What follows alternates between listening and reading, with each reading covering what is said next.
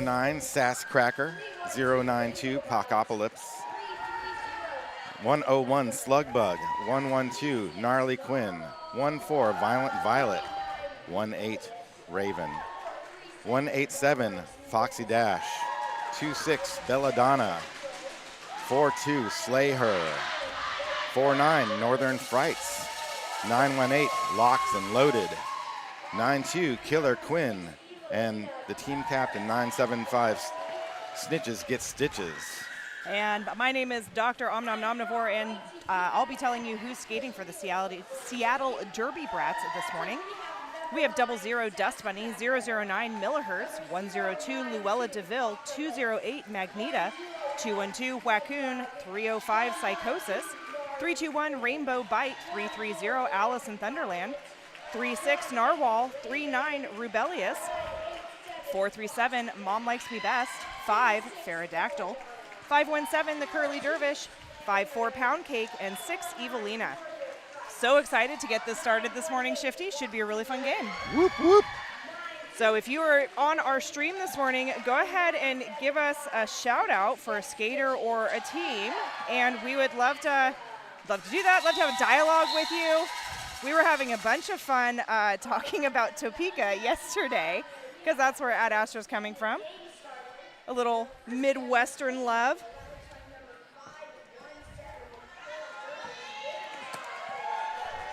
We just had an official fly past us. All right, starting out, we have number 517, Curly Dervish, against number 42, Slay Her, at the jam line. Good morning again, Renee. Big fan of 092 Paco. The Smitties, hello from Shira in Corpus Christi, Texas. Excited for this game. Another good morning from South Dakota. Go Ad Astra, go Slayer. Thank you, Becky, again for being here. Emmers, nice to see you as well. Go Ad Astra. So Ad Astra getting a lot of love in the Slack channel. Sorry, in the YouTube channel. Which makes sense. Most of those people are going to be watching remotely from home. Yeah. So nice rollback off the line there on the Curly Dervish. Neither jammer able to make it past the pivot line at this point. Just kidding. Curly Dervish is now our lead jammer for Seattle Galaxy.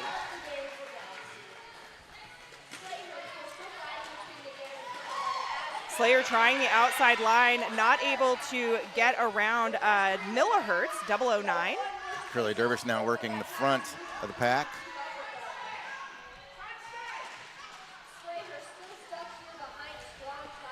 Ad Astra dropping the two bridges. Curly Dervish stretching the pack out to the end of the engagement zone there with 092 Apocalypse. Curly Dervish is let through. Curly Dervish pushes through for a full 4. Forces their way through. Nobody's really letting anybody through here in roller derby. Ad Astra again setting up at the front of the pack to stop Curly Dervish. Nice hit to the outside by 18 Raven. Curly Dervish rolled back almost to the pivot line, right there in turn 1. And we've had a star pass to Slugbug on Ad Astra, and that's going to end our jam. Slugbug was the primary pivot yesterday in most of Ad Astra's games. Yes. Oh, let me get our penalty tracker up and running. Lining up, we're going to have Foxy Dash and Rubellious at the line. Ooh, Foxy Dash was fun to watch yesterday. Foxy Dash, a Team USA skater. Almost out at the front, but gets forced out and recycled. Rubellious straight through the middle, wide open lane. Great job. Lead jammer goes to Seattle again.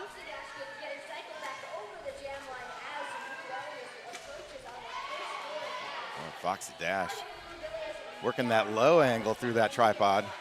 Evelina getting super low to sort of counter Foxy Dash there with a nice little bump to the outside.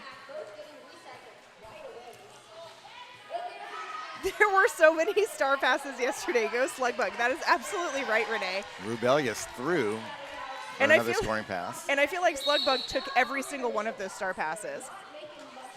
Oh, and we have somebody going to the penalty box. I did hear a whistle. Oh, there we go. Okay. Black 321. That is going to be Rainbow Bite, being the first penalty of our game. So taking a seat there in the Rebel Heart Therapy penalty box for an illegal position.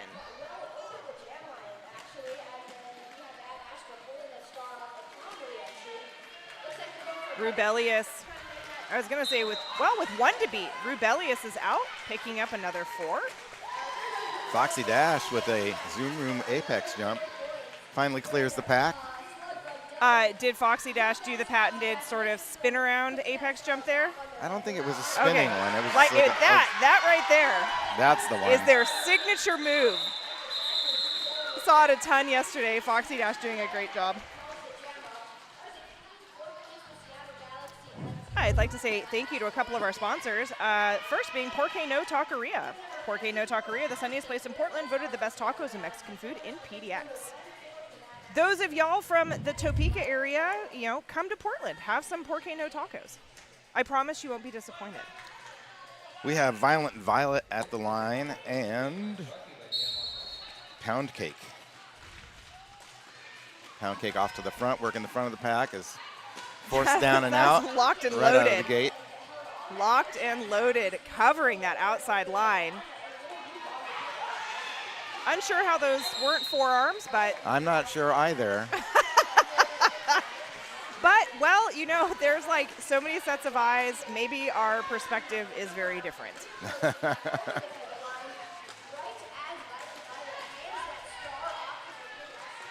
It looks like we have a star pass on Ad Astra to Slayer. All right, Pound Cake through on the first scoring pass of this jam. Slayer also not finding a lot of success, still stuck there at the back, looking for some offensive help from number 975. That is Snitches Get Stitches. Snitches Get Stitches trying to drag Slayer through the pack. As we've seen in several games, that's a really quick trip to a multiplayer penalty.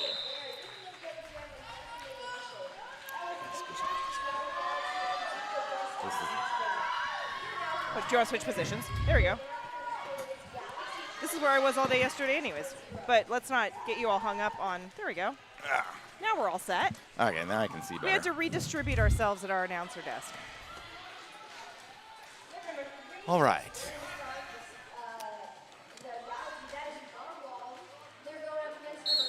That is Northern Frights, Narwhal.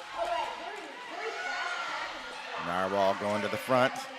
Oh, man, Forced I out. thought Narwhal was going to be able to stay in bounds on that. Narwhal did manage to get lead, but then got recycled and eaten back into the pack. Northern Frights on that outside line as well. Star is off. Foxy Dash now playing defense. Foxy Dash can do it all. Narwhal up to the front, finding Raven and number 09, Sasscracker.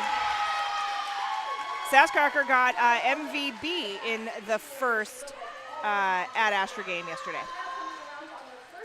Very nice. Narwhal around the outside, finding Raven. Raven, one of Ad Astra's super, super effective blockers. Narwhal calling it off. Despite getting lead, Narwhal was able to put 3 points on the board.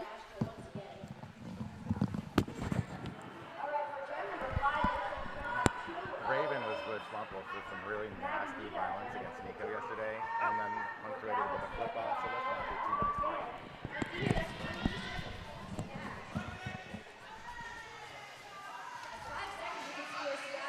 Let's hope y'all's cords don't get tied up again. Inevitably, our cords will get tied up again. It's because we're always do-si-doing up here. We are. If you got to see us, we're constantly up here in the mezz at our announcer's desk, just dancing around. We haven't quite upgraded to wireless headsets yet. That would be a really nice thing to put in the budget for next year. Sure would. Budget? What's that? What's a budget? Meanwhile, back on the track, we've got Foxy Dash up against Magneta. Foxy Dash going straight from blocker to jammer.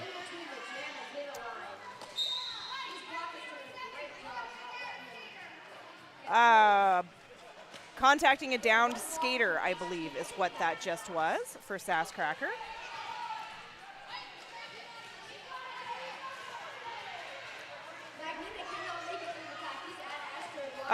Okay, Sasscracker returning to the track. That looks like maybe another forearm, but missed again.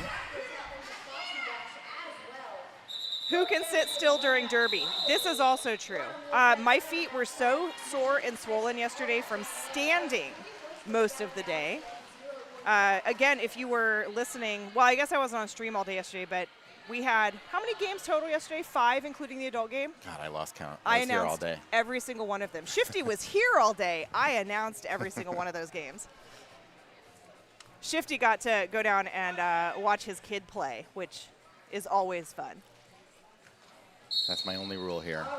Don't announce your Don't kids' games. work I my have own kids' adopted games. the exact same rule. Violent Violet and the Curly Dervish both jamming. Nice hit to the inside there by Snitches Get Stitches. Curly Dervish shaking that recycle off. Curly Dervish out on initial. Violent Violet still in the midst of that tumultuous pack. Snitches Get Stitches again, grabbing a piece of the Curly Dervish.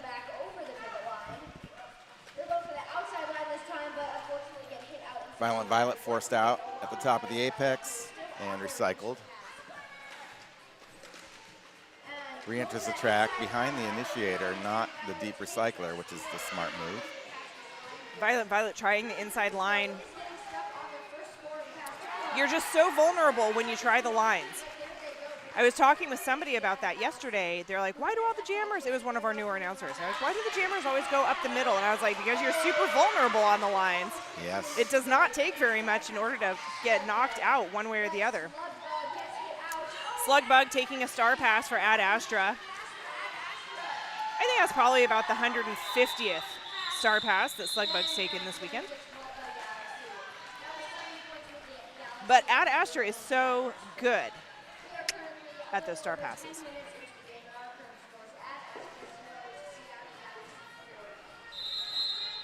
Sounds like we've got a timeout being called. Shifty, what does that mean? That means we go to our favorite sponsor for real estate, Deb Counts Tabor, the official Welcome real to- estate road. Sorry. It's so early. It is early. The official realtor of the Rose City Rollers. Welcome to PDX. There we go. We got there. Yes, we did. Yeah, I think if I had a word allowance per week, I think I used them all up yesterday. By the time I did that adult game with Breadpool last night, I was just kind of, I didn't have anything. I had no gas in the tank. I had no originality left. Thank God for Breadpool and all of his stats and being able to carry that game. He's the stats master. He was so much fun to announce with. I'm sure. I've never done that with him. Oh, there he is. The man, the myth, the legend. Indeed. Also here due to junior roller derby. His kid starts playing roller derby. Now, next thing you know, he's an official. And now she's a high-ranking junior official, too. Jawbreaker, pretty goated.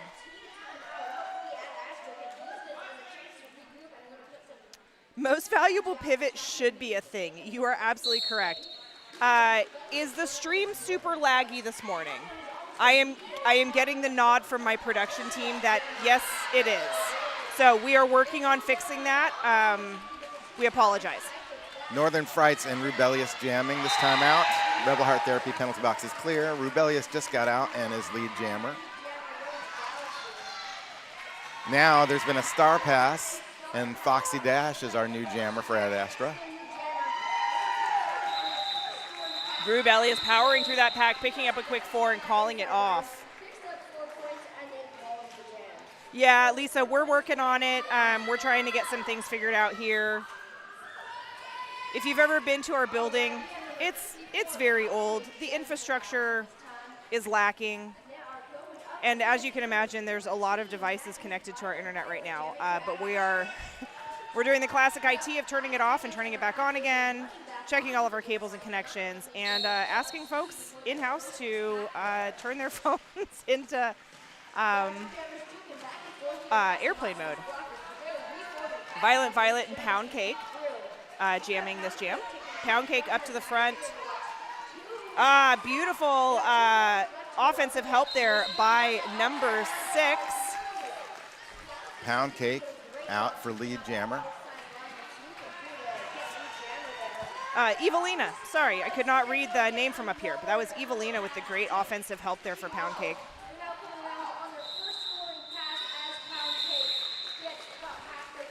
And another star pass on Ad Astra to Slugbug.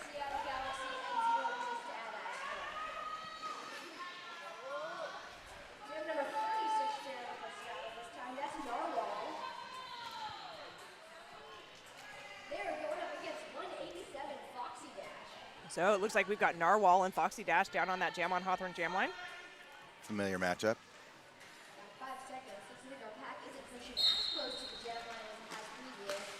Narwhal. Oh, beautiful job. Narwhal was almost clear. That was a cut track. Yep. That is going to leave Foxy Dash in a power jam.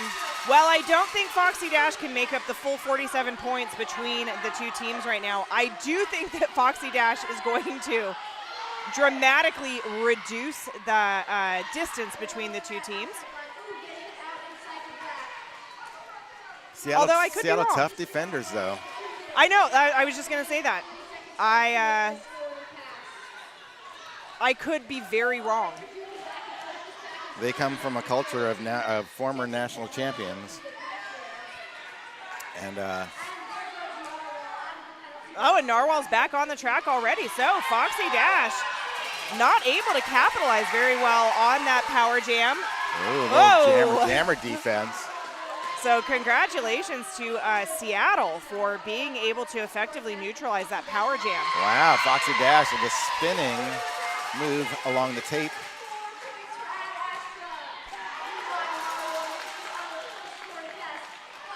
Foxy Dash now trying to capitalize and get Ad Astra back in this game. That'll put a dent in it. Ooh. Foxy Dash comes in hot. That was a hip to hip. I almost heard that crack up here. Oh, that was a beautiful job there by, well, actually, I think there was some friendly fire there by Dust Bunny. Big hits happening at turn 1. That's snitches get stitches.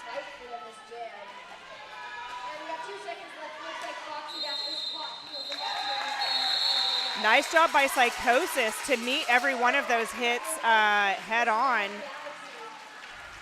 All right, Ad Astra now on the board, 14-55, Seattle in the lead.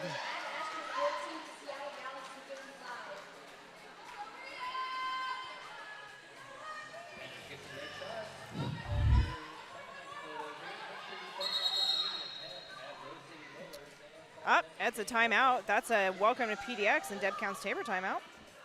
All of our timeouts brought to you by RCR's official realtor. All right, we got 208, and that's Magneta jamming for Seattle Galaxy. Going up against number 42, that is Slater. Starting the split pack this time with your Ad Astra team close to the jam line and your Seattle team hugging that pivot line. We're going to really move back on 5 seconds. Well, I was going to say thank you to one of our announcers, but it looks like we're just going to have Derby here in a second.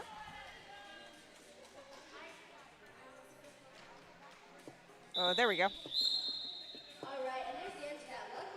Luckily, That Jam on Hawthorne jam line, you keep hearing me say that. The jam line's brought to you by Jam on Hawthorne, Portland's best vegan-friendly, booze-friendly, kid-friendly, omnom-nomnivore-friendly, everybody-friendly breakfast.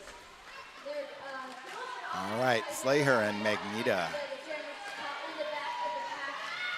Rebel Heart Therapy penalty box is clear.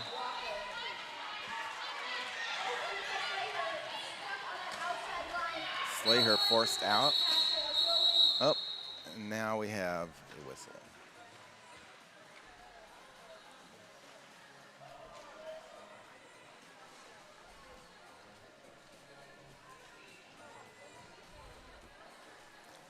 So game's been really good so far. As you can see, at Astra 14, Seattle Galaxy 55. We're back in another official timeout. So this timeout brought to you by Welcome to PDX and Deb Tabor.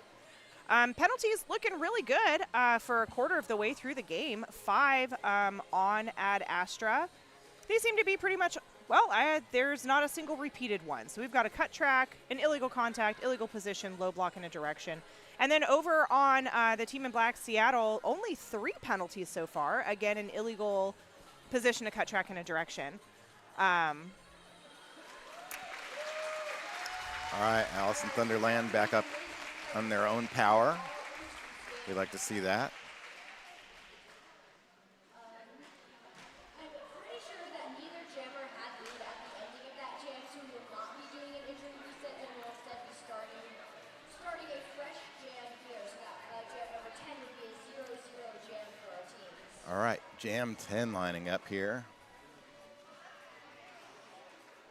All right, we got Curly Dervish on the line for Seattle Galaxy, going up against 42. That is Slater. Curly Dervish and Slay Her at the line.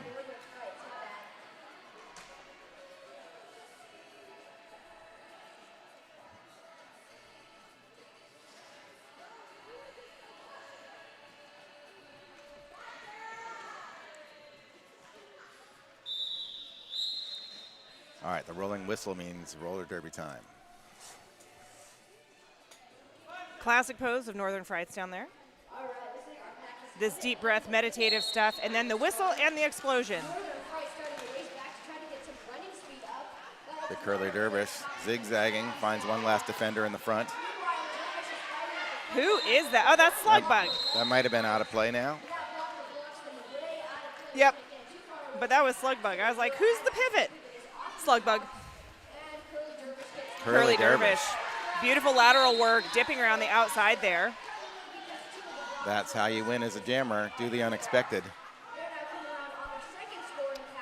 Looks like we have a high block being called on number 5 of the Seattle Derby Brats. That is going to be Pterodactyl.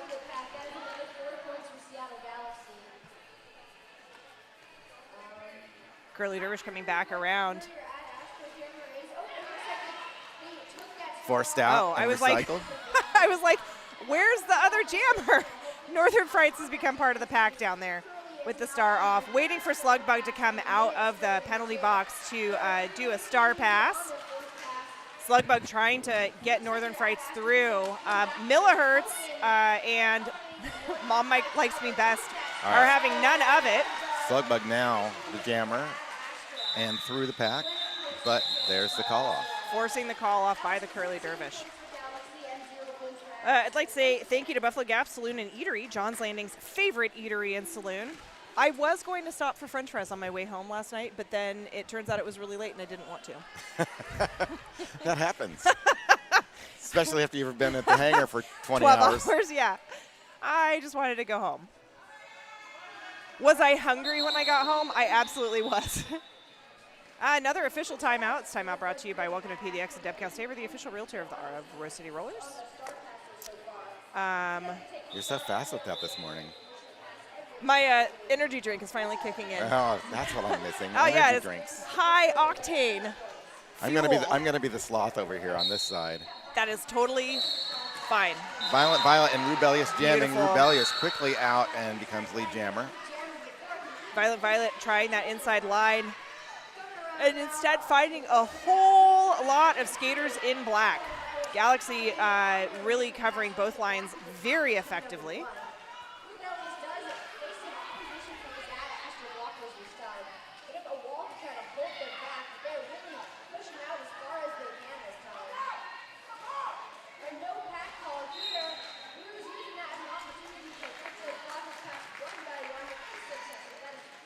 Rebellious on that scoring pass. All right, we have another star pass for Ad Astra. Now, Slay Her with the star.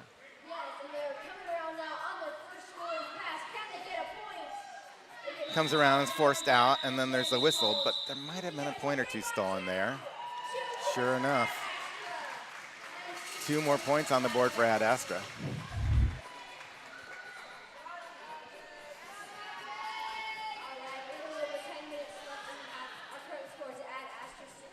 just under 12 minutes left in this half. Looks like Northern Frights is back on that line, up against 54. That's our friend Pound Cake.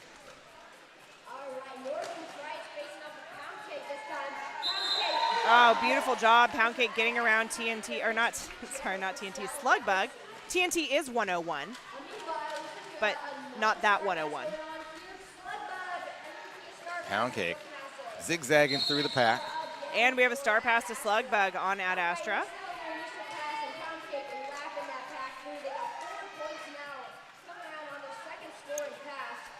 Oh, TNT caught a piece of Pound Cake, forcing Pound Cake out. Now we're going to attempt to do a little Eat the Baby. Full track. Pound Cake says, we're just not going to do this. I got my 4 points. Yeah. That's always the smart move with that Eat the Baby business. Yeah, like I feel like it works best in those 2-minute jams where there's nobody who has any power necessarily. Like if I was that jammer, I'd do the exact same thing. Like, Sure. I'm not going to play this game. Right.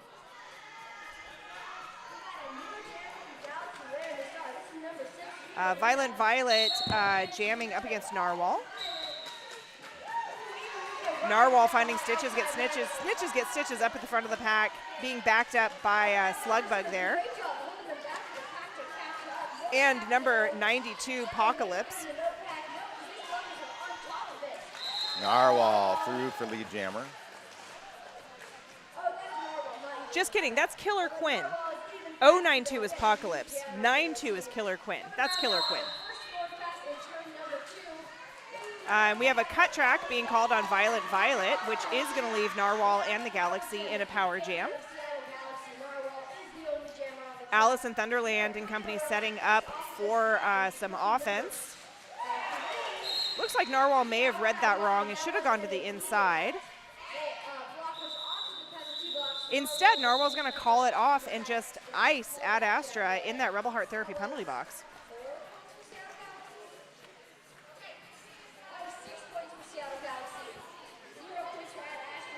So, number 208, that is Magneta, is going to be jamming for the Brats. Power start. With this power start, and not just power start, but pack advantage too, since the pivot is taking a seat in that Rebel Heart penalty box as well. But you start thinking about who's actually on the track, and it's locked and loaded. Snitches get Stitches and Raven. Locked and loaded thought they got a penalty, but I think it was just a not an illegal start. Oh, Violent Violet out of the penalty box, quickly moving through the pack.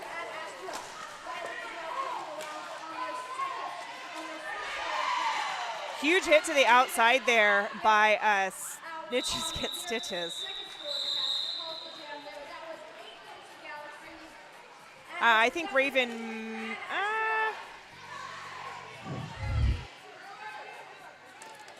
I thought the refs were signaling that Raven was going to get a penalty off of that. Yeah, it looked like a back block to me. Instead, the Galaxy jammer is going to be taking a seat in the Rebel Heart Therapy penalty box. So, Ad Astra will have power at the start of this jam. Topeka has an 09, 092, and 92. Good luck with that. Yes, and then it seems like there's actually a lot of overlap between numbers among teams. So Ad Astra has a 101. Slugbug, obviously. RCR has a 101, and it's TNT. So I'm getting a lot of numbers mixed up between the teams. It's fine. We're all doing our best. Foxy Dash keeps the toes inside the tape. Yeah, Rainbow Bite really thought that she had hit Foxy Dash out. Everybody back on the track. Magneta up at the top, through, past Slayer.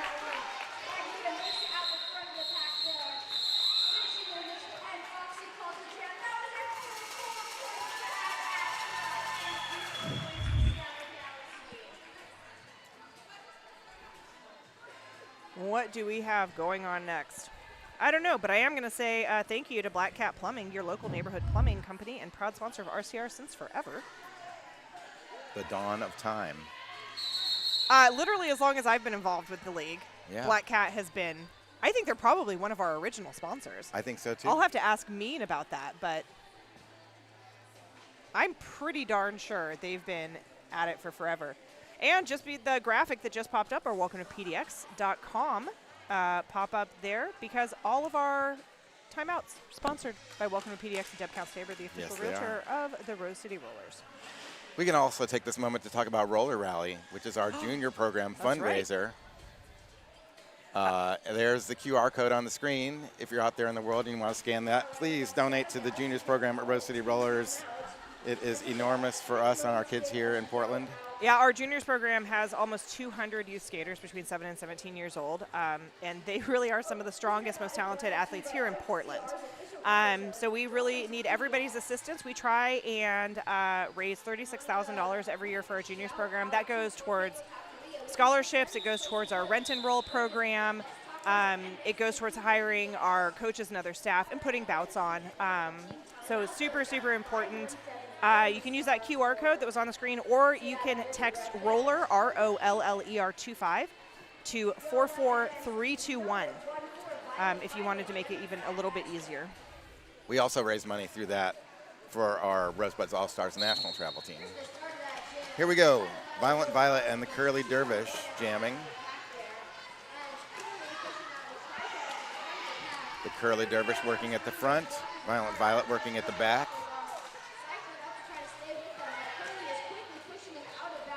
Curly Dervish now with one last defender. Oh, and they were able to bump Curly Dervish out, but tripped on the recycle. So Curly Dervish, that wasn't nearly as long of a recycle, I think, as Ad Astra wanted.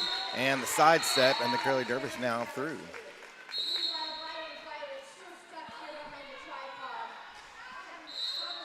Ooh, lots of whistles. I think those are all failure to reforms. When I hear a bunch of whistles like that, I'm like, failure to reform, pack destruction. Yeah. So now we've got 4 folks having some group therapy in the Rebel Heart Therapy penalty box. Let's hope they can talk it out.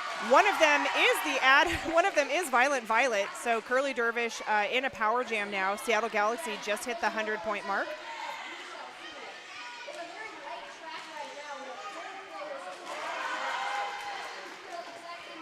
I think that is Millihertz, but did a great job of goading Raven at the back of the pack. It was Millihertz. Okay, good. I gave credit to the correct person. Good job. Almost like you're a professional or something.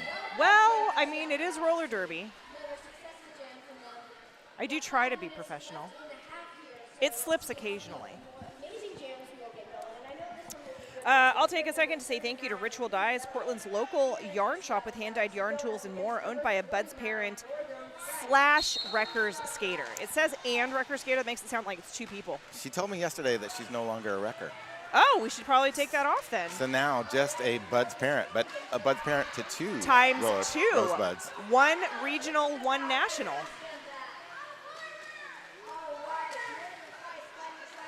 Right, because Mazzy's regional and Pancakes is national. Yes, indeed. It's like talent runs in that family. Rubelius and Northern Frights, both fighting for the chance to be lead jammer here. Over 30 seconds into the jam, no lead jammer has been declared. Northern Frights does have the cap off, and we have a star pass. That was a direction. Rubelius now heading to the penalty box. Rubelius knew it was a direction, or not. Not Rubelius. Who's the pivot? The pivot knew that was a direction as soon as it was called. 3-3-0, Allison Thunderland. That was gorgeous. Slugbug once again with the star pass on Ad Astra.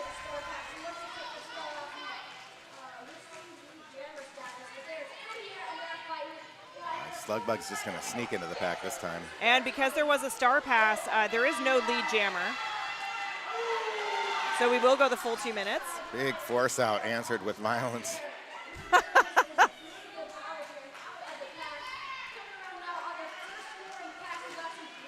Rubelli is trying that inside line.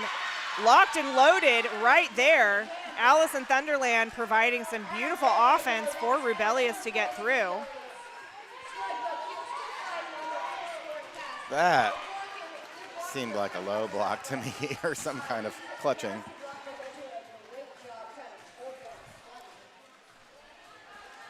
Slugbug takes a second to recover and just waits for that clock to tick out. Yeah. I don't know. If I got hit that hard 2 or 3 times in a row, I might also just wait for the for the clock to end on that jam. I might just curl up and die. Slugbug MV pivot. Yes. It's a timeout. I think by now I could probably ask the audience, what does a timeout here mean? And they would probably be able to answer me. Deb Counts Tabor, the official realtor of the Rose City Rollers. Welcome to PDX.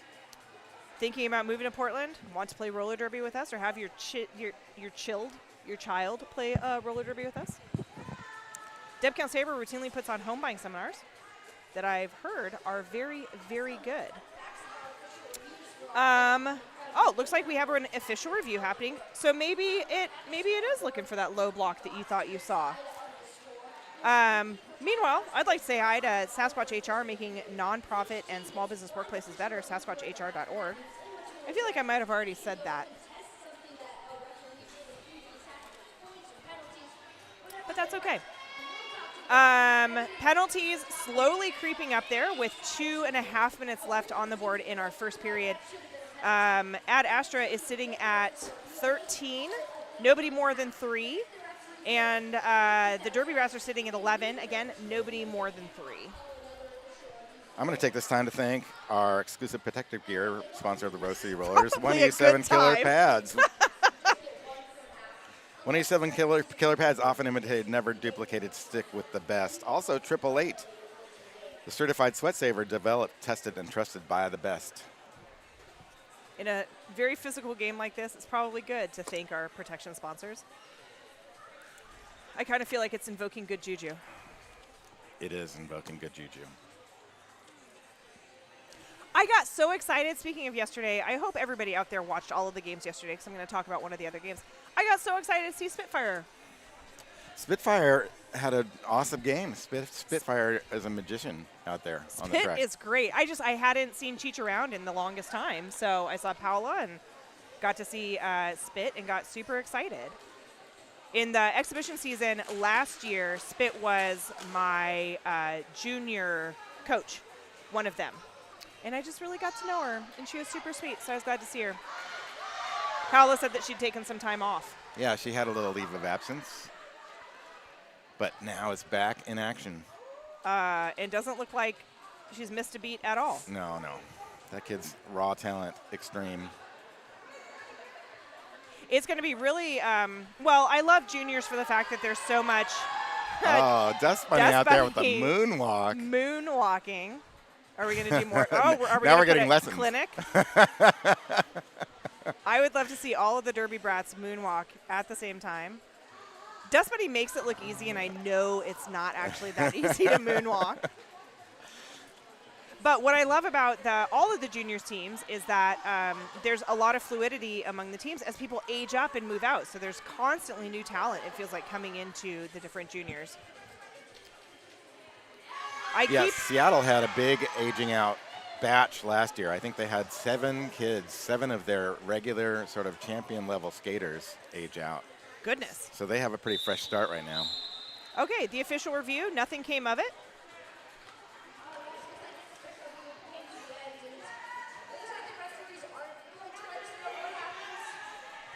If the dot goes away, Seattle lost their official review. The dot did not go away. And there is somebody sitting in the penalty box. Did they win their official review? I think they did, but it wasn't the thing that I saw. Well, also, I was talking with Breadpool last night, and I was like, so what percentage of official reviews actually get one? And he's like, less than 5%. So I really wish we would have heard what that was. Because as part of the 5% or less. I can speak as a former official that that even when there is an official review called, if it wasn't called in the first place, it's likely that it just wasn't seen. Correct.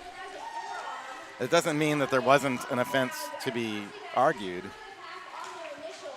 It just, the action is so busy in roller derby that it's hard to catch every detail. Apocalypse going to the penalty box there at the whistle on a forearm. Renee, you are totally right. It is so much fun to watch the aged out skaters skate as adults as well. I don't know if you managed to catch our adult game last night. Probably was pretty late over there in the Midwest. But there's quite a few skaters on the teams that skated both Friday night and last night that did come out of our juniors programs who are awesome. And actually, McGrady and Graham Reaper both came out of the Derby Brats. Two of our skaters from last night. Lots of former Portland skaters, former Seattle skaters. Pretty much anybody from the Pacific Northwest. Magneta, currently lead jammer for the Galaxy, getting through for 4 and calling it off since Violet was right there on Magneta's heels.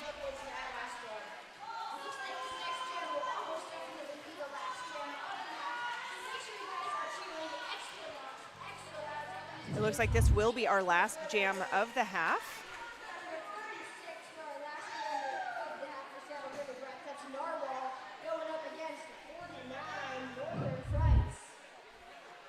There's our whistle now. Northern Frights and Narwhal. Narwhal's been a very successful jammer for the Galaxy. Stitches get Stitches with the hit out to the outside. Narwhal run back to the bottom of turn 4.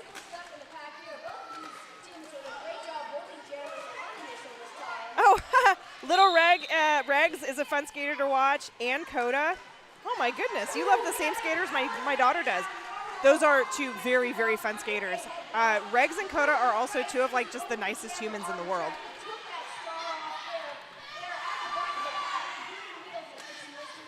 So looks like Northern Frights has the cap off. Maybe looking for pivot. Slugbug, I'm not sure. Narwhal serving time in the Rebel Heart Therapy penalty box. Apocalypse going back to the penalty box. If I can bring my penalty tracker up on a direction.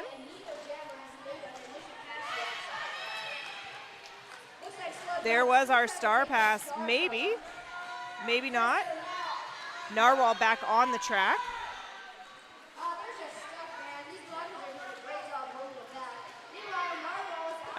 Beautiful job by number 5 on the Derby Brats. This Pterodactyl again, bringing that offense right when it was needed. Northern Frights now almost a minute and a half into the jam on the initial pass. Star pass though to Slayer, number 42. Oh, just kidding, it's not. It's Slugbug. It's not Slayer. That's interesting because they have two very, very different numbers. Slayer's 42. Slugbug's 101. Narwhal through and makes a scoring pass. And this is the end of the jam, the end of the half. Oh, goodness. We've got about 10 minutes before we come back. Shifty and I are going to go probably grab some more caffeine. And we'll be right back, and I hope you will too. And we'll try and fix some of our glitchy stream problems. Although I'm watching the stream right now, and it looks like it's working pretty good. So hopefully we'll see you back in 10.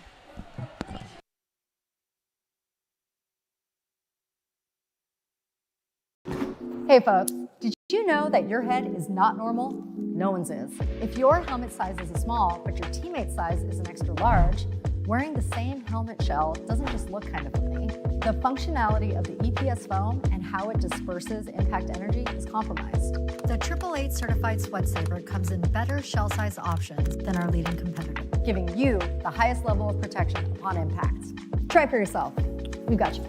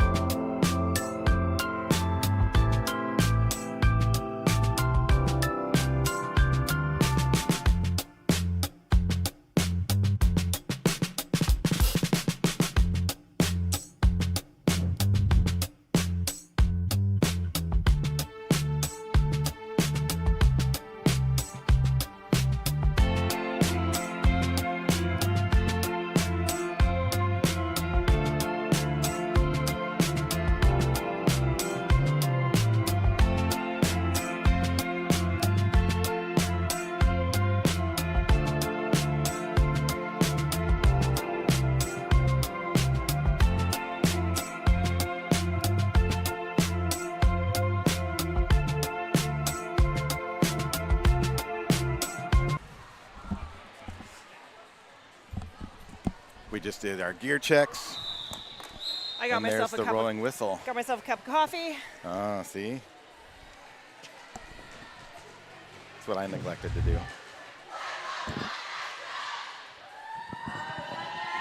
Oh, I'm so excited that you're going to come watch the Petals today. That must mean that you are possibly in our building here pretty soon, since the Petals are playing next. I don't think they play until 11, though, right? I think our timeline is that they don't go on until 11. Yep, 11. Rosebuds All-Stars versus TJRD Nanobots. Cool. Bring our penalty tracker back up. Did we give a recap of the first half? I don't know. Nothing changed since what I said at the beginning of halftime there. Everybody's in position. There's our whistle. Slayer and the Curly Dervish. The Curly Dervish working the front, Slayer working the back. Both teams dropping a bridge. Curly Dervish pushing the pack out. Will be out of play here. One to beat. That was a really big. That should have been a high block high call. Or a direction. Maybe both. Yeah, I mean, wow. I'm shocked that wasn't whistled. Slayer through with the star off. Curly Dervish calling it off.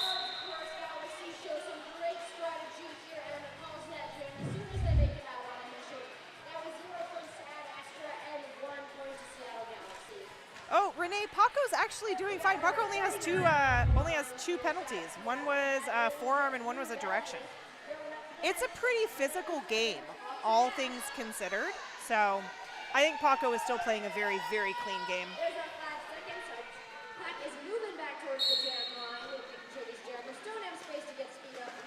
And then, oh my gosh. Just reviewing a little bit of footage from yesterday.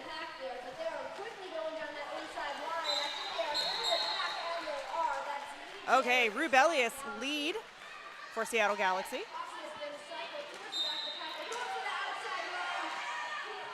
Foxy Dash headed to the penalty box on a back block. That is going to leave Rebellious and the Brats in a power jam.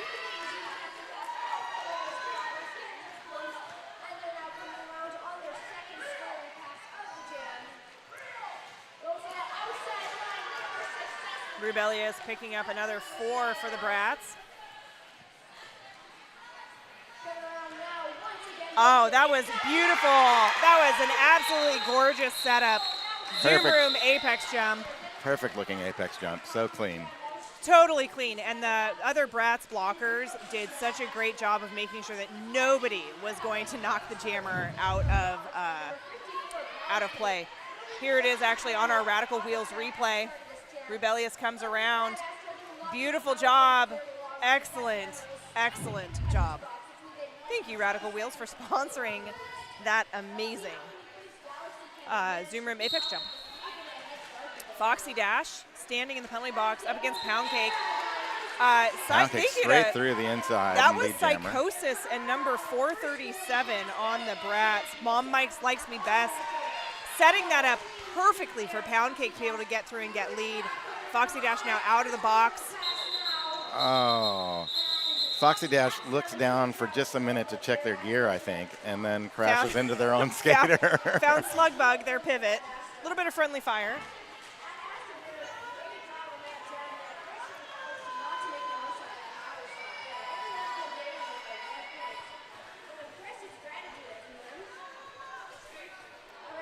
I had a pen. Where did my pen? Oh, I put my pen over on the other side. It's fine. I was gonna write you a note, but now I won't. Violet, Narwhal again, hammering through. Such an effective jammer for Galaxy. Violet forced to the inside, and then stopped on re-entry. Unfortunately, impacting Evelina's outstretched arm. Now Violet through on the initial pass. Narwhal putting 4 on the board. Narwhal letting it play.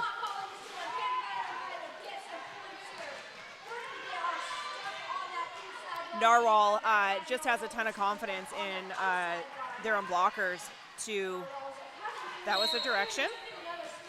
Yep. Raven headed to the penalty box on a direction. Violet, an excellent and tenacious jammer. Super Despite their tenacious. size. Not giving up at all. I know, a lot of heart in that kid. Didn't give up at all yesterday either. It's a marvel to watch kids like that who just keep going.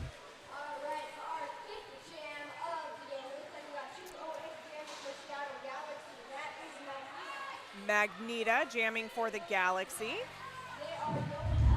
Foxy Dash back out.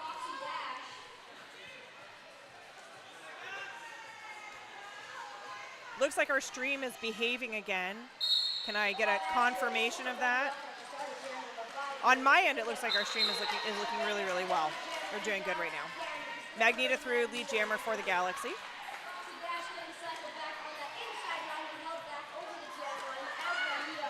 Foxy Dash finding Millihertz, Pterodactyl, and number 305 Psychosis. 009 millihertz headed to the penalty box. I really feel like that was another, yeah. Raven heading to the box.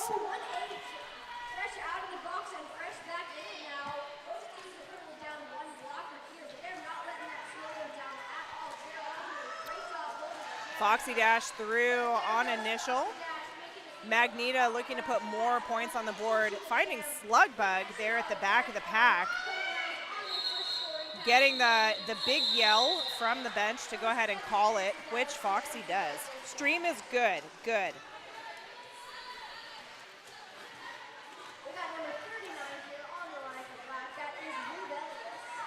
We've got Rubelius jamming for the Galaxy next. Oh, everybody realized that there was somebody in the penalty box. We have a timeout. That's a Deb Counts Tabor and welcome to PDX timeout.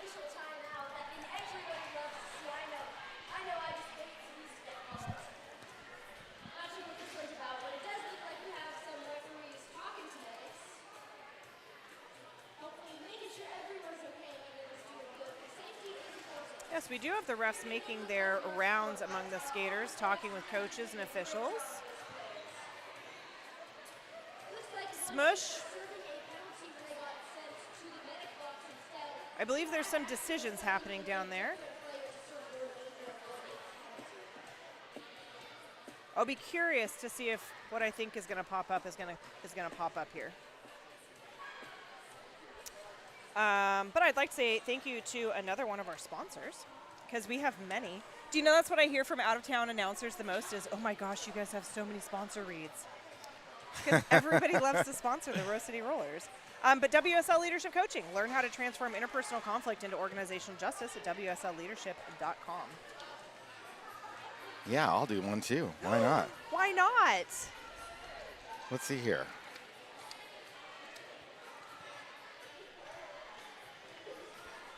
Two-Town Cider.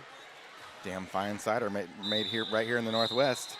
You can get it at our concession stand, our beverage bar at the hangar here. So it looks like we did have a blocker swapperoo there in the Rebel Heart Therapy penalty box.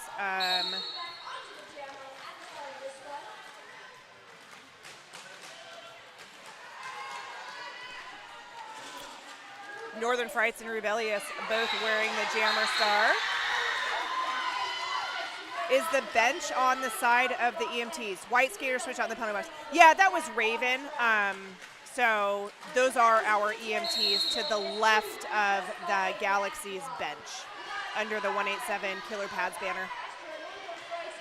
Rubelius in the penalty box for a back block. Our wonderful, wonderful volunteer medics. Our amazing volunteer medics. One of them is, I want to say, a family nurse practitioner. We have great medics. Usually it's Ice Hole, but Ice Hole did play last night, so probably getting a little bit of much needed sleep.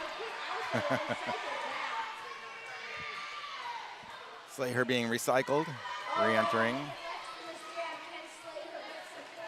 Rubelius standing now in the penalty box, ready to re-enter. I think Slayer really thought she was free there, and then unfortunately a track gremlin caught a skate, giving the Brats just enough time to reform in front of Slayer. Rubelius dancing on the tape. Rubelius, another one of those just very, very tenacious jammers. I'm amazed they stayed in bounds for that. Again, right on the tape with the tiptoes. The line work that some of these jammers have at the juniors level is so amazing. I do feel like that was a back block also, but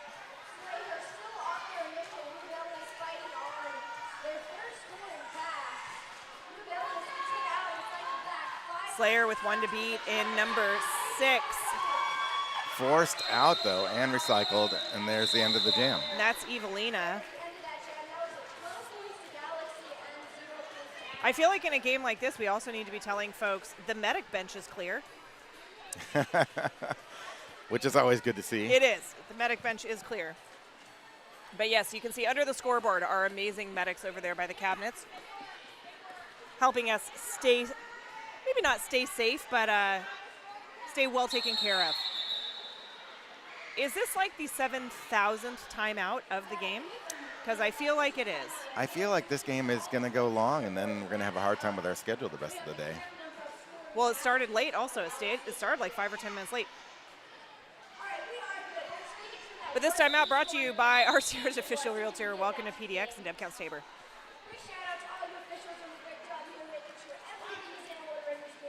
All right, we start this one with one blocker, a pivot in the box for Seattle.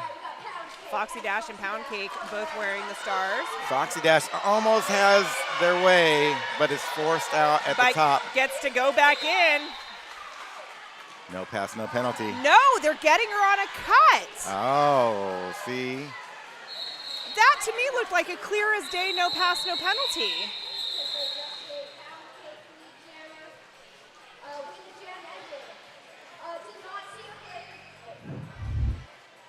Okay, are we going to see it again on the replay? Yes, we are. Here it is. Okay, but so the camera hit out. Both went out. Yep. Nobody got superior position. Yeah, That- I agree with you. Okay, I got confirmation from somebody else that I am not insane. Yeah, I mean, it wasn't much clearer. Yeah, it couldn't be much Renee. clearer. But What? Same question. these Same things question. these things happen, and it looks like officials are talking, so this may be reversed. We were just having that conversation. It was very clear, no contact. And the pack was all the way back. No, we just all had that same conversation. Like, that was not enough. It was because I was like, oh, out on no passes, and then I saw the. I was like, that is like the hardest thing as an nurse to go, yeah, it wasn't good. Oh, we say it on this all the time. I found that you can't critique the rest, but you can say, I did not see where a cut could have happened, but Yeah. Is this the game that they're watching right now? No, Oh, okay. is that there? Yeah. I can't say like that wasn't a cut, but I can say I didn't see the cut. So like the Our chat is even saying, no pass, no penalty. Well, I'm hopeful this will get resolved. Again, I do have to say, I have a very, very different perspective than the folks who are down on the track. Very different perspective. And mistakes are made. These things happen. I would not be surprised, however, if there is an official review after this official timeout finishes for Ad Astra. Well, I see Ad Astra's coach speaking with Smush. Yeah.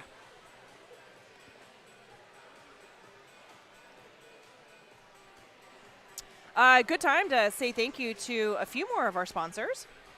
Where am I? I'm on my second page here. So thank you, Menopause Northwest, Portland Vital Signs, and Trailhead Credit Union for being our sponsors. I really appreciate it.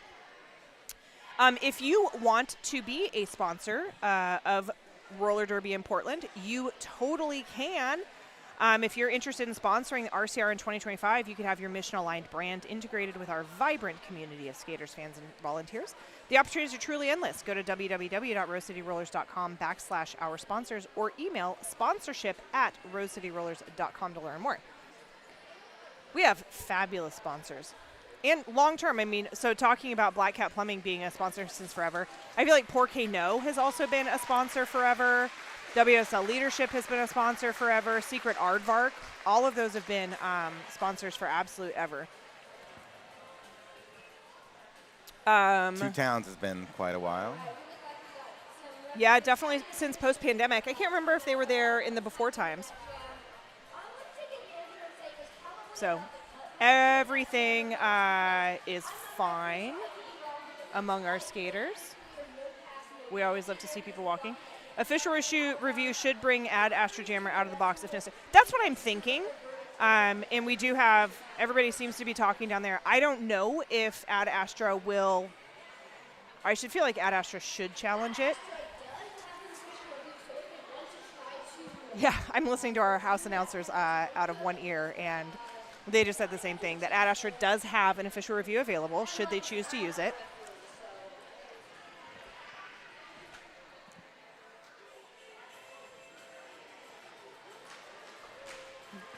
But maybe they won't. It doesn't appear to be reviewed.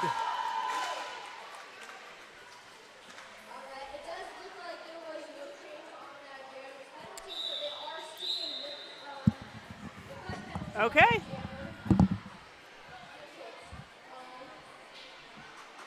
Okay. Does not look like anything additional is going to happen. So we have a power start for Seattle.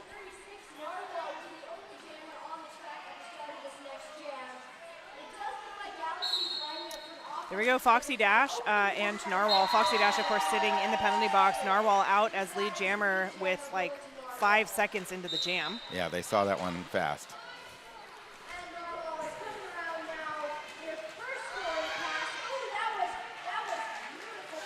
Oh, beautiful lateral cut across the track there for TNT to make contact with Narwhal.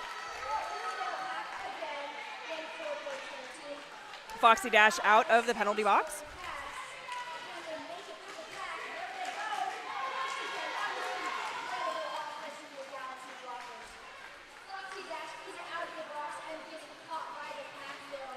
Ooh, Foxy Dash backwards on the toe stops on the line. It was a cut, though. All it takes is a teeny little bit to make that a cut.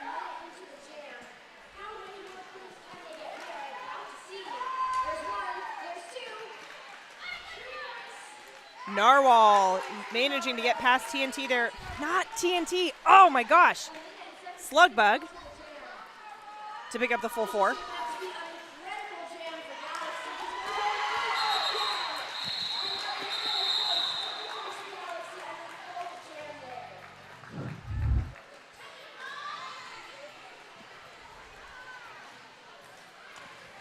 Seattle Galaxy with 20 points there. Ad Astra, Foxy Dash is still standing in the penalty box. We have somewhere less than 10 seconds left on Foxy's penalty.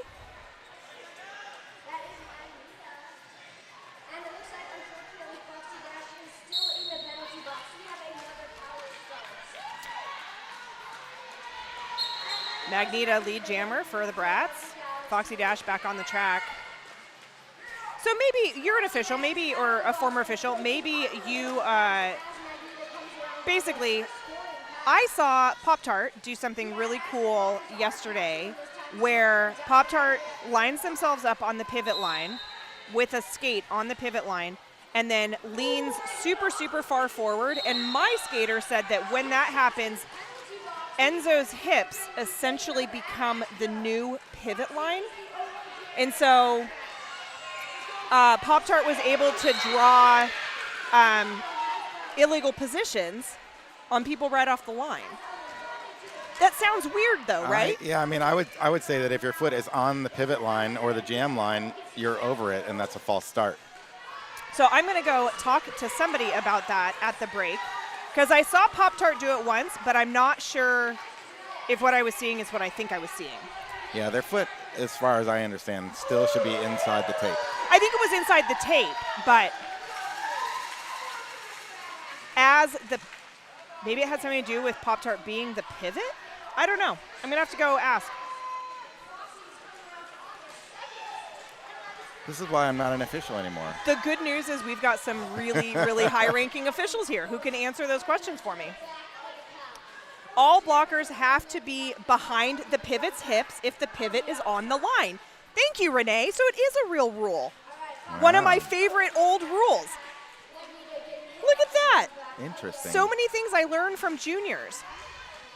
So Pop-Tart did that in a couple games yesterday and drew the false start of the illegal position. Interesting. Yeah. I'll have to watch for it. Watch for it. Enzo's the only one that I've seen do it. Well, Enzo has been skating since they could before walk. anybody, Since he could walk. Renee, I want to meet you so bad. You've been like my #1 pal here on the chat. I feel like we're best friends across the country.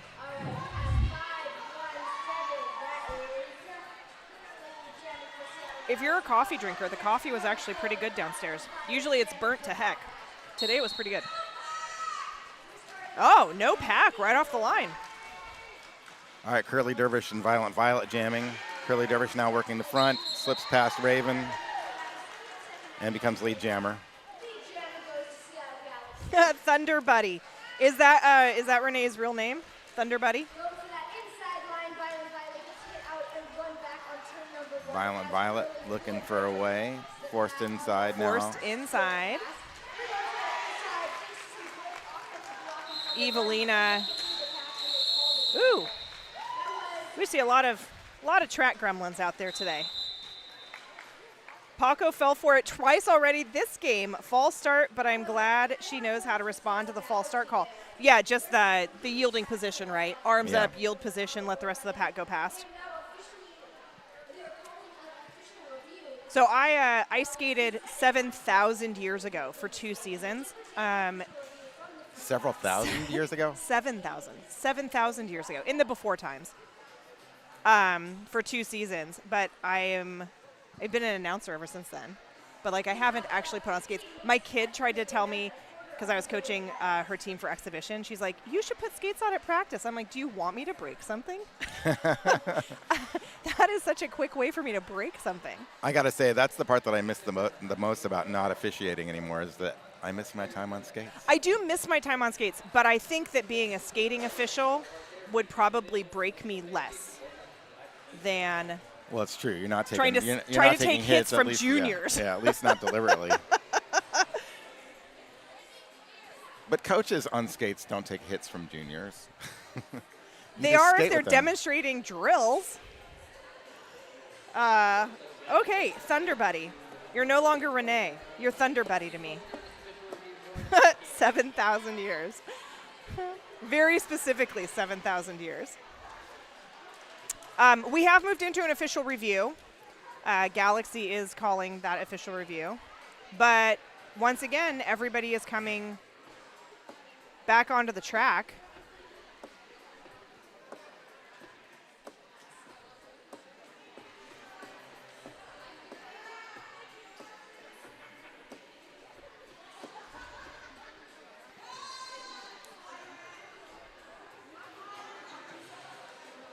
Okay, I'm hoping that Smush is going to give us a rundown of what just happened. I miss skating with all the juniors. Coaches do take hits from skaters.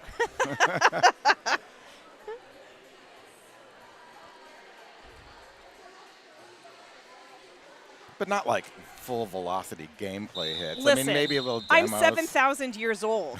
Even even I'm low 7 velocity. I'm 7,000 years old. We'll break these brittle bones. Osteoporosis setting in. Need to up my calcium intake. Maya, classic OG Derby move, can only, okay, so it is an only pivot. So the pivot becomes the new pivot line in that situation. Toe on the tape.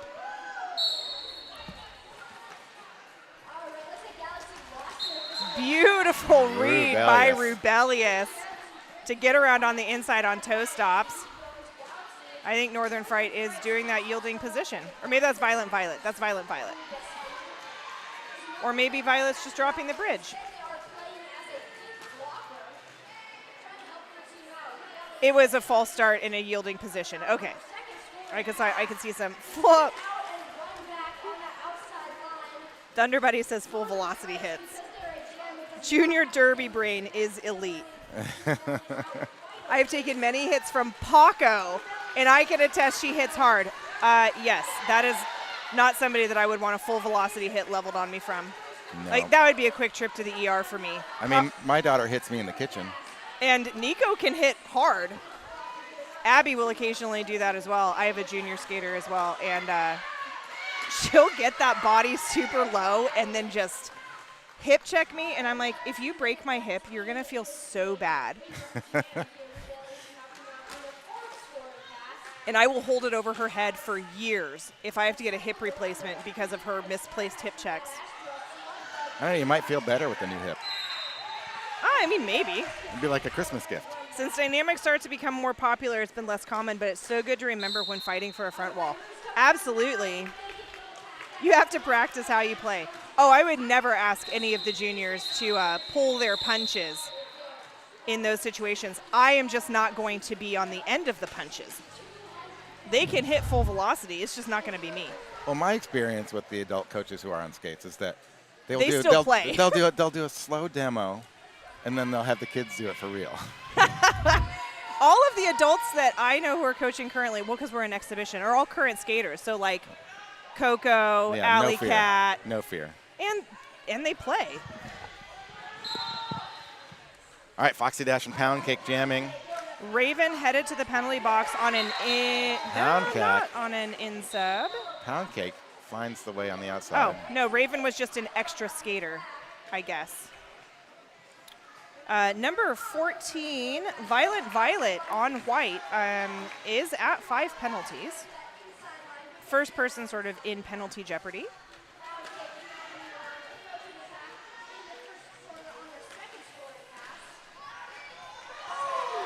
Oh, Pound Cake stays on the toes, spins around the outside like a ballerina. We had Pound Cake versus Strawberry Short Fuse yesterday. I was like, battle of the cakes. Yeah, I heard that. Battle of desserts.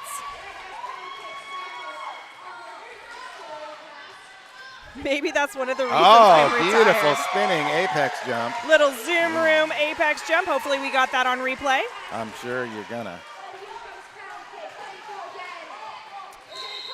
Oh, Foxy, that was also gorgeous. That was jumping the straightaway. All right, let's look at that replay. You're going to see it because I don't know if you caught it.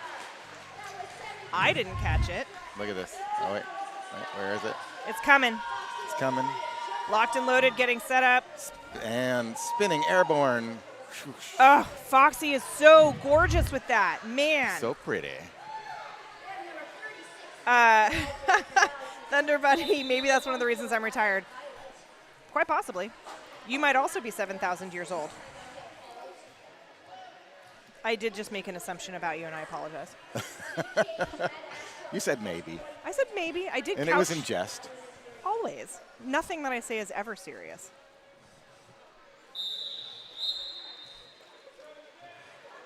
Let's go, Foxy, my sweet BB Derby cousin. Foxy is amazing. I can see why they're on Team USA. Narwhal and Violent Violet jamming. Violent Violet through. On a no pass, no penalty.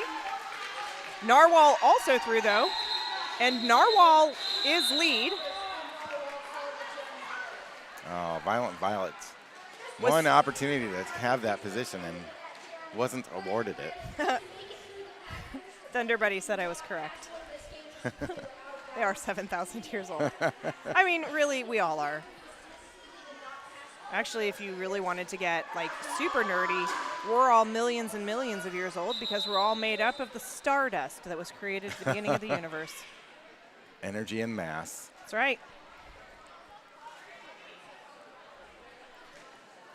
We have an official timeout. This timeout brought to you by RCR's official realtor, Deb Counts-Tabor, and welcome to PDX.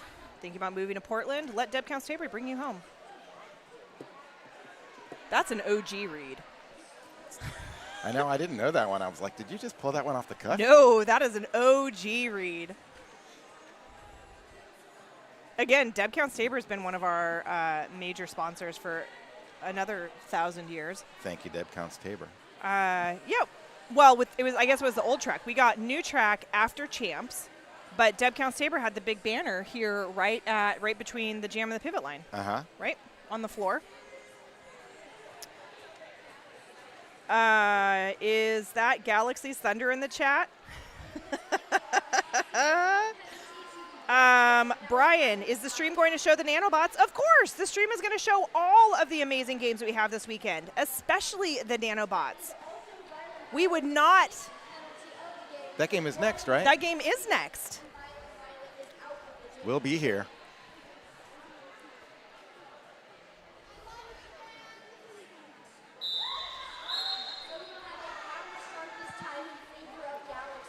Wrong Thunder, still a buddy though. All right, power start here. Seattle Galaxy. And Violent Violet is at 6 penalties with 11.5 minutes left in the game.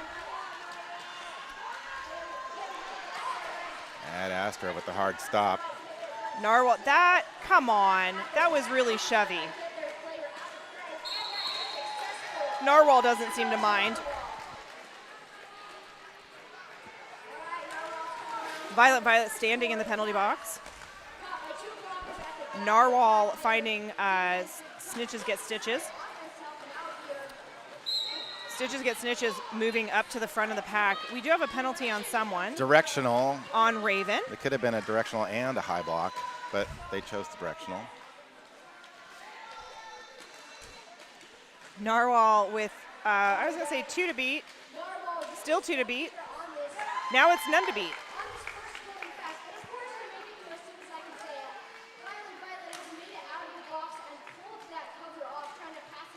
Oh, is Sierra a Thunder as well?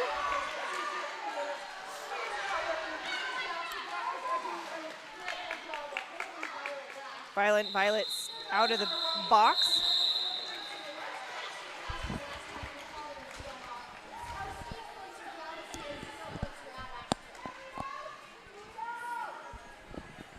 Seattle Galaxy with clear separation, but every one of those points hard fought to the last minute. We might have some missed connections happening in our live chat. It's kind of exciting. I'm Foxy and Locked In's cousin. All right. So glad to have you here. Not Locked In, Locked and Loaded. Magneta through for lead jammer. Just Raven back minutes. on the track.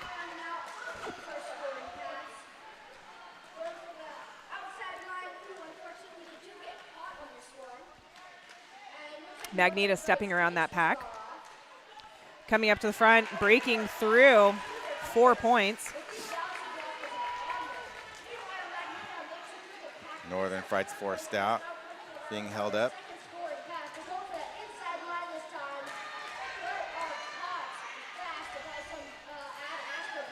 Ooh, big hit to the outside there by Snitches Get Stitches. And a star pass on Ad Astra to Foxy Dash. Jam's called off, just under 9 minutes left in the game.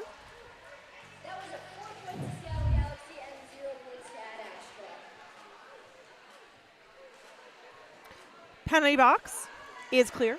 Therapy is not in session. And we've got Slayer jamming for Ad Astra up against 517. That is Curly Dervish on Galaxy.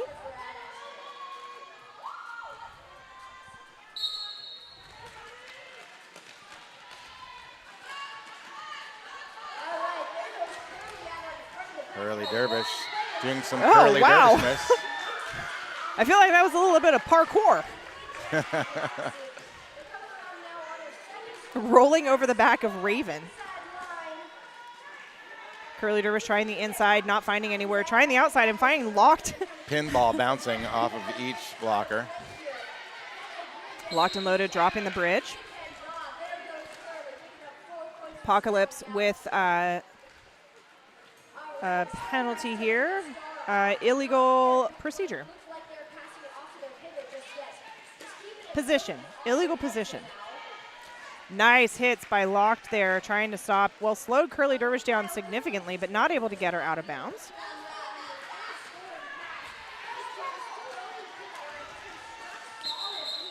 Nice spin around Raven and calling it off. Score and call. See, if I know who you guys are cheering for, I'll call out your people a lot more. I'll talk about your friends and family all day.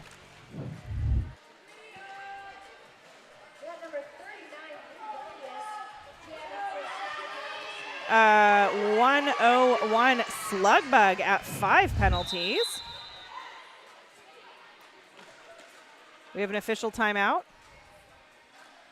This timeout brought to you by Welcome to PDX and Deb Count Saber.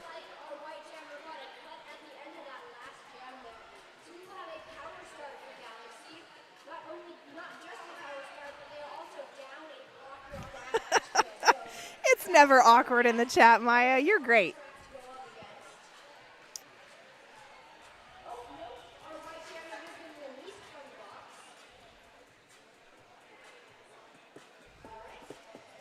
Okay, everybody making sure that we've got enough, not even enough, the right amount of skaters on the track. Switching hats around with the Ad Astra. So Ad Astra with 1 in the box. That is Apocalypse.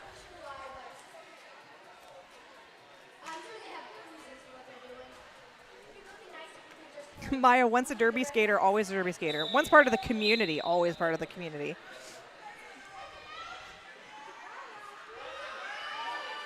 I don't know what I would do with myself if I stopped coming here to the hangar. I do not know what I would do myself if I didn't have derby. Foxy Dash quickly to the front of the pack. Lead jammer Ad Astra.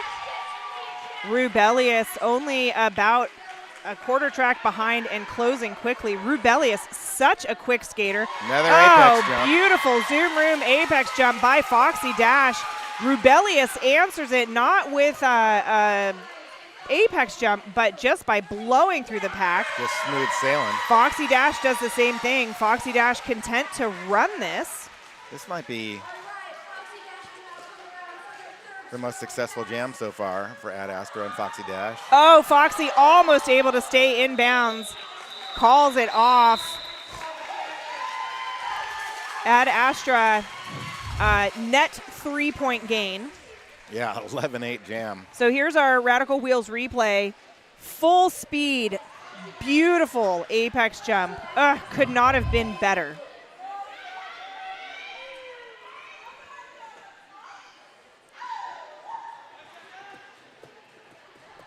Oh, see, here's the pivot. Well, not anymore, but Dust Bunny was stretching out the pivot line. But seeing that I don't think they were going to catch anybody, they moved forward. Back. They moved back. Northern Frights and Pound Cake. Pound Cake through for lead jammer. Oh, we got a little tangle up there. Oh, big tangle up in turn 1.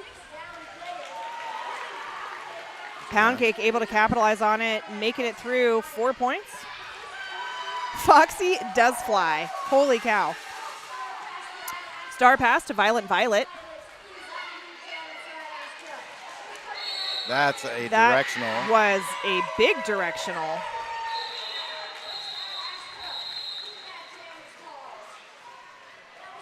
Stitches get snitches going and taking a seat for that directional. Stitches get stitches up to 5 penalties. There was somebody else who was at 5. Oh, it was Slugbug was at 5. They removed a penalty on Slugbug. Must have been reversed. Or logged in error. Well, sometimes I think in tournament play, we don't get the public announcement like you do in home team games. That you're at 5 or whatever? No, if there's an official review, they'll address the crowd in home team games and tell us what happened. But in tournament play, it's less often. It doesn't seem to happen. There's not as much addressing the audience about these things. Yeah, we just kind of had to guess based on whether or not the dot went away. Right. Oh, beautiful job by Magneto to just weave through the pack there. Northern Frights locked down behind that Derby Brat wall. Northern Frights looking for that opening on the outside, but. And we have a star pass on Astra to Violent Violet. That's what I mean. So, yes, I was right. Violent Violet got the star and was looking for that opening on the outside, and it looked like they might get through, but then was forced out. That's a cut on Evelina. That is out of play.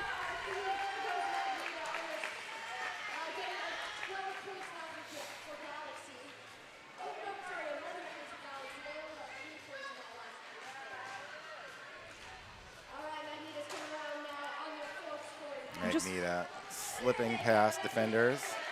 I feel like I'm just letting the game speak for itself right now. I know, a little worse for wear now. You can see the exhaustion setting in after having to battle.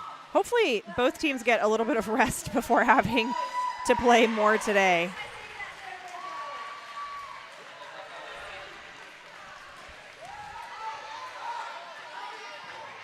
Oh yeah, Ad Astra has another game against the Southside rivals, but that doesn't start until 1. And Seattle has another game against our regional travel team, but that doesn't start until 3. So both of the teams will get a chance to rest some tired legs.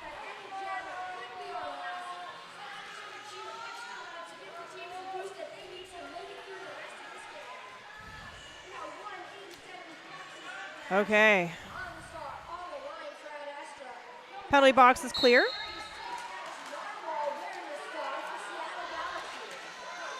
Narwhal.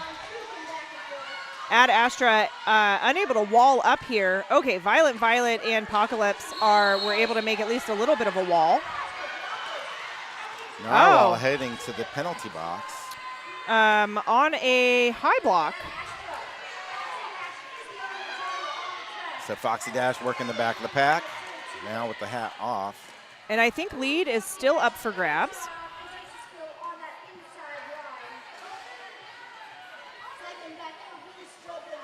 Foxy Dash does have the cap off.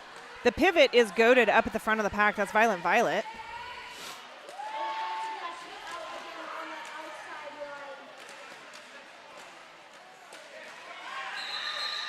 All right, there's the star pass. And we have a timeout being called. This timeout brought to you by Welcome to PDX and Deb Stay with the official realtor of the Rose City Rollers.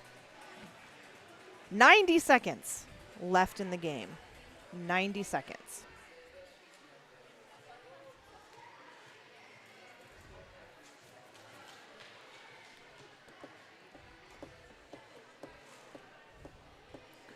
Both teams still with 2 timeouts. Ad Astra still has their official review. I highly doubt any of that's going to really do anything here in the last 90 seconds.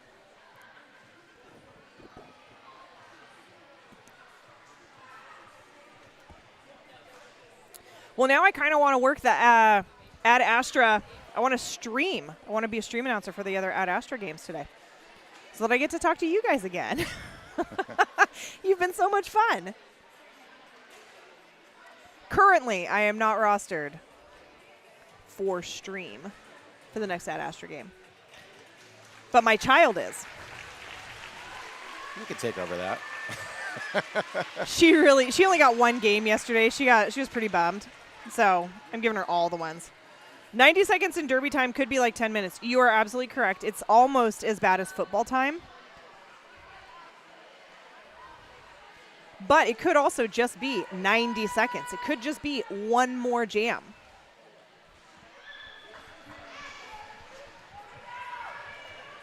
Who do we have at the helm? We've got Curly Dervish. And then Slugbug is just jamming, not pivoting. And the penalty box is clear. It's a great possible final jam. Both teams at full strength.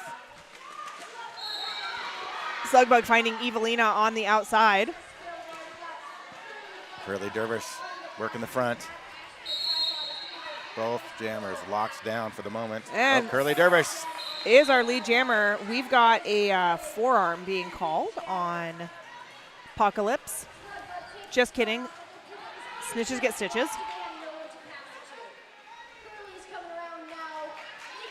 So Curly really just needs to hold on for a minute here, and Seattle has already clinched the game.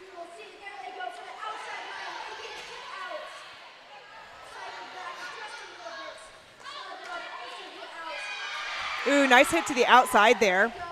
Allison Thunderland saying, nope, I'm just gonna hit them out of the way so you can keep going. Yeah, that was good move. Star pass on Ad Astra to Slayer. Nice job, Slugbug catching a piece of the Curly Dervish, forcing to the outside. 22 seconds left on the period clock.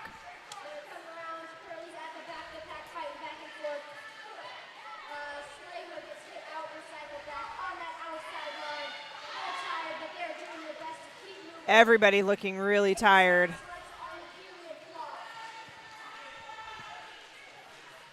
There we go. That is the end of our game. The Curly Dervish just wants to keep going, though. I mean, there it is. They could call it off. Okay. There we go. That is the end of our, what is this, game 5 of Bridge City Riot? It's something. It's game 5. And we have an unofficial score of Ad Astra 64 to Seattle Galaxy 287.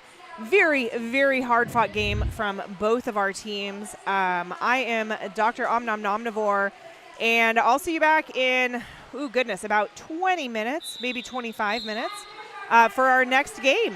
Thank you so much for joining us on the stream. Appreciated all of your interaction. You made it super nice and easy for me. Yeah, we'll see you next time. Talk to you later.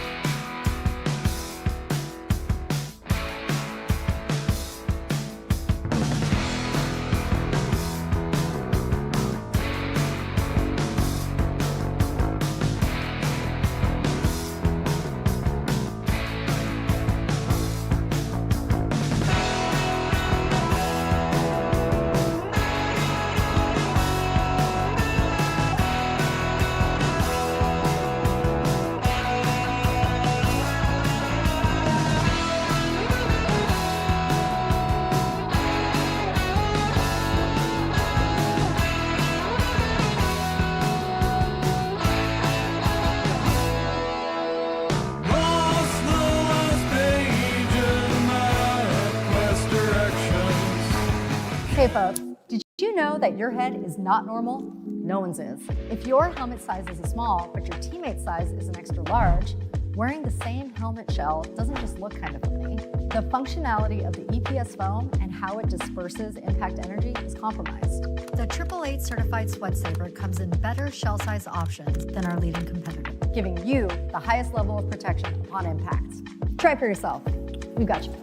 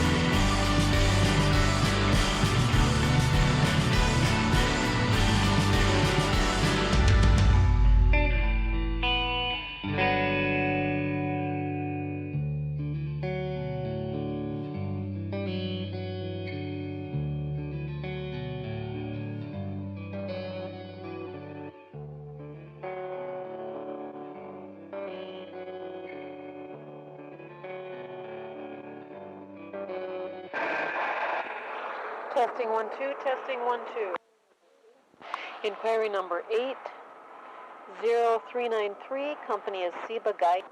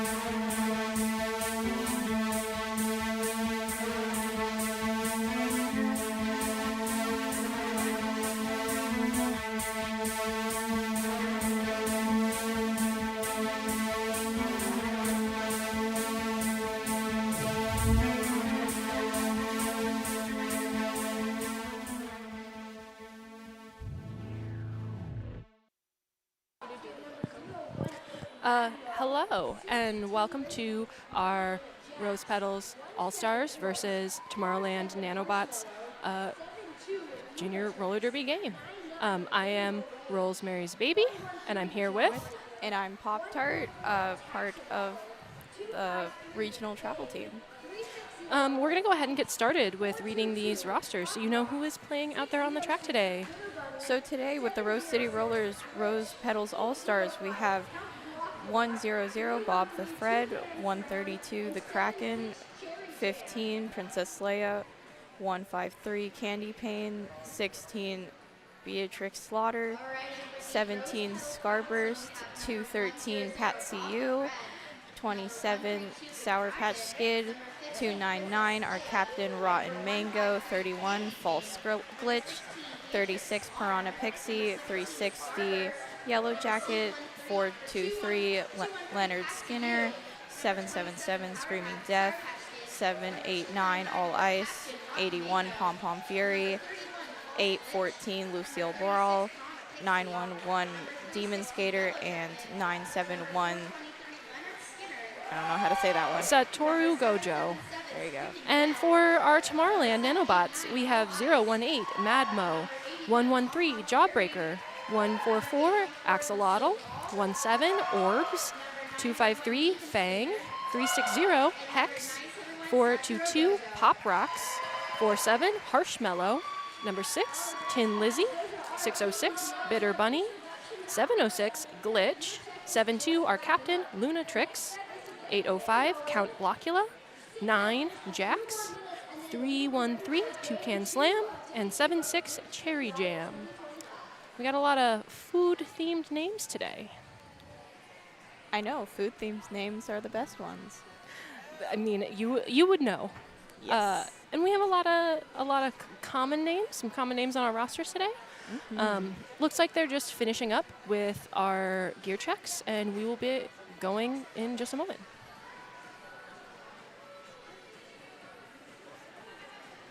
Looks like our officials today, we have Llama Croft, Devil May Care, I Took a Mint, Jack, Doesn't Matter, Mortal Kombat, Mother Flippin' Artist, Crying Wolf, Ghost H, Doof Warrior, Arson Crafts, Mega Marvin, Skate Nicholas, Andy Oakley, Shaolin Spocker, Force Smusher, Lil T Rubble, and Dillygaff.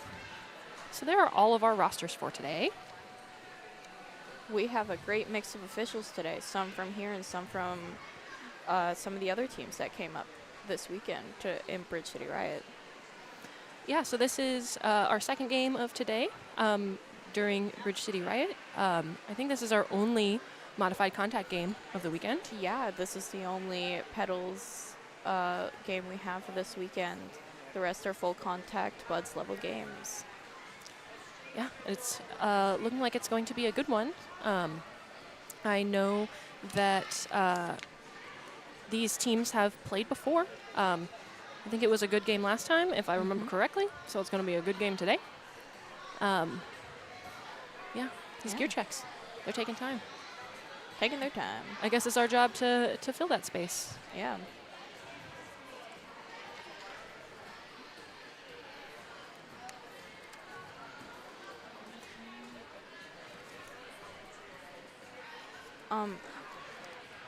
Want to sponsor RCR in 2025? Interested in sponsoring?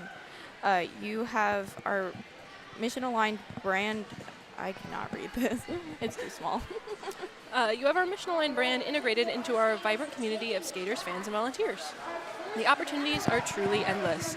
Go to www.rosecityrollers.com/our sponsors or email out to sponsorship@rosecityrollers.com to learn more. And here we go. We're starting up on the first jam. Here's our first lineup. It looks like on the track for the Nanobots, we have 47 Harshmellow as the jammer. And for Rose Petals All-Stars, we have number 15, Princess Leia. And there's the beginning whistle.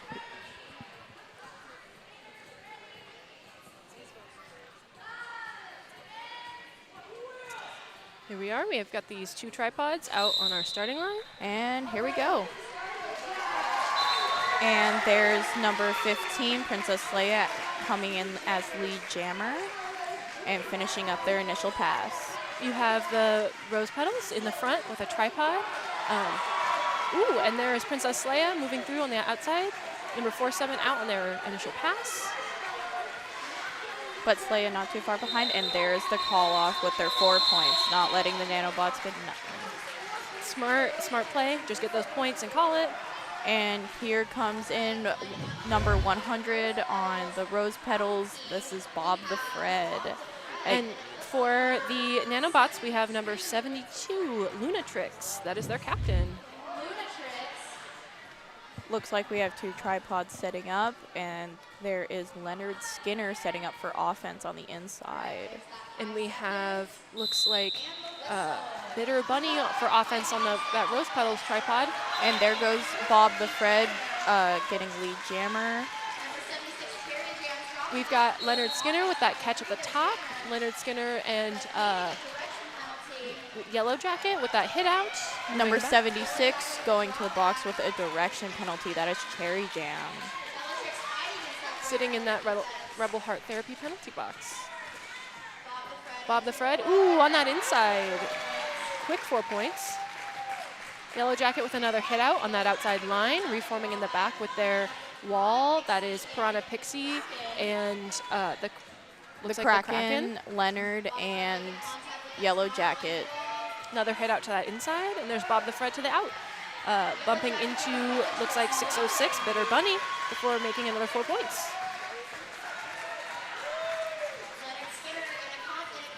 Looks like Piranha Pixie and Leonard Skinner holding Nanobots' jammer in the back. Yeah, that is Lunatrix with the hat off, looking for that star pass. And there we go, star pass to 606, Bitter Bunny. And number 72, Lunatrix with a cut in that Rebel Heart Therapy penalty box. Bob with the easy round about the outside and taking the call off. And it looks like the pivot turns jammer 606 is going to the penalty box with a cut track penalty. So this next jam coming up, we have Lucille Brawl starting in a power jam. Buffalo Gap Saloon and Eatery, John Landing's favorite eatery and saloon.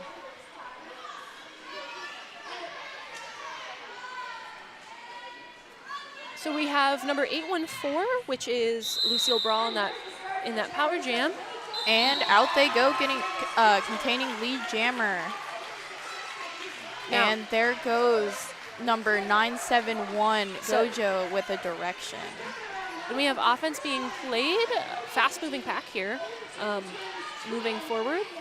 And it looks like Lucille Brawl is going to make quick work of this, bumping into 360 Hex before scoring another 4 points.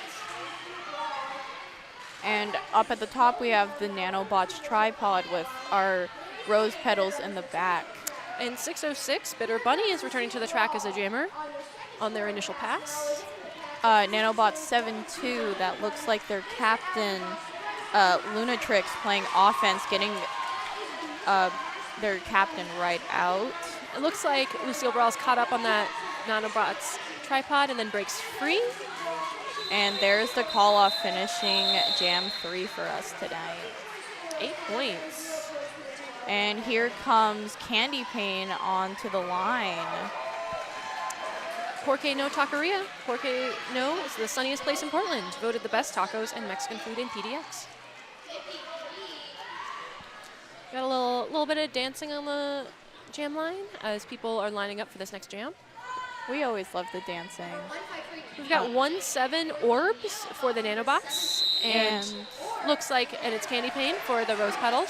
Also. And there is the first lead jammer for the Nanobots today during this game. Candy Pane just now getting out and actually getting a high block and going straight to the box. So now we have a power jam for the Nanobots, and ooh, easy work for orbs on that inside line, just skating on through, scoring 4 points. The first 4 points of this game for the Nanobots. Glad they're getting up there. So we have a little bit of offense played on the inside. It looks like number 313 Toucan Slam making the first initial and guiding their wall to finish it up. And another 4 points for Orbs. We have the Candy Pane standing in the box. And she's out. Ooh, big hit. Quick 4 points for Orbs, just skating on that inside line. Looks like Candy's getting caught up and completing that initial pass for the Rose Petals All-Stars.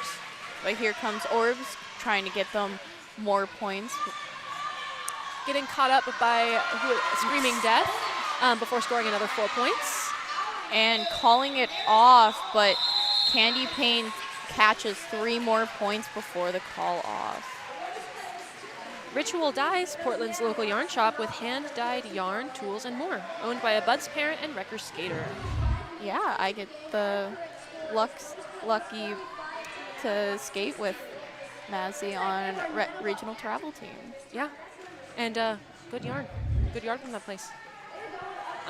Looks like we have number 72, Lunatrix for the Nanobots, and 3-1 false glitch for the Rose Petals, and that is an illegal contact hitting penalty on false glitch. That is a power jam for the Nanobots. Once again. Yellow Jacket catching up the Nanobots jammer and making hold, but getting a forearm penalty for that movement. Now that Nanobots jammer stuck on, who is that? Number 27 for, that is Sour Patch Skid holding them very well. Very well. And right onto Mango. Oh. A lot of falls in that far straightaway, moving into turn 3. But there goes Sour Patch Skid barely missing it, but at least they went for it. Lunatrix with lead for the Nanobots. We have False Glitch and Yellow Jacket standing in the box now, and there goes False Glitch coming back onto the track, hoping to score some points. Sour Patch Skid getting a multiplayer while blocking their jammer. Looks like they're headed to the Rebel Heart Therapy penalty box to sit for 30 seconds, and False Glitch out on their initial pass. There's Yellow Jacket holding on to Lunatrix and end of the jam.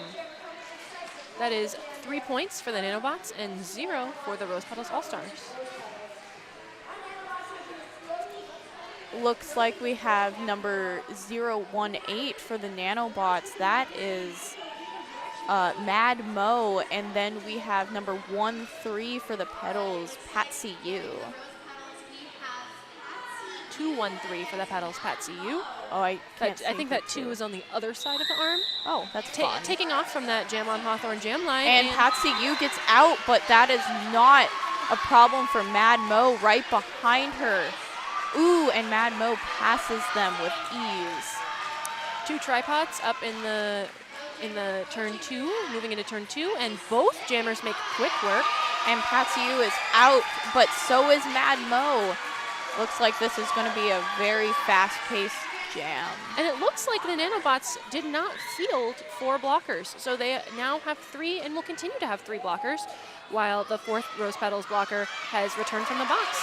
And Patsy U calls it off, getting all 4 points, while the Nanobots got 3. So that is a total of 8 for the Rose Petals and 7 for the Nanobots. Very close, very close. Black Hat Plumbing, your local neighborhood plumbing company, and a proud sponsor of RCR since forever. So we have number 17 for the Nanobots lining up.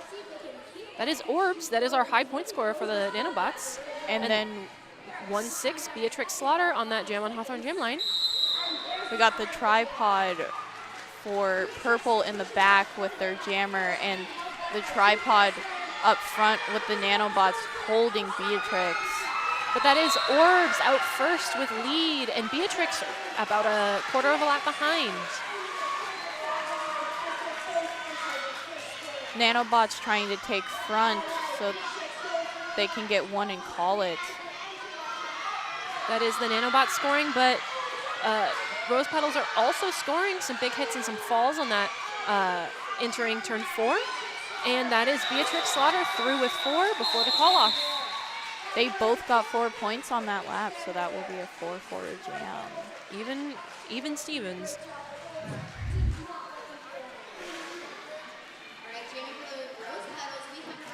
All right. Do you love our sponsors? Tag them on social media with hashtag RCR sponsor.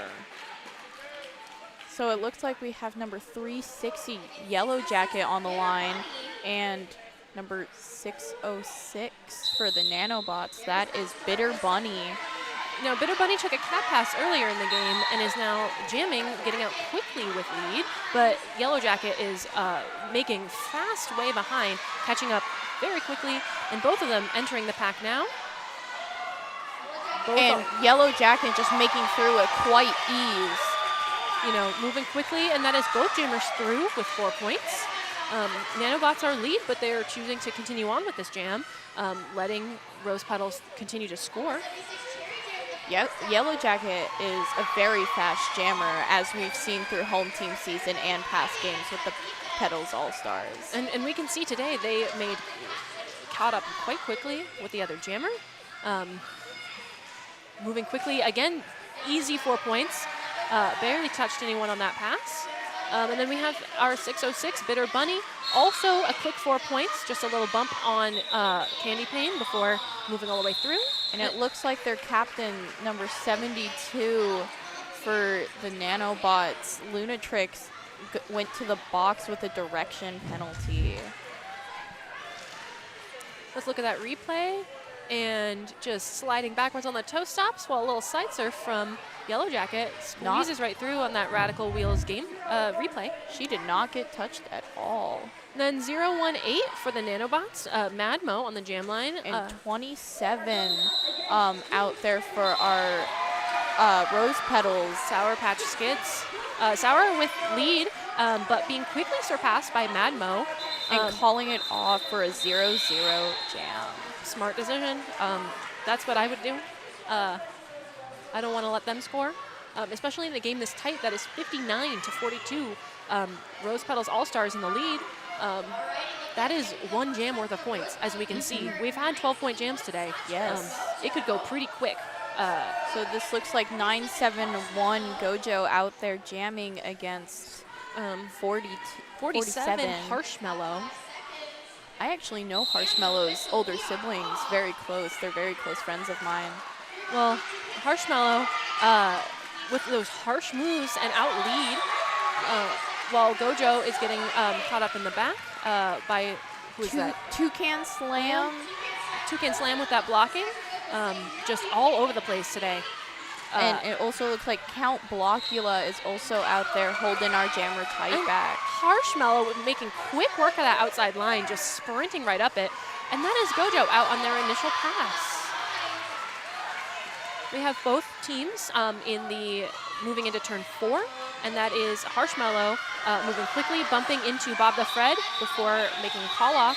And Leonard Skinner trying to go for it, but not ending up on the floor. And that call-off was not quick enough. That is 8 points for the Nanobots and 2 points for the Rose Petals All-Stars. So a little bit of a steal right there at the end. Little confusion about who was going out. We had 2 jammers for Rose Petals for a second there, but it looks like we have Demon Skater out there as jammer. And 606 Bitter Bunny for the Nanobots on the Jam on Hawthorne jam line. Now, for the stream, Demon Skater is my niece, and I am really excited to be here announcing her on the stream today. So let's see if she can make work of this Nanobots wall. Looks like Cherry Jam all over her, but Cherry Jam going to the box with a direction. That's Bitter Bunny up at the front of the pack, getting caught up by Lucille Brawl, but that is Demon Skater with a lead jammer. I remember being a counselor when Demon Skater first came to summer camp. That's how I feel with a bunch of these skaters, because a lot of these skaters were my kids during home team season, as I am a coach for SOD. And that is Demon Skater in the pack and calling it off. After getting all 4 of their points, but that is not soon enough because the Nanobots did steal 1 point. Some good work here by the Rose Petals, and we are 65-51. So that is only a 14-point difference. That is a one jam difference. We have Scarburst on the line, number 17, and 018 Mad Mo on the line. on that jam on Hawthorne jam line. And we have, Nanobots starting down with one in the box, but their jammer is quick in the front. Scarburst did squeeze out lead before being surpassed by the Nanobots jammer.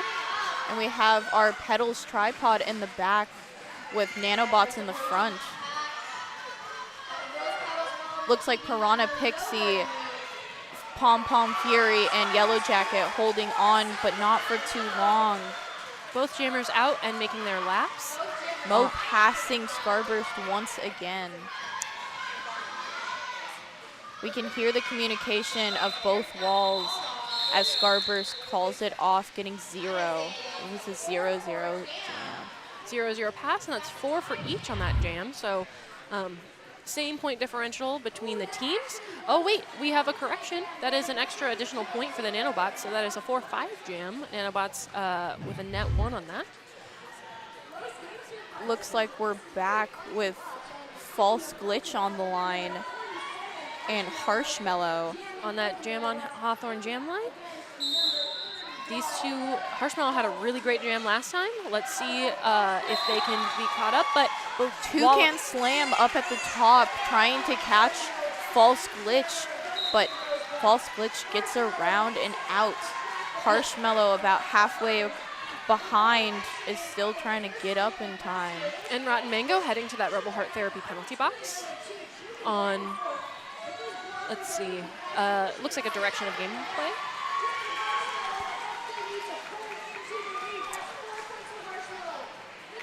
Is that not what it's a cut? Oh, it's an illegal contact penalty. See, I'm so used to looking at the penalty box codes that I forgot what I'm even supposed to be calling. It looks like a 4-2 jam with the Nanobots eking out that 4.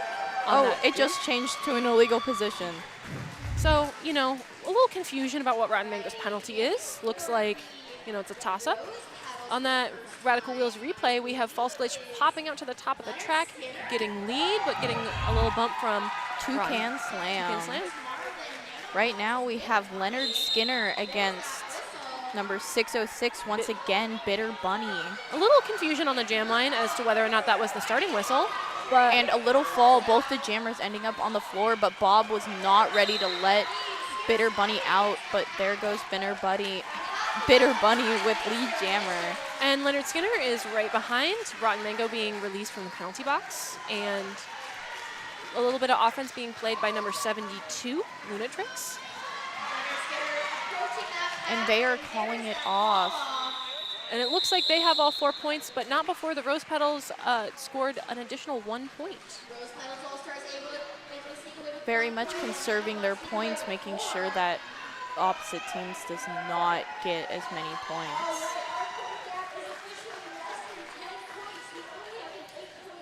Roller Rally, our junior program fundraiser, is underway. Support the future of roller derby by donating at rosecityrollers.com/rollerrally. And on that jam line, it looks like we have Lucille Brawl for the Rose Petals and 018 Madmo for the Nanobots. Lucille Brawl getting right through, barely touching anyone and capturing lead.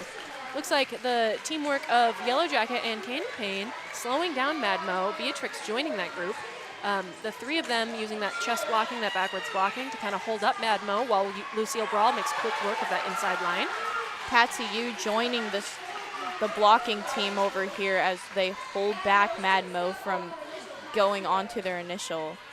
And it looks like that Rose Petals wall is clumping up in the beginning of turn 3, while Lucille Brawl is picking up a illegal contact penalty on that back Nanobots tripod sitting in the Rebel Heart Therapy penalty box.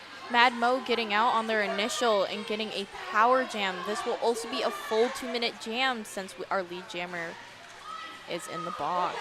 So we have about a minute left of this jam. Ooh, and a little hop for Madmo as they exit the pack, scoring 4 points. Currently a 4-4 on the jam. That Rose Petals tripod is popping up to the front of the group of the pack, and Lucille is back on, getting right through the pack very easily. And we've got Candy Payne and Patsy Yu and Beatrix Slaughter and Yellow Jacket. That wall of Rose Petals just making Mad Mo's life a little bit difficult. And there goes Mad Mo going to the Rebel Heart Therapy penalty box with a forearm penalty. So now we have a reversal of roles with Lucille Brawl getting that power jam, and with Mad Mo sitting with only 18 seconds left in the jam, this will finish out the jam with a power jam and start the next one with a power start. And there's Lucille Brawl with another 4 points.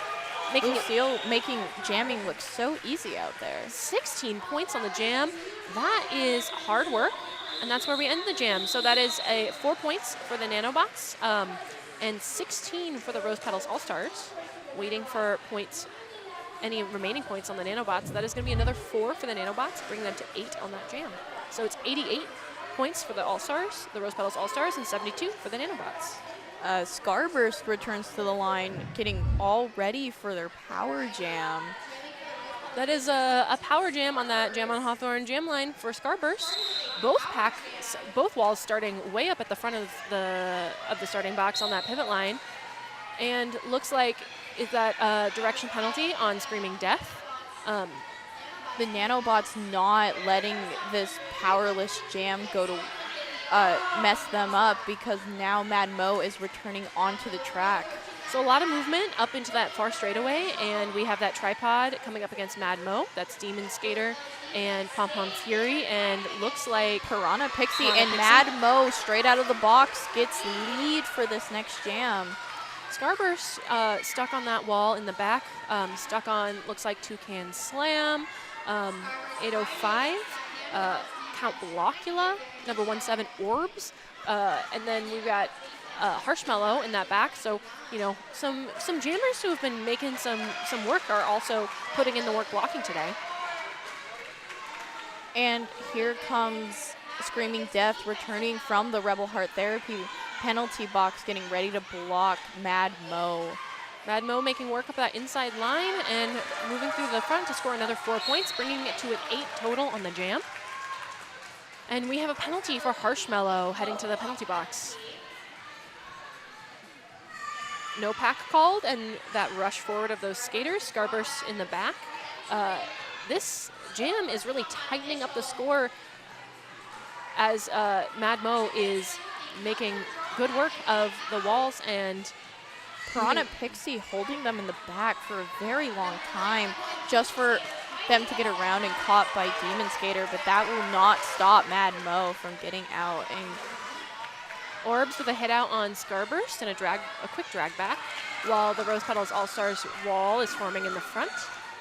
And we have Mad Mo making quick work of that outside line, just running up it. And then we get that call off. we are at a tied score. So we have 6 minutes and 52 seconds left in the half, and we are 88 points to 88 points, a tie score. Wow, this game is really good. And we're looking at that Radical Wheels replay, and that's that replay of Demon Skater catching Mad Mo up at the top, but then making it through pretty quickly to score more points. Mad Mo holding on, making that score back to a tied score. And we have a quick official timeout. There seems to be a late penalty on Scarburst. Let's see. The penalty is not up on the board yet, so couldn't tell you why Scarburst is in the box, but we have that official timeout coming to an end. But is giving the Tomorrowland Nanobots a power start as our Petals tripod is setting up. Nanobots are getting ready to play offense. So that's Lunatrix for the Nanobots, getting caught up by False Glitch, who is making really quick work of that blocking, but looks like they're picking up a direction of play penalty. And that's Lunatrix getting a little block from Skids and Rotten Mango and getting lead jammer. We have our Petals tripod of Sour Patch Skid, Rotten Mango, and Kraken ready to block as the jammer comes back. And that's Scarburst released from the box, moving quickly around the track. And that is 4 points for Lunatrix, making work of that inside line. Looks like False Glitch is just now standing.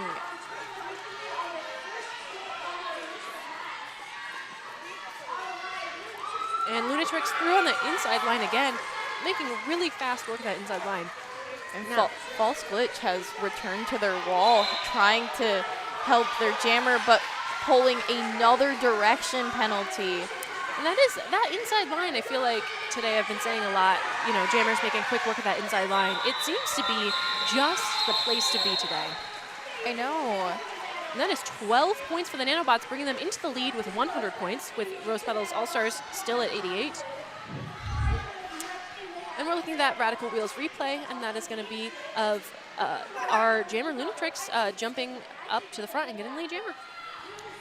Looks like we finally hit triple digits for this game with only 4 minutes and 50 seconds left on the clock. And we have Mad Mo for the Nanobots and Princess Leia for the Rose Petals All-Stars. And Leia right out, not even getting touched. And a little bit of a stoppage from Yellow Jacket and Gojo, but Mad Mo is out of the pack. Offense getting played by Yellow Jacket to try to help Leia get through this pack easily. But coming back to defense to block Mad Mo, and with a strong hit out by Yellow Jacket. And that is 4 points for Princess Leia. Looks like they're going to, Rose Petals All-Stars are going to keep this jam going, trying to make up some of that differential. But Mad Mo ain't going to let that happen.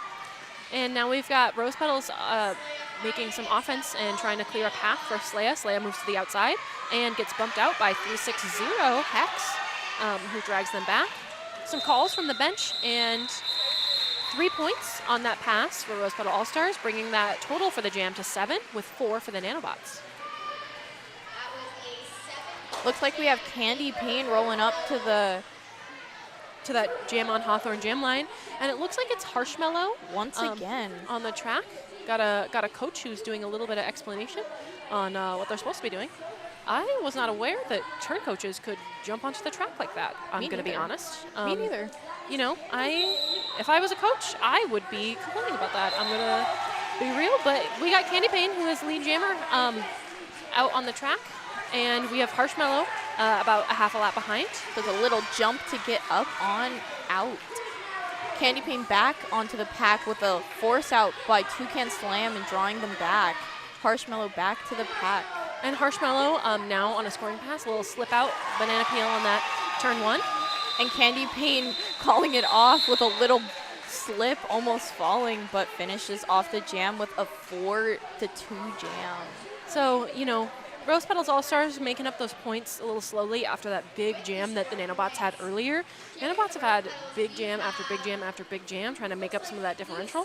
And it looks like Rose Petals are now chipping away.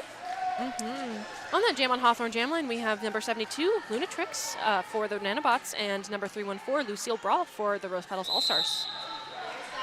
Offense by number 6 from the Nanobots, trying to help their jammer get out as fast as possible. But that is Tin Lizzie. But we have Lucille Brawl out with lead for the Rose Petals, Lunatrix about a lap behind. Lucille Brawl entering the pack again, a bump out from Cherry Jam. And it looks like we have Sour Patch Kids to the penalty box. Looks like it is a multiplayer. Letting Lunatrix score. Rose Petals decide to keep this jam going. Lucille Brawl moving to the outside line. And then cutting right back to the inside line. It's been open all game. It's going to continue to be open all game.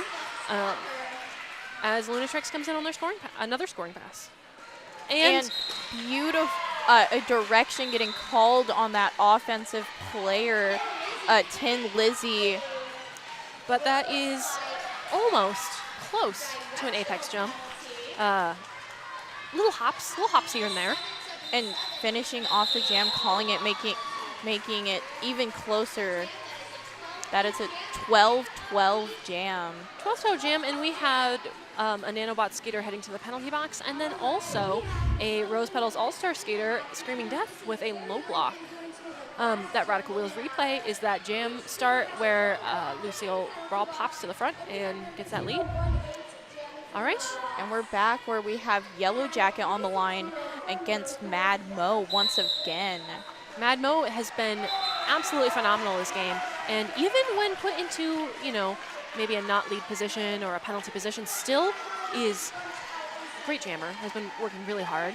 Yellow Jacket already out on their scoring pass. Madmo running for it. False glitch going the top, up. and that out of play is called, and They let them go.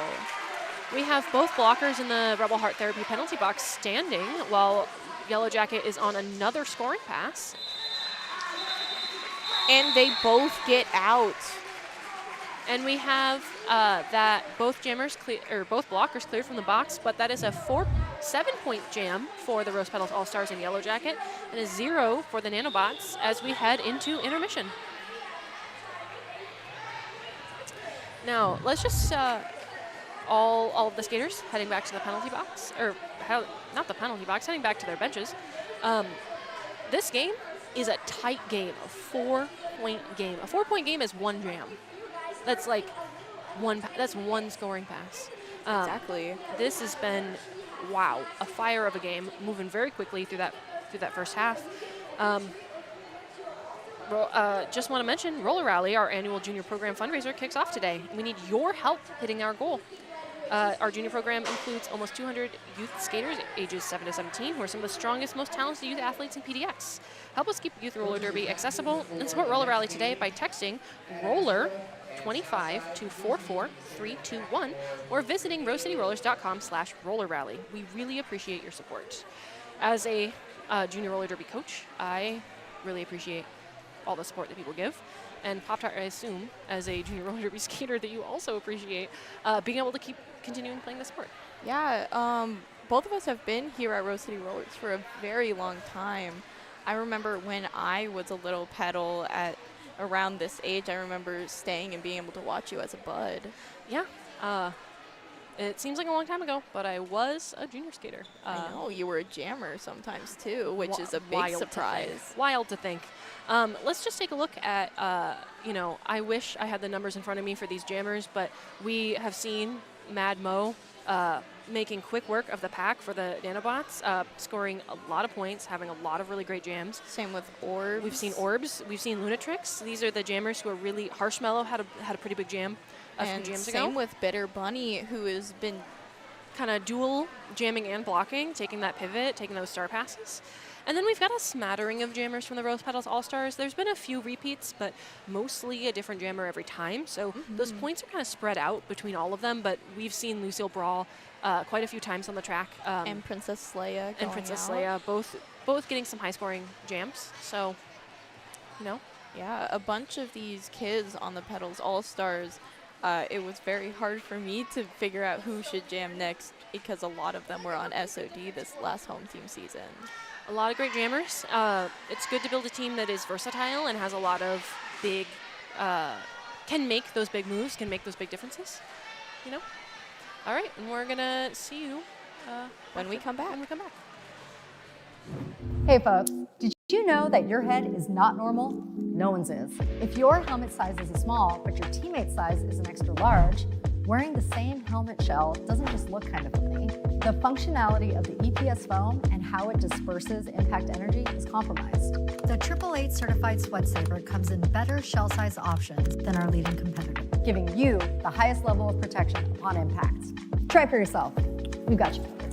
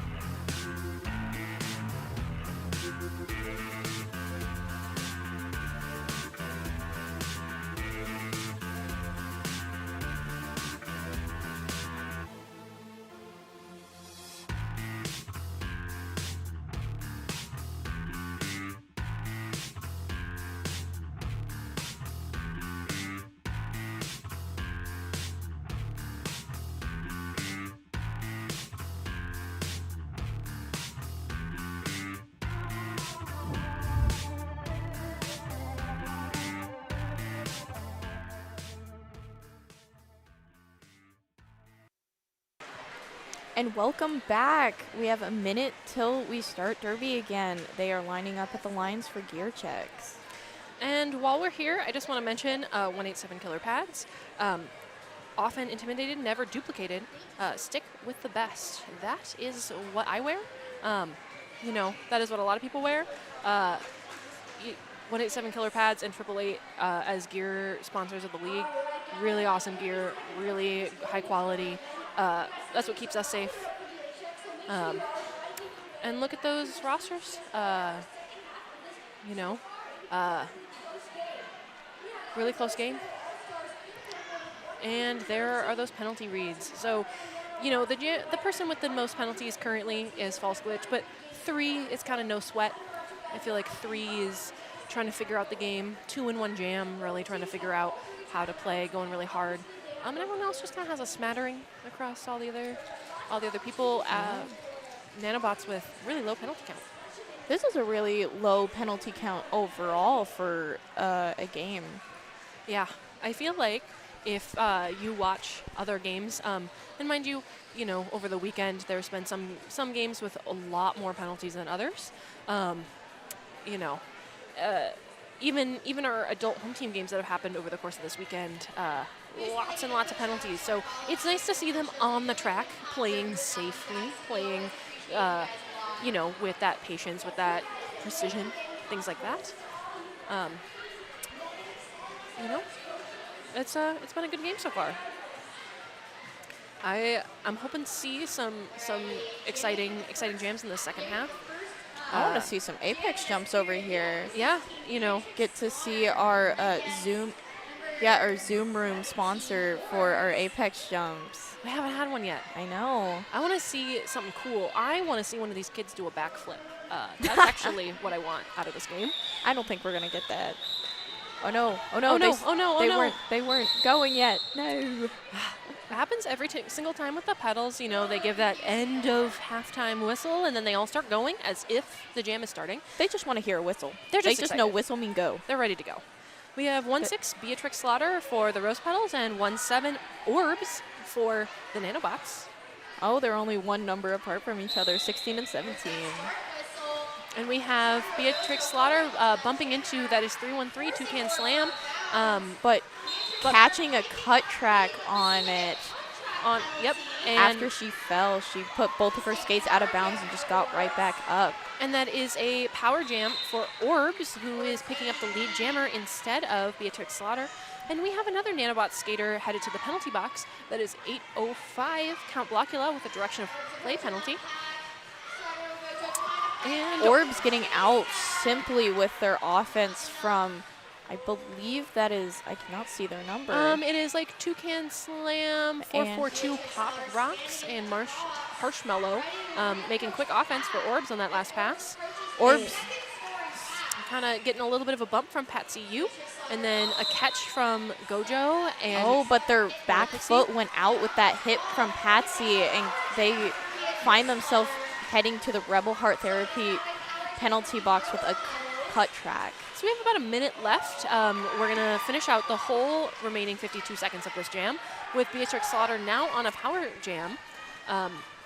Gojo and Piranha Pixie trying to pick off a little bit of offense. That is Patsy Yu trying to go one-on-one with Harshmellow, and Toucan Slam with that bump out and that drag back. Nanobots doing a good job of avoiding that offense and really rushing to the front of the pack. Beatrix pushing on Toucan Slam.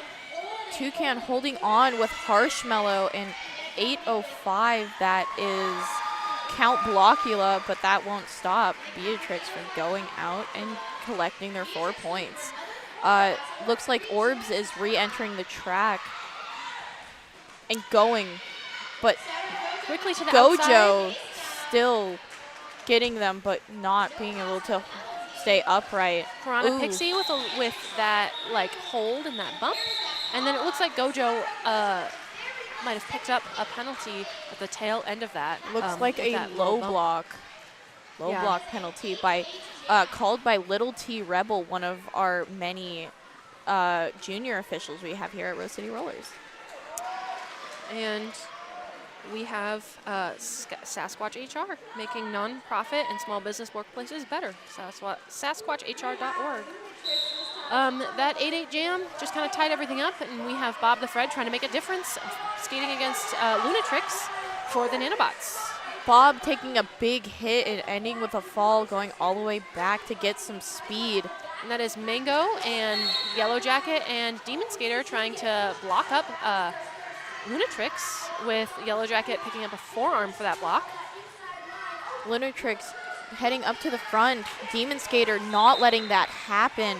They catch lead, but Bob is running, making it past them. Yeah, Bob is out in front by about half a lap, but Lunatrix is going to end that jam. Lunatrix doesn't want anyone else to score, doesn't want this score to get any tighter. We are at 126 Rosebuds All-Stars, 122 Tomorrowland Nanobots. That is one pass, and here we are with our Radical Wheels replay of Demon Skater just full-on going for the hit onto Lunatrix. So we're starting with Rosebuds with 1 in that Rebel Heart Therapy penalty box, but with Candy Pain as our jammer and Mad Mo as our jammer for the Nanobots. Mad Mo is coming out a lot as a jammer. Candy Pain out very quickly and easily. Lucille Brawl and Leonard Skinner getting a little bit of blocking, a little bit of a bump from Screaming Death, but that is Mad Mo out about a half a lap behind Candy Pain. We have the Petals tripod up at the top, but the Nanobots tending to break up, letting Candy Pain get out and calling it off. Candy Pain makes that call, but it looks like Nanobots also happen to score all 4 of their points, so that is just an even 4-4 jam. But Petals get to have their blocker out of the box. They get to start with 4 on the track. So it looks like Orbs coming back to our Jam on Hawthorne jam line, skating against Patsy U. Both walls kind of filling in right on that Jam on Hawthorne jam line, real tight up against it. Looks like our Petals tripod of that is Pom Pom Fury, the Kraken, and Scarburst. But that tripod was no match for Orbs, who made quick lead. Alice playing all ice in the back, playing offense for Patsy U to get out as quick as possible. Orbs getting out, Patsy coming up to the pack. And that is a call coming from Orbs. Not before 1 point being scored by Patsy U, so it is a 4-1 jam, bringing our total score to 131 Rosebuds All-Stars and 130 Tomorrowland Nanobots. 1 point rolls. That is 1 point. 1 point. 1 point. This is a tight game, folks at home. Very competitive. Very competitive. Game. So we are back with looks like Lunatrix against Yellow Jacket on our jammer line with Sour Patch Kid, Princess Leia, Pixie Piranha, and False Glitch blocking. And it looks like Nanobots, we have Cherry Jam making that bump out. And we actually have a Power Jam due to Lunatrix catching a forearm penalty. So that gives Yellow Jacket a Power Jam and catching lead. And that is Yellow Jacket entering the pack, but splitting those blockers and moving right through very quickly with 4 points. We have the Nanobots kind of sitting at the back of that pack, maybe working their way towards the front with 606 Bitter Bunny, number 6, Tin Lizzie, and one other who is hanging out in that back. But that is no match for Yellow Jacket. That is number 3. Is that 113 Jawbreaker, who is also helping for the Nanobots, but that's False Glitch going to the Rebel Heart Therapy penalty box with a direction of gameplay. That is the 3rd direction of gameplay in this game for False Glitch. Calling it off, getting only 3 of their points. So that is going to be, what, an 11-point jam for 12. They're holding up 12, but it looks like it's an 11-point jam for the Rosebuds All-Stars and Yellow Jacket, so that's 142. Here we're watching our Radical Wheels replay of Yellow Jacket just going off on the inside line on their toe stops and catching lead. So we have, looks like Satoru Gojo on the Hawthorne jam line going up against Mad Mo, and that's Gojo with a quick lead. Mad Mo pushing up against Beatrix Slaughter and Rotten Mango with a little bit of help and support from Demon Skater. But it's a very fast pack moving around. Gojo returning to the pack just to get a small little bump from number 360 from Nanobots. That is Hex. The whole bench looking for a call, but it looks like Mad Mo got a chance to bump into that pack, and that's 3 points for Mad Mo. So that's going to be a 4-3 jam in favor of Rosebuds All-Stars. WSL Leadership Coaching. Learn how to transform interpersonal conflict into organizational justice at wslleadershipcoaching.com. Now, really, really close game. We have, looks like Candy Pane on the jam line for the Rose Petals and Orbs for the Nanobots. Candy Pane going up, getting caught by the tripod from Nanobots. That is Toucan Slam, Harshmellow, Pop Rocks, and Jax. But Orbs has lead jammer with Candy Pane about a third of a lap behind. Both jammers moving quickly. And Orbs calling it off, making sure that Candy Pane gets no points. Was that a call-off or was that an official call-off? Look, there looks like there's some confusion between everyone on that. And, you know, some confusion with the scoreboard as we're moving. You know, it is a timeout. It is a timeout. So it is a welcome to PDX. Our timeout sponsor. This is Timeout is brought to you by RCR's official realtor. Welcome to PDX. I wonder what this timeout is about. It looks like everyone was really confused about what was happening. The call was made. Refs are talking to each other. The head ref is talking to each of the coaches. The kids are dancing on the track, doing the Macarena down there. They're too busy with the Macarena to understand what's happening with this timeout, but they are having so much fun, and that's what matters. That is what Derby is for a lot of people. It's just a fun outlet, and they are having the time of their life down there. And I will say, the Macarena, one of everyone's favorites on And skates. everyone knows it. Everyone knows it. It's classic. But it does look like we have a new jammer in our mix. This is the first time we're seeing Kraken down there jamming. And Nanobots is really sticking to what they know. So they have had this rotation. It's mostly been Lunatrix. It's mostly been Mad Mo, Orbs, a few Harshmellows in there. So, you know, we're really just... and we are back from the official review. I mean, the official timeout. I wonder what that was about, but I don't think we will ever know. It's a mystery. It's a mystery. You know, we're just up here on the mezzanine, and they're down there, and... you know, we're doing our best to give you all at home some good information. So it looks like here's Bob the Fred, Patsy U, and Scarber setting up on the inside tripod. And it looks like that's number 6, Tin Lizzy, Jawbreaker. That is 606, Bitter Bunny, and Cherry Jam for those Nanobots blockers. But that is Lunatrix with a very quick lead. Yeah, that tripod from Petals cannot hold Lunatrix for very long. Bob holding them with a chest block. Scarburst catching them at the top, but it does not stop Lunatrix from catching their 4 points. Cherry Jam with a quick bump out and a drag back on the Kraken. The Kraken moving to that inside line, getting a bump down by 606 Bitter Bunny, but not out. Lunatrix slicing through that pack and scoring another 4 points on this jam.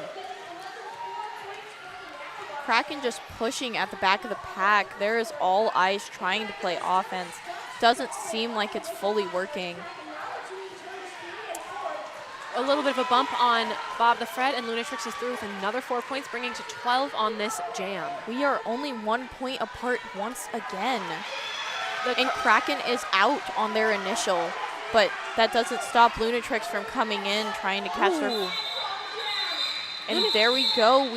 I believe we do have a lead change. 15 points for Lunatrix. Now, they came in kind of, you know, high with their contact. I was looking to see what was going to happen at the end of that jam, but they get those 3 points and they get it called. So, you know, Nanobots doing a really great job in this. Speaking of Nanobots, they're putting out 018 Mad Mo again out on that track versus 27 Sour Patch Skids on that Jam on Hawthorne jam line.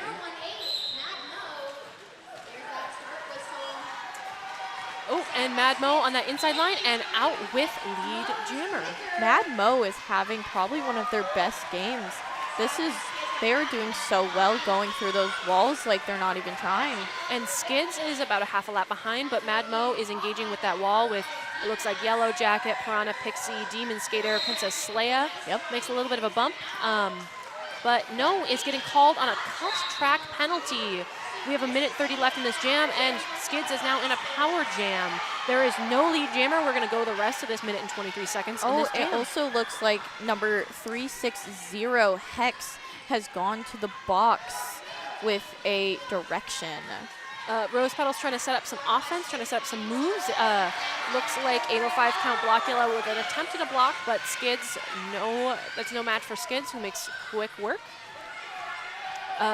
Looks like they're clearing that inside for Skids to take very quickly and easily.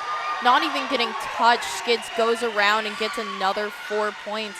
We have our Mad Mo standing in the penalty box and getting released back onto the track. The Rose Petals make their tripod on that outside, but that ends up being a really great offensive screen, and Skids gets through very quickly, putting up another 4 points, making that 16 on this jam. Mo getting caught up on Yellow Jacket and Princess Leia in the back of the pack with the assistance of Demon Skater. Demon Skater tries to make one final bump, but that's Mad Mo getting out and scoring 4 points for the Nanobots. We have another lead change again. We are back with the Petals. And Skids puts up another 4 points with 20. Has some time left. If they make it fast, they can get a little bit more points in this jam. They have 5 seconds. Do you think they're going to make it? 3, 2, 1. Ooh, and a few more points. And that is a handful more points that are going to be put up for Skids. 3. So that is 23 points for Sour Patch Skids and the Rose Petal All-Stars. I think that's the biggest jam of this game. Yes, that is the highest scoring jam we've had so far this game.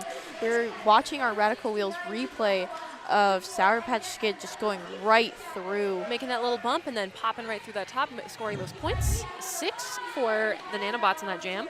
But we now have False Glitch and Harshmallow on the Jam on Hawthorne jam line, moving quickly up to the front. Harshmallow collecting a cut track because they tapped their toe stop out of bounds while doing their little toe stop hop on the inside line. And that is a lead for False Glitch and a power jam. Now, I would not want to be against False Glitch when they have a power jam. They're a quick skater. They're very quick and very agile on their skates. They're a very good juker. We have some offense from Beatrix Slaughter on the Nanobots pivot. Looks like that is 1-7 Orbs, who tries to get a little bit of a bump in there. And then a little bit of a bump from Toucan Slam. I heard a penalty whistle. Does a little spinning jump and getting out. Toucan Slam trying to get up top. Ooh, big falls. Both falling. Harshmallow returning to the track while Pop Rocks on the Nanobots gets a multiplayer penalty. The Rose Petals tripod is formed on that. Harshmallow looks like our Petals did not realize that Harshmallow got out of the box. And, False Glitch still on that first scoring pass, calls it, has all 4 points. Leaving Harshmallow at 0. So that's 173 Rose Petals All-Stars, 154 for the Nanobots. We want to make sure that you should check out our RCR team merch at rosecityrollers.com/shop and order online so you can rep your favorite teams. Did you see that we got new merch? I saw there's some new merch for the junior skaters. It's got like a little pocket print in the front and something on the back. Super Mia cute. Plow designed them. Mia Plow, one of our adult home team skaters. And we have Leonard Skinner out quick with lead for Rose Petals All-Stars with Bitter Bunny getting caught up on that Rose Petals wall behind Pom Pom Fury, Screaming Death, a little bump from Candy Cane. Patsy U up at the front playing a little bit of offense, and bam, that is simply inside line. Leonard Skinner, 4 points, just like that.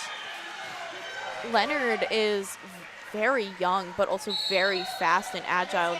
Not even getting getting touched. That is 4 points for Leonard Skinner, putting 8 up for that jam. But Bitter Bunny is out on their initial pass, and that was a little bunny hop over that line and calling it off before the Nanobots could catch any points. But it looks like Pat CU is headed to the penalty box for the Rose Petals All-Stars. We'll see. It looks like a direction of gameplay. And watching that Radical Wheels replay, they're catching Candy Paint's hit out and onto Leonard their Skinner's jammer. little inside line hit. We are going into a team timeout, which means it is a welcome to PDX timeout. That is RCR's official realtor. It was a team timeout called by the Nanobots. We have the Petals having the time of their life. They're dancing. They're playing rock, paper, scissors. I want to take this time to talk about sponsorship for RCR. So, interested in sponsoring RCR Rose City Rollers in 2025? You could have your mission-aligned brand integrated into our vibrant community of skaters, fans, and volunteers. The opportunities are truly endless. Go to www.rosecityrollers.com/our sponsors or email out to sponsorship@rosecityrollers.com to learn more. Oh, a little circle dance. That's so nice. I remember doing that as a pedal.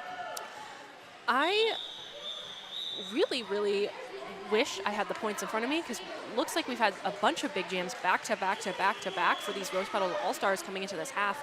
We have about 14 minutes left in the half. Returning from that team timeout, 185 Rose Petals All-Stars, 154 Nanobots.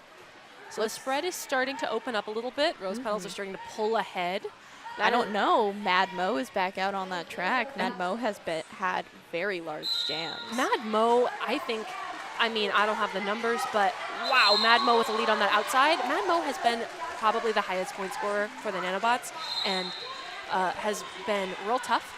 Oh, no, they got a cut track on that last one. It didn't look like one to me, but I'm not down there on the track. Hey, we're just up here in the mez trying to make the right calls. That is Yellow Jacket pushing on Harshmallow, spinning away, moving, bumping into Cherry Jam, bumping into Toucan Slam, trying to make work of that outside line. Rose Petals are trying to play a little bit of offense, but are having a little trouble catching some of these fast Nanobots blockers. A lot of the Nanobots out there are very speedy people. Toucan Slam, after watching them play yesterday against our regional travel team, is very fast. And that is Mad Mo back out from the penalty box, and Yellow Jacket still has not made an initial pass. And that decides to pass the cap to number 27, Sour Patch Skids. Skids had our highest scoring jam for Rose Petals in this game, so let's see if they can make some work. But that is Mad Mo out on their initial pass. Skid pushing and pushing on, looks like 360 Hex. Hex has been making some strong work in this game. Skids getting caught up on Toucan Slam with another bump out and force back. And we have Mo trying that outside line with a little hop, skip, and a jump, and out for 4 points.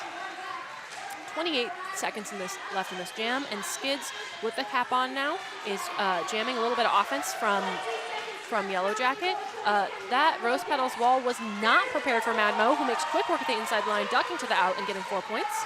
There is not even a tripod made for our Petals All-Stars out there. All-Stars are focused on trying to get their jammer out and forget to Looks make like a wall. 313 getting an illegal contact. That is Toucan Slam heading to the Rebel Heart Therapy penalty box.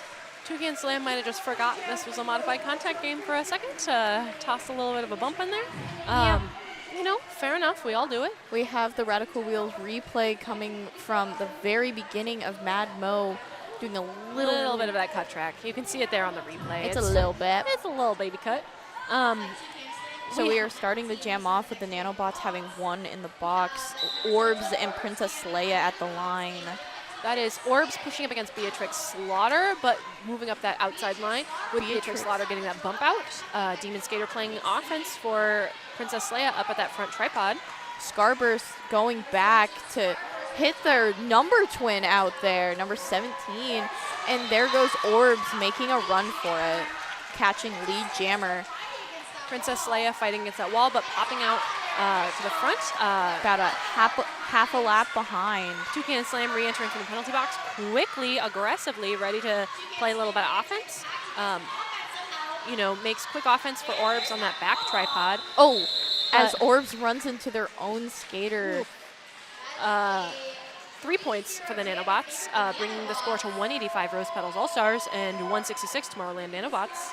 Again, still such a really close game. This is still anyone's game with 11 minutes left on the clock. And here we have those penalty reads. So the only people who are in real trouble is 31 False Glitch with 4 penalties and 018 on the Nanobots. That is Mad Mo, both the top point scorer and also picking up some penalties. Lucille Brawl on the jam line for Rose Petals All-Stars, while Mad Mo is back out on the track for the Nanobots. False Glitch catching Mad Mo up at the top with a good chest blocking, but Mad Mo is still out and catching lead jammer. Lucille Brawl caught up on Harshmellow, who's really harshing her mellow in this moment. Sorry, can't help with the puns. Harshmellow joining Cherry Jam and Hex, and looks like number 6, Tin Lizzie, on that tripod with Lucille Brawl in the back, while Mad Mo is fighting up against Rotten Mango and Screaming Death up at the front. Lucille thinking they made it out just to get caught in front of Harshmellow, and then the rest of their tripod came to help. Lucille Brawl trying to find holes on the outside. But that is Mad Mo jumping little baby Zoom Room Apex jump on that inside line, getting 4 points. And Harshmellow is really harshing everyone's vibe on the track right now, capturing Lucille Brawl, really sticking on, while Mad Mo makes quick work of that inside line. A little bit of a slide through, another 4 points. And that was a cap pass to False Glitch. False Glitch about a half a lap behind Mad Mo, and now approaching the wall, bumping into Pom Pom Fury, taking that outside, bumping into Rotten Mango. Ooh, I want to see a jump. And calling the jam off. That is going to be another 2 points for the Nanobots, bringing their score to 10 on the jam and 0 for the Rose Petals All-Stars. So that is 185 Rose Petals All-Stars, 176 Tomorrowland Nanobots. Looks like the Nanobots have their captain out there. That is, once again, Lunatrix jamming against Gojo. On that jam on Hawthorne jam line where everyone's kind of crowding up. Rose Petals tripod on that jam line. The Nanobots kind of spread out over the course, but that is quick work for Lunatrix, popping up to the top, but taking a stumble, letting Gojo get lead. While Lunatrix is stuck on that group of Petals, making contact with Candy Pane. Candy Pane holding on. But that's going to be a high block for Lunatrix. Ooh. And Gojo is now on a power jam. So Candy Pane doing a good job of blocking, staying in front, capturing up that jammer. And now Candy Pane's going to go and make some offense too, joined by Patsy Yu and Gojo, who's trying the inside big line. Hit on Bitter Bunny hitting Gojo, causing them to go out. But that doesn't stop all ice from hitting Bitter Bunny, so Gojo can come back in. A small pile up in the back on that jam line. And we have Lunatrix standing in the Rebel Heart Therapy penalty box. Ref joining the mix. We have a little bit of a ref stumble. But Gojo, quick work on the inside line and a call. Really smart move. Make that call before anyone else can get involved in the mix. 12 points for Rose Petals All-Stars. 0 for the Nanobots, bringing us to 197 Rose Petals All-Stars, 176 Tomorrowland Nanobots. I just want to mention the Roller Junior Derby Summer Camp registration is now open. We have 6 weeks of summer camp for ages 7 to 18, all skill levels. Go to rosecityrollers.com to register for summer camp. And if you do, you might be coached by me. Just letting you know. And counselored by me. Counselored by Pop-Tart. All right, we got Scarburst on the line for the Rose Petals All-Stars and Count Blockula, I think for the first time. Yeah, I was going to mention. For the Nanobots. This is the first time we're seeing Count Blockula out there. Count Blockula getting caught up by Yellow Jacket and Leonard Skinner. Skids joining the mix, while Scarburst getting a little bit of a run back and is heading to that outside line to get a bump by 360 Hex. Hex hitting out Scarburst, but Scarburst coming back in, not afraid to take that outside line, barely getting missed by Cherry Jam. Toucan Slam holding Scarburst down. That is a tough Nanobots wall. Those are all names we've been saying all game because they've been doing such a great job. That is a penalty on Toucan Slam. Did not see what that was. We'll see on the penalty board in a minute. Back block. A back block from Toucan Slam, sending them to the Rebel Heart Therapy penalty box, leaving Nanobots down a blocker. Leonard trying to play offense for her jammer. But that is Count Blackula pushing that rose petal wall up to the front, but nope, it is the wall shut down by Yellow Jacket, who runs Count Blackula back. I heard a cut track on their jammer. This is another power jam for the Rose Petals All-Stars. This is not what the nanobots need. It is really not. And we have Starburst finally getting lead over a minute 30 into the jam. Getting told to call it by their bench, and they do. Icing that Count Blackula in that Rebel Heart Therapy penalty box. Does not feel fun. That is a team timeout called by Purple, our Rose Petals All-Stars. Our timeout is brought to you by RCR's official realtor. Welcome to BDX. I'm going to take this time to talk about our upcoming junior games. So if you are not aware, on Saturday, April 19th, you can watch the RCR Junior Rosebuds All-Stars go head-to-head in the Roses versus Buds game, live streamed on our YouTube channel. It's like a fun game. It's a fundraiser game for the team. Basically, the team just gets to play each other. Yeah, it's the mixture of our national travel team that gets to travel the country, and then our regional travel team that stays over here on the side.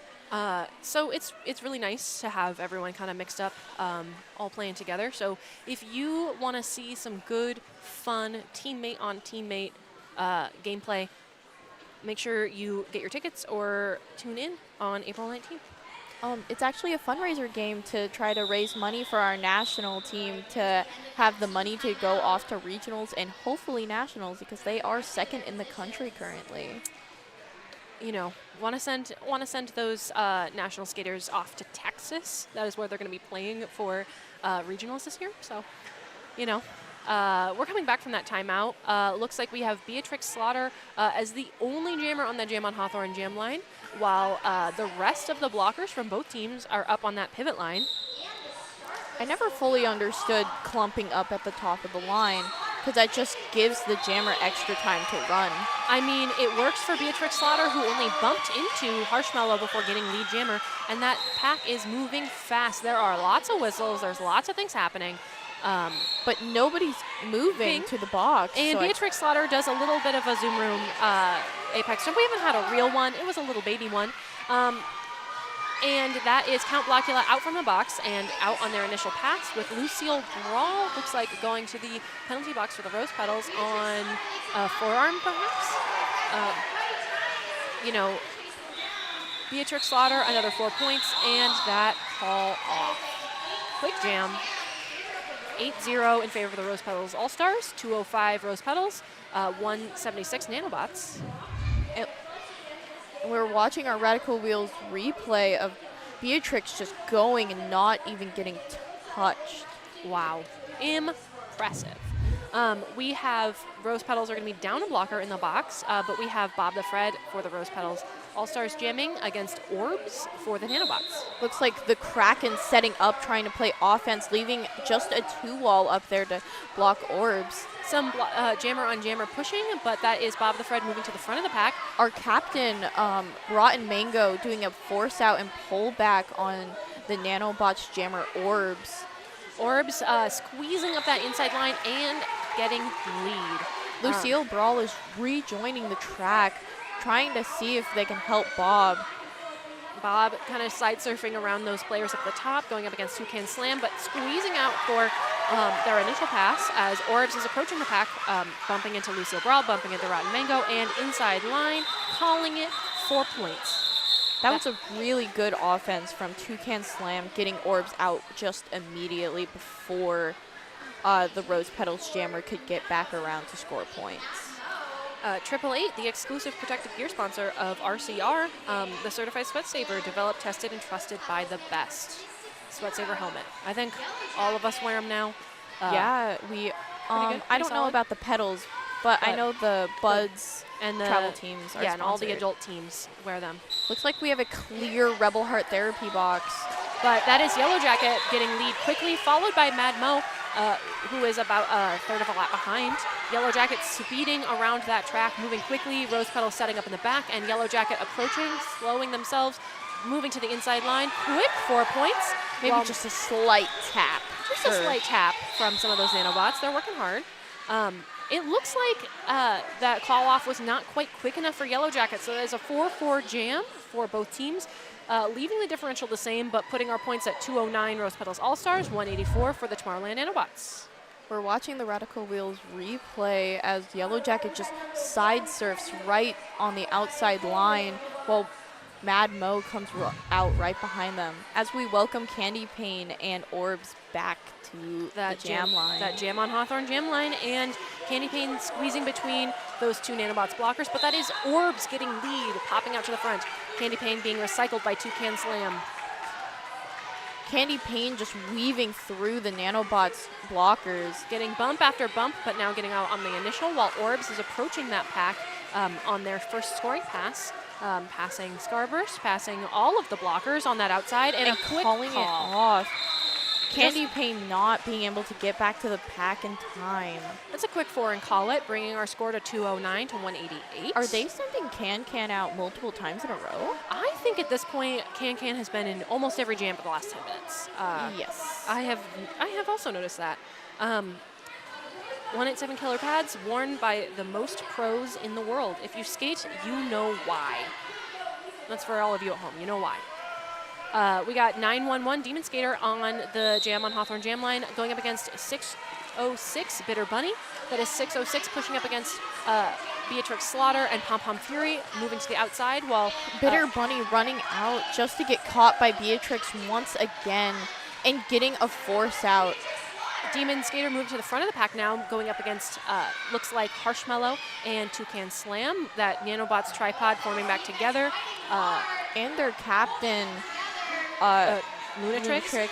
That Rose Petals wall is now up at the front. I heard a penalty whistle, but that is 606 Bitter Bunny getting out as lead. We have 38 seconds left in this period, 1 minute and 21 seconds left in this Okay, jam. that whistle was called on Purple 15, Princess Leia, on, it looks like a pack penalty. Some sort of destruction, something. But that is Toucan Slam on a scoring pass, engaging in the Rose Petals tripod. In the back, that is Pom Pom Fury, Lucille Brawl, and Beatrix Slaughter pushing up against all of them. It looks like an illegal position, actually, on Princess Leia. I'm guessing probably an out-of-play block. Bitter Bunny just picked up a cut track penalty, leaving this to be a full 2-minute jam, last jam of the game, 48 seconds left, while Demon Skater out on their initial pass. This is officially the last jam of this game. So let's see if Rose Petals can score some points. They are moving quickly out of turn 4 and into this close straightaway, trying to make up some offense, moving quickly. Looks like Beatrix leading the charge with Lucille Brawl, trying to go one-on-one with, looks like Pop Rocks. Moving quickly. This pack is speedy, but Demon Skater is getting caught by Harshmallow, who is harshing her mellow.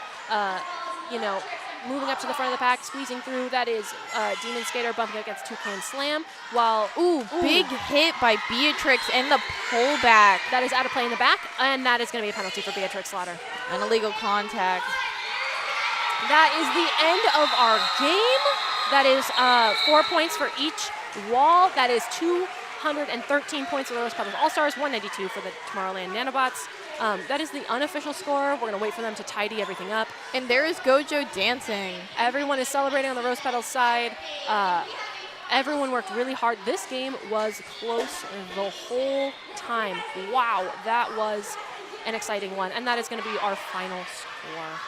And here comes all of the people watching, getting ready to give our Rose Petals All-Stars high fives.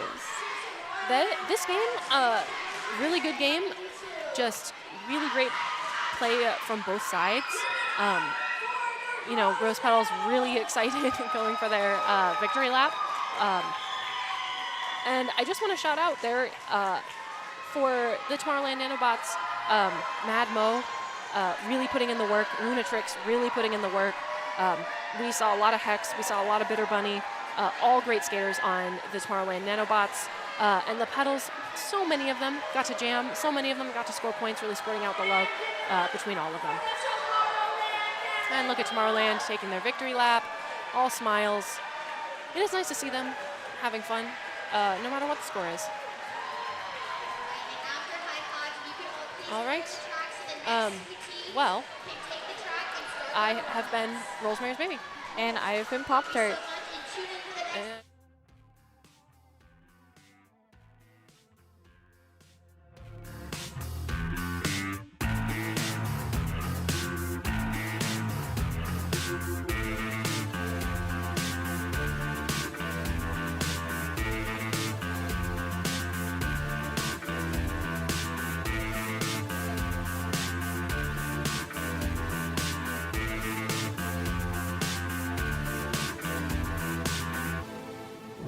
Hey folks, did you know that your head is not normal? No one's is. If your helmet size is a small, but your teammate's size is an extra large, wearing the same helmet shell doesn't just look kind of funny. The functionality of the EPS foam and how it disperses impact energy is compromised. The 888 certified Sweat Saver comes in better shell size options than our leading competitor. Giving you the highest level of protection upon impact. Try for yourself. We've got you covered.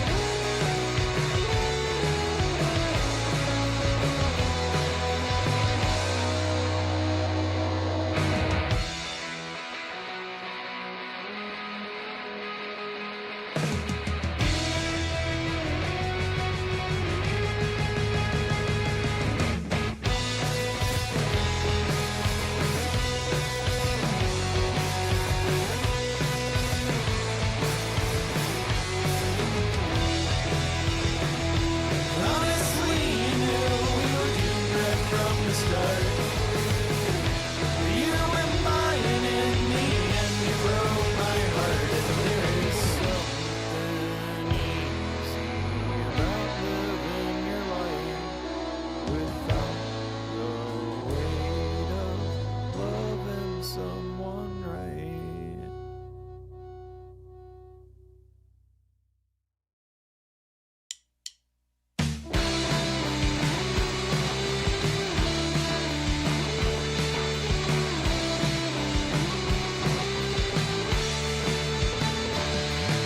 Could you just pick up the phone? Spending all this time alone. Medicine as a tech. Mine is dead, but I'm still listening. None of this makes any sense. Drowning in my lack of confidence. I know I can be a lot. Let's just spend some time apart.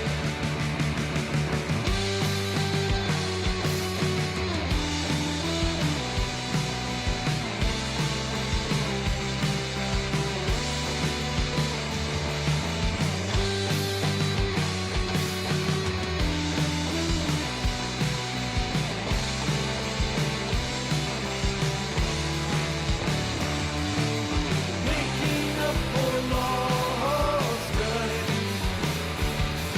With one I had never known.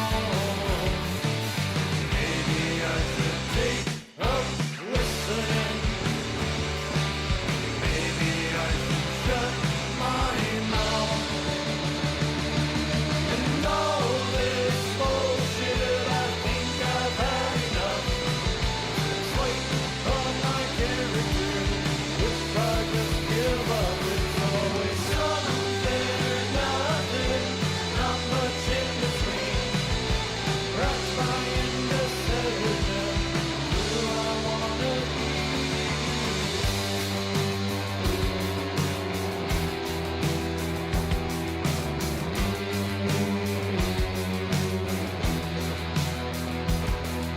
And all this bullshit, I think I've had enough.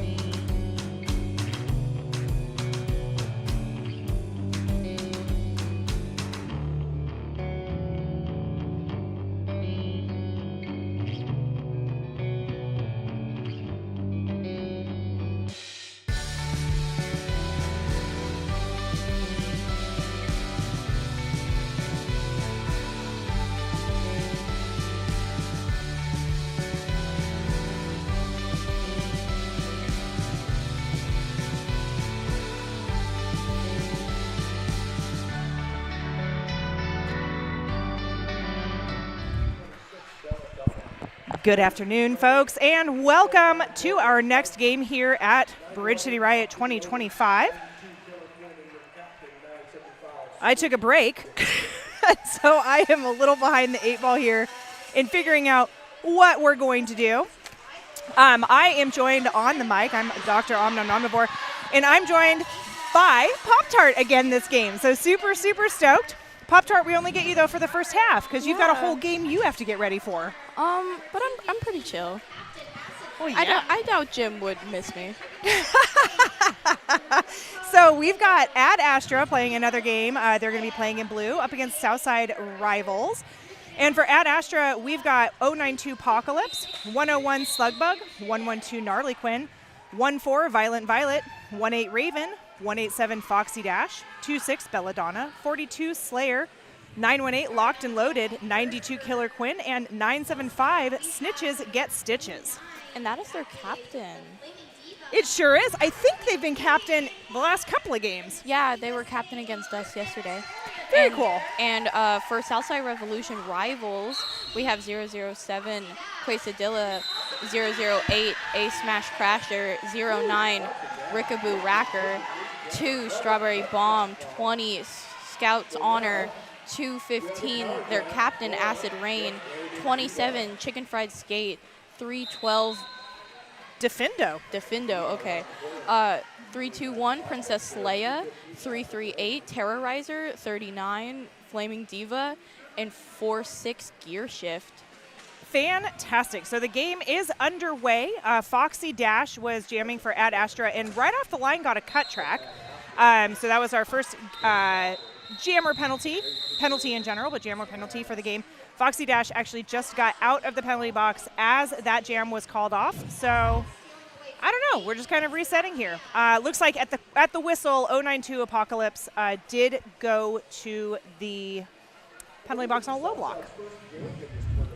So you play next, actually, right? Yes, I do, against Galaxy. Super fun. Do you guys have any rivals with the Brats? No, so it's just going to be a fun game? Yep. Awesome. Okay, down on the line, we've got Slayer and A Smash Crasher. A Smash Crasher quickly to the front, picking up lead jammer for Southside rivals. Slayer is only about a half a track behind and closing quickly. Ooh, A Smash Crasher coming hard into the back of the pack, able to get around on the inside and picks up 4, holding at Astra scoreless, that jam. If you guys are watching on the stream right now, go ahead and let us know who you're cheering for. All of you have heard me all weekend, so happy to be back again, but would love to talk to y'all. So it looks like at the line we have Quesadilla for Southside Revolution and Violent Violet for Ad Astra. I think, oh gosh, Ad Astra has to be playing on tired legs. I feel like this is like their 4th game of the weekend. Third game? I believe. 2 yesterday and then 1 already this morning. Oh, then yes, this is their 4th one. Violent Violet is actually their youngest skater. She had just turned 13 literally like last week. Oh my goodness. I had no idea. She's a super tenacious jammer. I have had a really fun time watching her skate this whole weekend. Agreed. Lulu is out there cheering for Southside. Hi, Sierra again, Foxy, and Locked. Let's go at Astra. Lonnie, Quesadilla. We got it. It looks like Northern Frights versus Flaming Diva. Northern Frights has had this interesting start every time they jam, where they're just having this real meditative moment, and then they explode off the line. Yes. Slugbug has also been like the #1 pivot for Ad Astra this whole weekend. Agreed. Flaming Diva is actually going to be competing in Australia this next summer. Or not this next, maybe? Wait. But Flaming Diva is on Team USA for this open division. Very cool. We've got a couple of those. Foxy Dash A couple of our skaters here at RCR, so it's nice to add Flaming Diva to that list in my head too. Big hit there up at the top of the pack by 975. Snitches get stitches. Fun fact, I actually skated with a lot of these SSR skaters because I used to be on SSR. Did you really? Mm-hmm. Huh. I had no idea. I feel like you've skated for so many different leagues. I have always been on RCR, though. I never stopped being on RCR. I was a satellite skater for other teams, though. I love that. What great experience. Actually, SSR was where I learned how to hit. And that is paying off very well this weekend. So it looks like 008 for Southside Resolution. That is A Smash Crasher against Foxy Dash 187. But A Smash Crasher gets out and collects lead jammer. Foxy Dash, again, only about half a track behind. Ooh, big swing there by Apocalypse. And beautiful. Hope we got that on replay. Foxy Dash, that is their signature apex jump, Zoom Room apex jump with that spin. I love watching it. I never get tired of it. Here it is on our Radical Wheels replay. A Smash Crasher comes in, and then Foxy Dash is going to come right here. There it is. Beautiful. Inbounds on one skate. I actually wonder if the second skate may have gone out of bounds for a half second. Yeah. If it wasn't seen, right? So it looks like we have Slayer versus Quesadelia. Oh, Slayer is out. Slayer's been a super great jammer for Ad Astra this weekend as well. Yes, we gave her, I believe, MVP player yesterday when she played our regional team. Well deserved, I believe it. Quesadelia coming around. Picking up, good. I was going to say Zero. A couple. Zero. She did not make it quite to the hips before they called off. Mm-hmm. So if you were listening before, I was not listening on the last stream, but Pop-Tart, not only one of our amazing regional team skaters, but also high-level junior ref. Thank you. So super awesome to have him on stream here so that we get that. Because I can call a game, but you're the one who knows rules and strategy way better than me. Well, the 10 years of experience of playing Derby, but also I get the opportunity to officiate at the Salem's Regional this year. Oh, that is so cool. Congratulations. Thank you. Jawbreaker will also be joining me. I knew Jawbreaker, or I think I had heard through the grapevine that Jawbreaker would also be there. Jawbreaker on our national travel team. No. Regional travel team. Sorry, gave her a promotion. And another one of our high-level junior refs. I feel like we have the best developed junior reffing program maybe in the world. I would Definitely in the U.S., though. We have a lot of junior refs. In fact, Little T Rebel, our backpack OPR, is also a junior, one of our junior officials, and has been officiating this whole weekend. So we have Foxy Dash and A Smash Crasher out again. Foxy Dash collecting lead jammer, but A Smash Crasher not far behind whatsoever. It is a race. Big hit by Foxy, completely just blowing up SSR's line, getting out at the exact same time. Oh my goodness. Making sure Pearl Jim and Duncan don't run into each other since they have to be super close. Good job by Foxy Dash to pick up those 4 points. I don't understand how Foxy can stay in on those toe stops. So good at it. I have watched so much amazing toe stop work and line work this whole weekend, and I'm just like, I'm jealous. I mean, I have some toe stop work. From being a jammer for 7 years, I use my jammer skills as a blocker a lot. So it looks like we're back with Quesadilla and I believe Quesadelia and Northern Frights. Yes, Northern Frights, number 49. Sierra, I didn't see anything. That was a penalty on number 20 from SSR. That is Scout's Honor with a multiplayer. I have seen so many more multiplayers this season than I feel like I have. It's like the penalty du jour right now. I never saw multiplayers, and now I feel like I see a ton of them. Here comes Northern Frights from finishing their their initial, while Quesadilla just comes out of calling it off. It was a 0-0 jam. Oh, interesting choice. Actually, I wanted to tell you, you inspired an adult skater, actually, yesterday. I did? Because you've been doing this really cool thing, which I guess is a super old school derby rule, where as the pivot, you put your skate on the pivot line, and then your hips become the new pivot line. And you've gotten a couple of, like, false starts, illegal positions. Yeah. Ugh! Pop-Tart. It's been fun to watch. But one of the adult skaters is like, I'm going to start doing that. So we've got Slayer and the Flaming Diva. Slayer able to stay inbounds and on skates. I believe that is number 338 from Southside. That is Terrorizer. Another, well, I was going to say almost another 0-0 jam, but Ad Astra did pull 4 points on that one. Violent Violet coming back to our jammer line.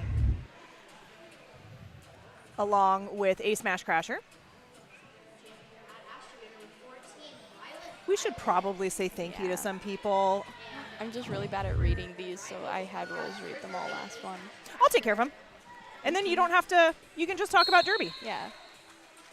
Violent Violet trying to help their blockers with some jammer defense for a minute. Oh, a bunch of floor. Ooh, that was a direction.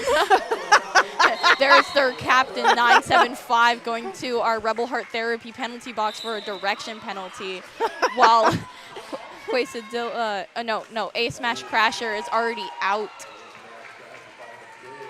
Violent Violet with the star off, looking for the MVP, Slugbug, number 101.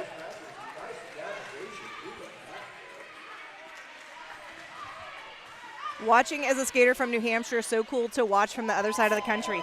It sure is. We are so happy we're able to offer the stream to everybody out there.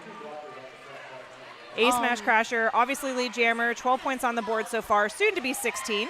Their Ad Astra's captain coming back onto the track. 2-6, getting off the track, heading to the box for a direction penalty. That may be Slugbug trying to catch A Smash Crasher at the front, but A Smash just juking right around. 975 headed back to the penalty box. We'll see on a cut track. So 975 snitches get stitches at 4 penalties, 12 minutes into the game. That is interesting. So hopefully they're able to calm their play down a little bit. And there goes Ad Astra's jammer, Violent Violet, to the box with another cut track. There is only 2 skaters from Ad Astra onto the track. And there's the 32-point jam. That is the biggest jam that we've seen this game so far. And 32 is the highest that, are we going to beat it right now? Yes. We're going to beat it right now. Goodness gracious. How many points or extra are we going to put up there? 0. They're just going to call it a 32-point jam. So the record stands. 32 is the highest we've had this weekend. Initially made by one of our jammers on regional travel team, Ludini. Yesterday, early in the day. Yes, at 10 o'clock in the morning. Louis was having a fire game yesterday. Agreed. Multiple games, not just one. 2 games? Did you guys play 2 yesterday? Yes. Okay. We played Ad Astra first thing in the morning, and then proceeded to play Tomorrowland's Phenomenauts. That was a brutal game. Actually, both of them were really, really hard games. Trust me, I have the bruises. to show. Oh, yes you do. That is impressive. Violent Violet out with lead jammer. And doing... That was a cut track. That was a cut, but that still beautiful. Was an amazing zoom room apex jump. It was very slight. It was her back foot. Was that bruise from the hit right down here? Which one? The one that I got? Probably should have been an egregious high block, but you ended up with the misconduct? Okay, I agree that I did get a misconduct. I said some words I shouldn't have said. Oh, I didn't hear anything. Because you shouldn't have. I think you're innocent. I think you've been framed. But yes, it was 'Kay. from that initial. I hit. wondered. Rickaboo Racker jamming for Southside. Up against Violet Violet again for Ad I Astra. believe this is the first time we've seen Rickaboo come out and play this game I think you are as a correct. jammer. Very close to a no pack there, but it looks like they got their bridge dropped out their just bridge. in time. Violet Violet out scoring points. Again, Violet is very small and jukey, doing very well for only being 13. Yeah. That was a no what? Yep. I thought it was a no pass, no penalty. Well, Violet going into the box, starting this next jam for SSR to have a power jam. I'd like to take a second to say thank you to Porque No Taqueria. Porque No Taqueria, the sunniest place in Portland, voted the best tacos and Mexican food in PDX. Both of their jammers are now in the Rebel Heart Therapy box. Both on cuts. What do we do? What happens now? Well, we just got into a team timeout called by Ad Astra. And as always, our timeouts are brought to us by the official realtor of the Rose City Rollers. Welcome to PDX and Dev Counts Tabor. So I would guess they're both sitting there. I think they both went there at the very end of the jam. So at the beginning of the jam, they'll release both of them and it'll be a race. Yep. Okay. Pretty much, and they both get the opportunity to get lead. Well, that's going to make for an exciting start to the next jam. Here we go, because it just popped up on the screen. We just started Roller Rally. So Roller Rally is our annual junior fundraising program, and it kicked off yesterday. And we need everybody's help in hitting our goal. So we aim to raise $36,000 every year. And our junior program includes almost 200 youth skaters aged 7 to 17 who are some of the most strongest, most talented young athletes in Portland. That $36,000 that we raise every year helps to support programming. It helps to make sure that our programming remains accessible to all of our skaters, so our scholarships. It also runs our rent and roll so that everybody has the opportunity to try Derby and doesn't need to make the huge investment in gear. So if you're interested in helping support us, please text ROLLER, ROLLER 25 to 44321 or visit rosecityrollers.com/rollerrally. As always, we appreciate your support deeply. And we are back. 5 seconds called. Well, we Tapping need the wire against your mic. It's so loud. It got looped for some weird reason. And here comes the race. Violet making the first, getting up front. We have the SSR tripod up top, and we have an immediate cat pass. Interesting. Okay. That means Violet still gets the chance to get lead, and nope, Is never also mind. going to pass it. Okay, it'll be a 2-minute jam. And there goes Flamin' Diva without even getting touched. 4 points up for Southside. Slayer now with the cap, and now Flaming Diva with the cap. Flaming Diva just full on going in and whacking their arms as hard as possible. They have to let go. Or you risk that multiplayer. Ad Astra's jammer, Slayer out. But Ad Astra's wall is holding Flaming Diva in the back. Well, was. I do that all the time. I call something out and then it's like, it's magic. And whatever I say, the opposite automatically comes true on the track. Well, it looks like the Ad Astra and Flaming Diva are pretty much or half a track away from each other. Flaming Diva just going through without any resistance whatsoever. Most minor resistance for Slayer. That was the most gorgeous little ballerina spin from Slayer. Flaming Diva answering it, making it also look easy. Oh, Slayer doing a little side bean dip thing on the outside line on that curve, barely getting touched. Flaming Diva just going through, weaving through the Ad Astra blockers. Oh, and Flaming Diva, I swear I saw some wheels go out of bounds. Well, we are all the way up here in the mezzanine. Very We cannot different see. perspective. Yes, very different perspective from up here. Here on the Radical Wheels replay, we're going to see Slayer's beautiful little side surf thing through the outside. Just bent their whole body to My- get around there. My back would break. I think mine would too. See, I have very flexible legs, but my back is so bad. Stiff. Oh, are we going to get a pivot? No. Well, I So- don't think Foxy's going to pass it. No. Foxy usually gets the star pass. Yes, but there goes They're Foxy. also lead. Their lead, but also their SSR's jammer is about half a track behind, just now entering the pack. Foxy getting hit out by 2-7. That is Chicken Fried Skate. That is another one that I used to skate with on SSR when we were on Alliance together. Quesadilla out there with the additional nudge to get Foxy to the inside. That is all 4 points for Foxy and only 2 for Quesadilla. Or Quesadilla. Yes, Quesadilla. My tongue wants to trip over that so bad. So I believe that is Midnight Frights at the line? 49. Yep. Yep. Okay. And 2-5? 2-1-5. 2-1-5 for, and there's another timeout.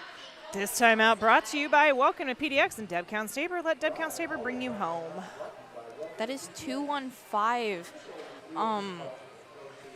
Acid Rain, their captain. This is the first time we're seeing them come out as a jammer. I dig it. I feel like so many of these names are, they have to, Southside's come down here and played us before. They have to, Yes. because these names sound Yes. very familiar to They me. have come down multiple times before. Okay. Regional travel team played them last year. That's what it is. Okay. And I'm sure that they've been at BCR in the past years as well. I'd have to go back and look. Their rivals have, yes. This team has been down before. Okay. So since we're in a timeout, we can talk about other stuff. Penalties, very lopsided right now. It looks like we have only 2 penalties belonging to skater 09 on, what is that, white? So SSR. So we only have 2 penalties on that. A cut track on 09 Rickaboo Racker and a multiplayer by number 20 Scouts Honor, but that is it. But on the other side, we have 975 with already 4 penalties, and most of them are pretty low. 14 total points for, or 14 total penalties for Ad Astra to the 2 for Southside. Well, we are continuing on. We have Acid Rain and Ooh, Acid Rain just bouncing off of Apocalypse there. Northern Frights working at the back of the pack behind number 20. Acid Rain with the most beautiful toe stop hop on the outside line, getting out and collecting lead jammer. Northern Frights has the cap off, And- looking for the pivot, so we have a star pass to Violent Violet. And a call off by Acid Rain, collecting 4 points but leaving 0 to Ad Astra. This is a much closer game than the other game that Ad Astra had this morning against Seattle Derby Brats Galaxy. Oh, yeah. Oh, hearing some yelling from down there. Hey, they're being supportive. They're being supportive. The look Little T just gave them was maybe not so supportive. Well, they said something supportive in a very scary voice. Slayer and the Flaming Diva jamming this time around. Slayer through, picking up lead jammer for Ad Astra. Flaming Diva with the cap off, getting stuck behind. That is Foxy, their captain.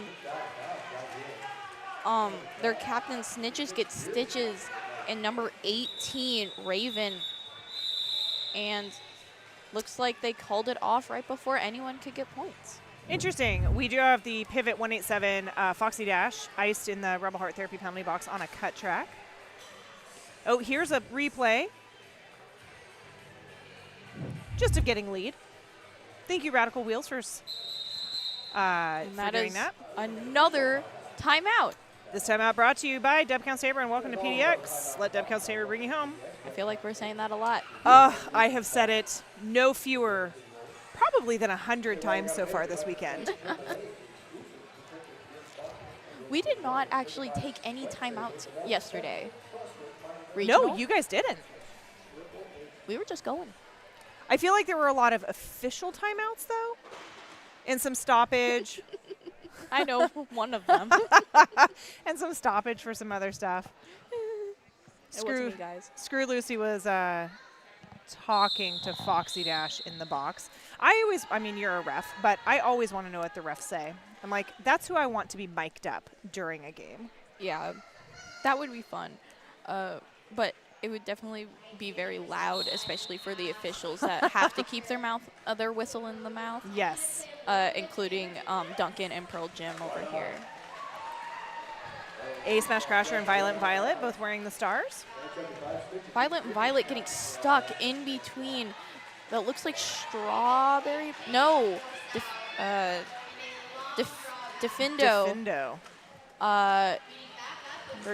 And number 20, Scout's Honor. A Smash Crasher shaking off a hit from Raven out for lead jammer. Violet almost getting through, but getting hit by Terrorizer. Big hit from number 18 from Astra. Raven. That is Raven. But that's not stopping. That's not stopping A Smash Crasher.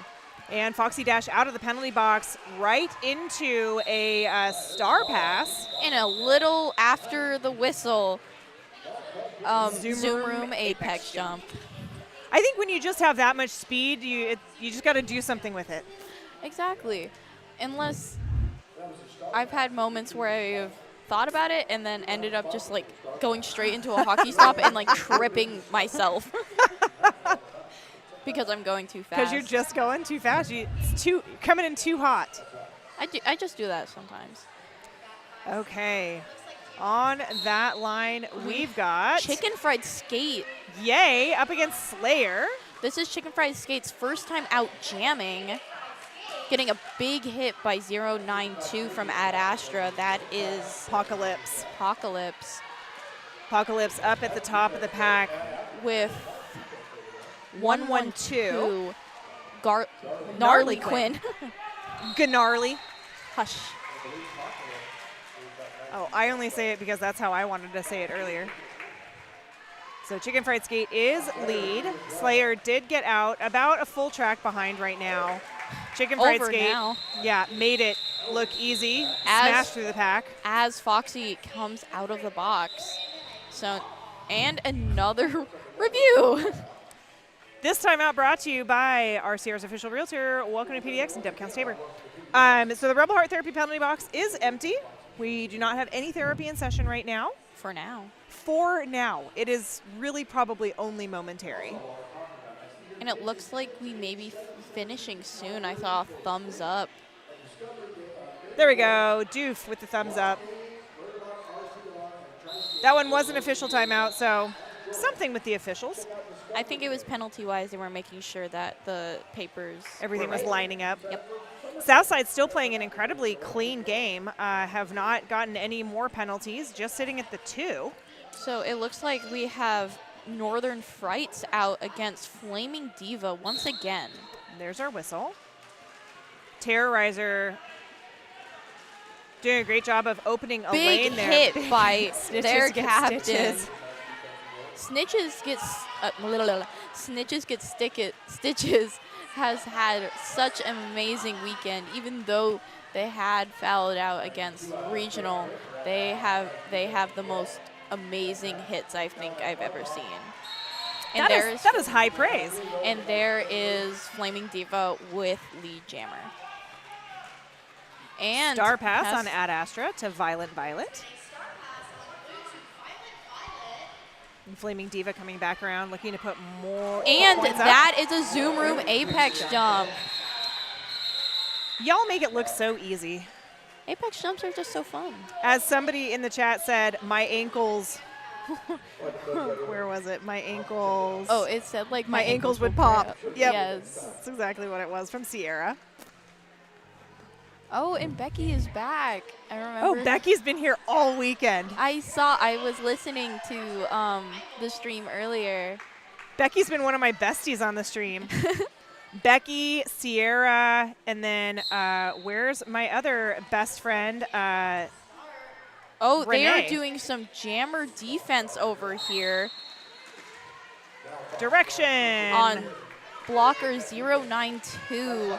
That is Pocolex going to the Rebel Heart Therapy penalty box for 30 seconds.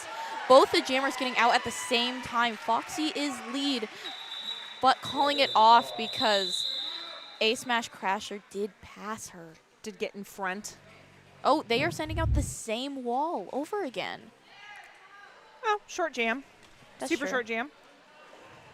But I feel like, from the science perspective, you burn so much of, and please, I do have a medical background, but if there's anybody in the live chat who knows better than me, I feel like every time you start, you use up so much of your muscle glycogen storage on this fast twitch and reaction that it's like, I don't know how good it is performance-wise to go out 2 starts in a row like that. Well, it looks like, so we still have A Smash Crasher out, Okay, I'm glad A Smash Crasher read that. and Northern Frights have already taken off the cap, while lead has not been given Declared. yet. Yeah, Violent Violet trying to get through. Oh, no, there was already a cap pass to Violet. okay. So Ad Astra out of the running for lead. 092 coming to play offense for Violet. Still confused why the cap pass had already happened, but Violet is out, but not lead because they were pivot originally. Forfeited the ability to be lead. So A Smash Crasher is lead. And calls it off immediately. That is a 0-0 jam for us. Okay, I mean, I'm a little confused, but I'm sure I'll stop being confused at some point. I don't know about that. There's a lot of things to be confused about in this world. If you're not confused daily, you're not paying attention. About something, anything. So it looks like we now have Quesadilla? Quesadilla Quesadilla and Ag- Slayer. and Slayer out. Slayer catching lead jammer from assistance offense from Foxy. Getting just, oh my god, sorry. Their jammer just getting hit over and over Just again. got pummeled by every single Ad Astra blocker on this on the track. Looks like Slayer catching their 4 points and calling it off immediately. Northern Frights coming up to the line once again with their matching little pivot. It'll come back. Okay, I was just like, oh, It goes black every once in a while. It'll come back. I think it's as they're switching through something over on the stream team. Okay, so we have Northern Frights versus Flaming Diva. Diva getting through Beautiful. on the inside line. Northern Frights tripping over Chicken Fried Skate, taking off the cap almost immediately after Diva got out. Diva going through. Oh, no pack is called. We have 3 bridges There we go. and a failure to reform penalty getting called on Chicken Fried Skate as they head to the Rebel Heart Therapy penalty box. There's an adult skater on one of the major international travel teams. That is a something diva, isn't there? I don't know. I'm pretty sure there is. Well, that was an illegal contact made by Violent Violet, which caused her to go to the box. Violet yelling from the box, telling Northern Frights to put the cap back on. We only have now 2 from each team out on the track. We have a very full, oh, wait, here comes Chicken Fried Skate out onto the track. And back, we now have a full Rebel Heart Therapy penalty box again. Lots of group therapy. They're good at what they do. And Violent Violet coming back to play offense. Oh, getting a cat That pass. was a beautiful cat pass. That was smooth. That was super smooth. I didn't even see it happening until Violent Violet was all the way through the pack.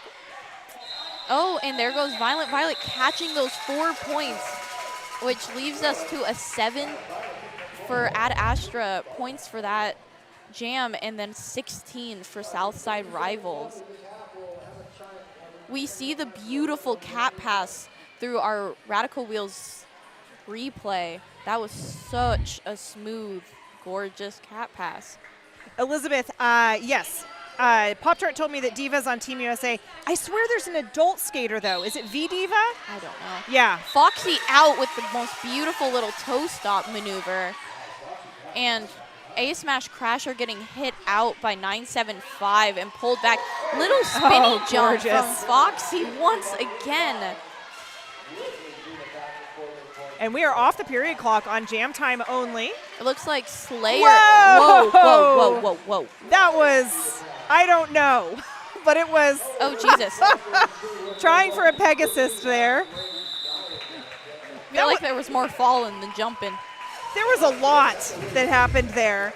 Thank you so much, Pop-Tart, for spending your first half with us. I know you've got to go and get ready for your game. Willow said I could stay. What was that? Willow said I can stay. Yay! I get you for the whole game. Well, awesome. Pop-Tart and I are going to take a little 9.5-minute intermission so that we can go get something to drink. But we'll see y'all back in just a little bit. Hey folks, did you know that your head is not normal? No one's is. If your helmet size is a small, but your teammate's size is an extra large, wearing the same helmet shell doesn't just look kind of funny. The functionality of the EPS foam and how it disperses impact energy is compromised. The 888 certified sweat saver comes in better shell size options than our leading competitor. Giving you the highest level of protection upon impact. Try for yourself. We've got you covered.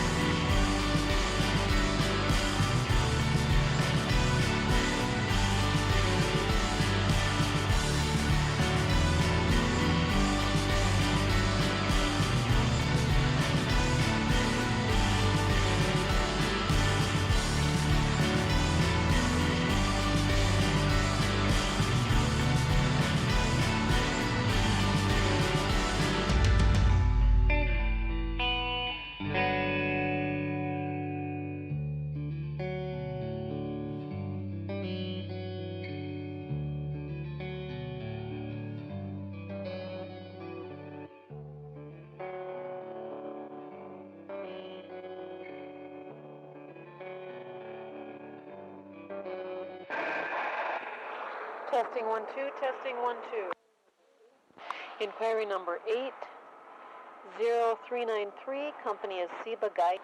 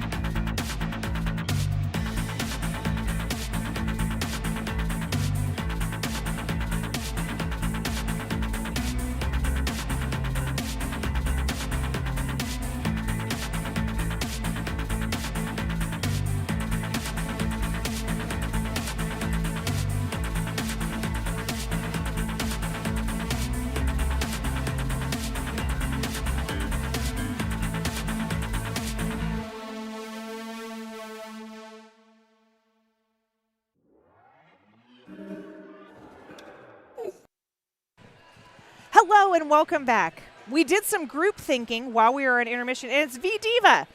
So Maya, you are totally correct. It's V Diva. Rodent and I had to conversate about it and take it back to like RollerCon. We're like, what's that match at RollerCon? No, and y'all asked me, and I was just like, I don't, because you've got a great memory. you're funny. I don't know. You've always struck me as somebody who has a really great memory. What was Brat just... Okay. Brat just did a giant jump on the middle of the track. He's one of our... PLTs. PLTs. That's what it is. I was just like, the one in the middle. Oh, with the iPad. That's a PLT. Yes. It's the PLT. I've been PLT before. It was fun. I really want to diversify my derby experiences. So there's all sorts of things I want to try to do. I've been Jam Ref, OPR, and PLT for past tournaments. That's really cool. I've done, obviously, PBT for 1.5 million scrimmages. Oh, I've also been PBT. I forgot about that, too.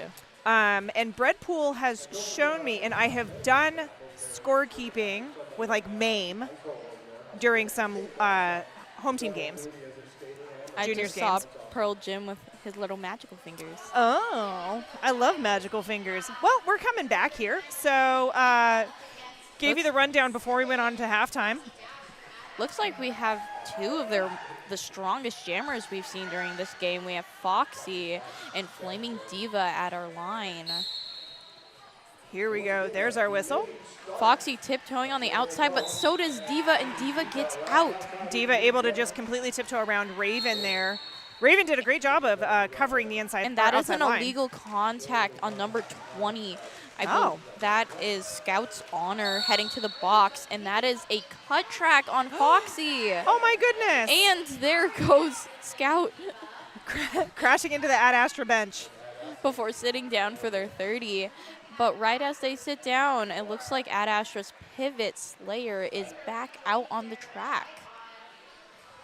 Breadpool was, I got to stream with Breadpool last night, and that was really fun because he was like doing some fast facts about some of the rules. Like, I thought in the penalty box, obviously your time starts when your rear end hits the seat, but he said it can be any seat. It doesn't matter. Yeah.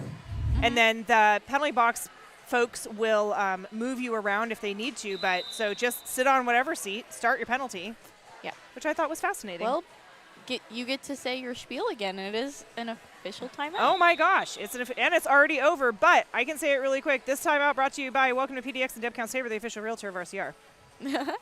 I feel like you've memorized that now. I have. We've been saying it for over a decade, I feel like. Well, here's a power jam for Quesadilla.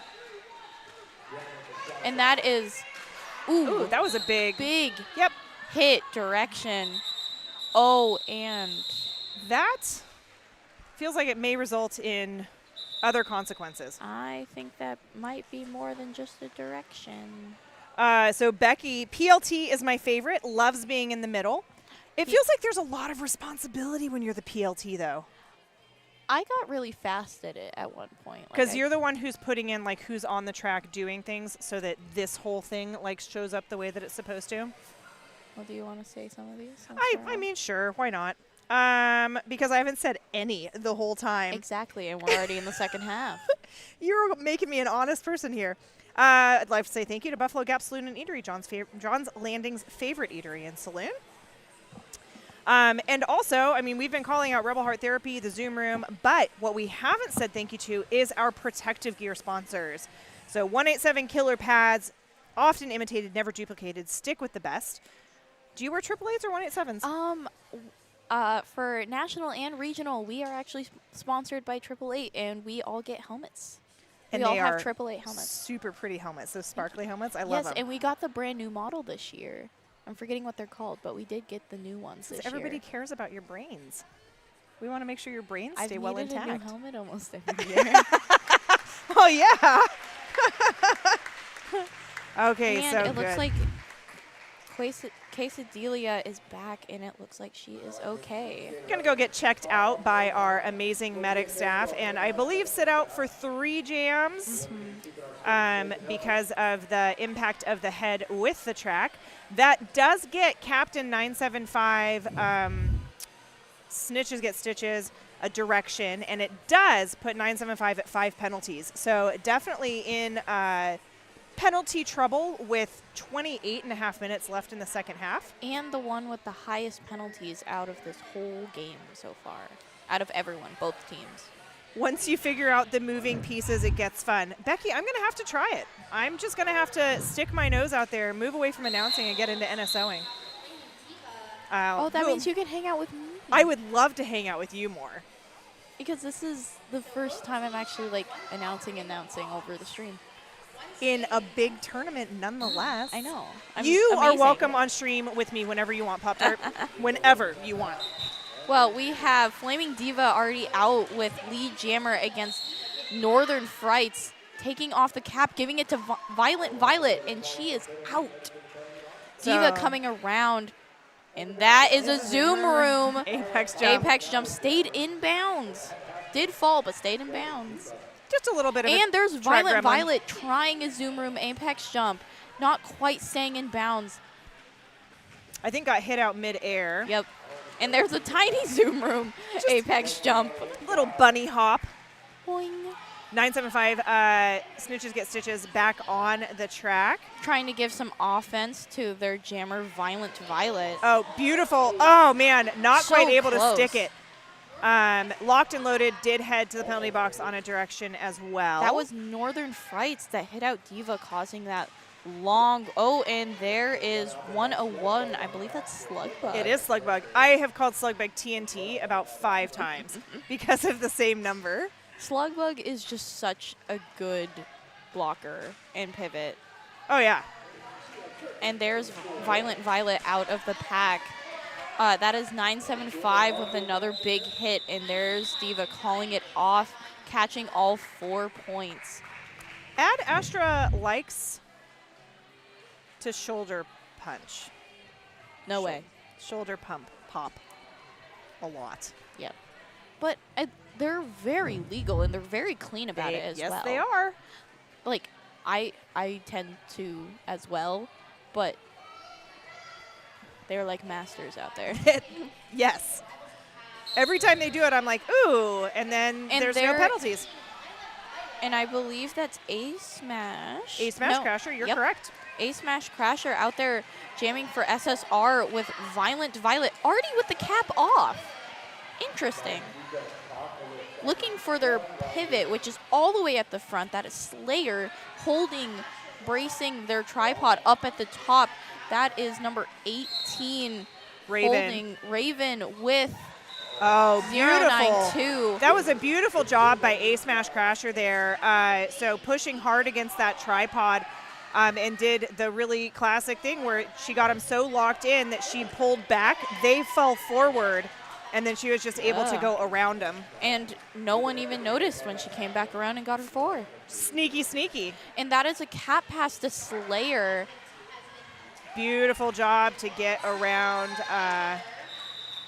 that last Ad Astra blocker. And that is it for that jam. That is a 0 to 8 jam. That was Gnarly Quinn. Gnarly Quinn there was last line of defense. Yes. I'd like to say thank you to 888, our other exclusive protective gear sponsor, the certified sweat saver developed, tested, and trusted by the best. Now you've made me pay way more attention to my ad reads. I know I said I'd take them from you and be responsible for them, and yet you're still. Oh, here is number 2, Strawberry Bomb. Oh, This is cool. their first time coming out as a jammer. This is another kid that I used to skate with when I was little. And now you're both big kids. Now we're both big kids. Like, when I first met Strawberry Bomb, is when we went against cadets as Petals. Whoa.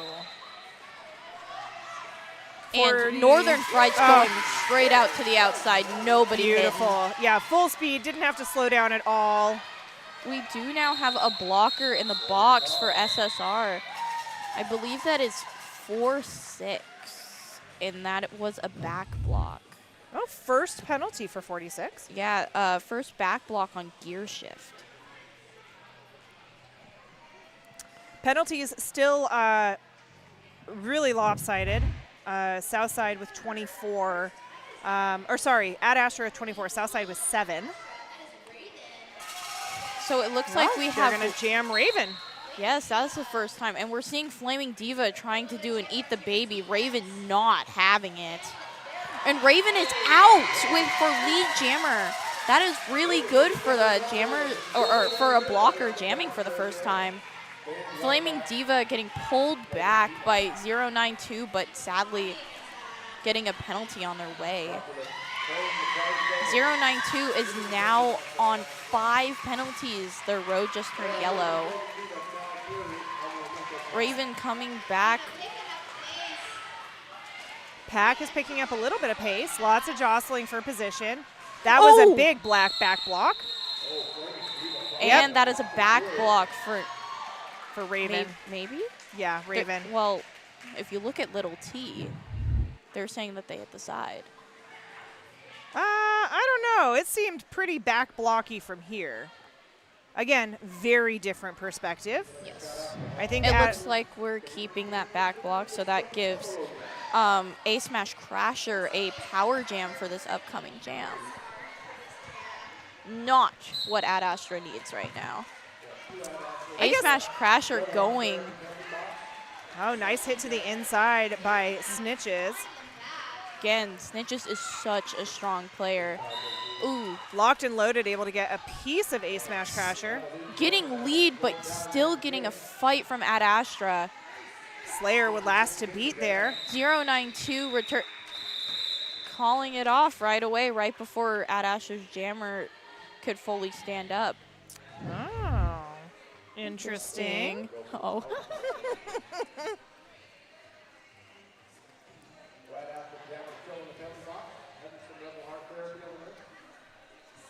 I'd like to say thank you to Black Cat Plumbing, your local neighborhood plumbing company and proud sponsor of RCR since forever.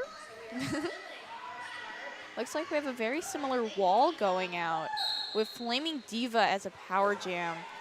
And there is Slayer hitting out Diva straight off the line. Waiting for Raven to come back on the track here. Flaming Diva seems to not be pushing as hard as she was earlier. Yeah. And there she goes, straight out. She was playing possum.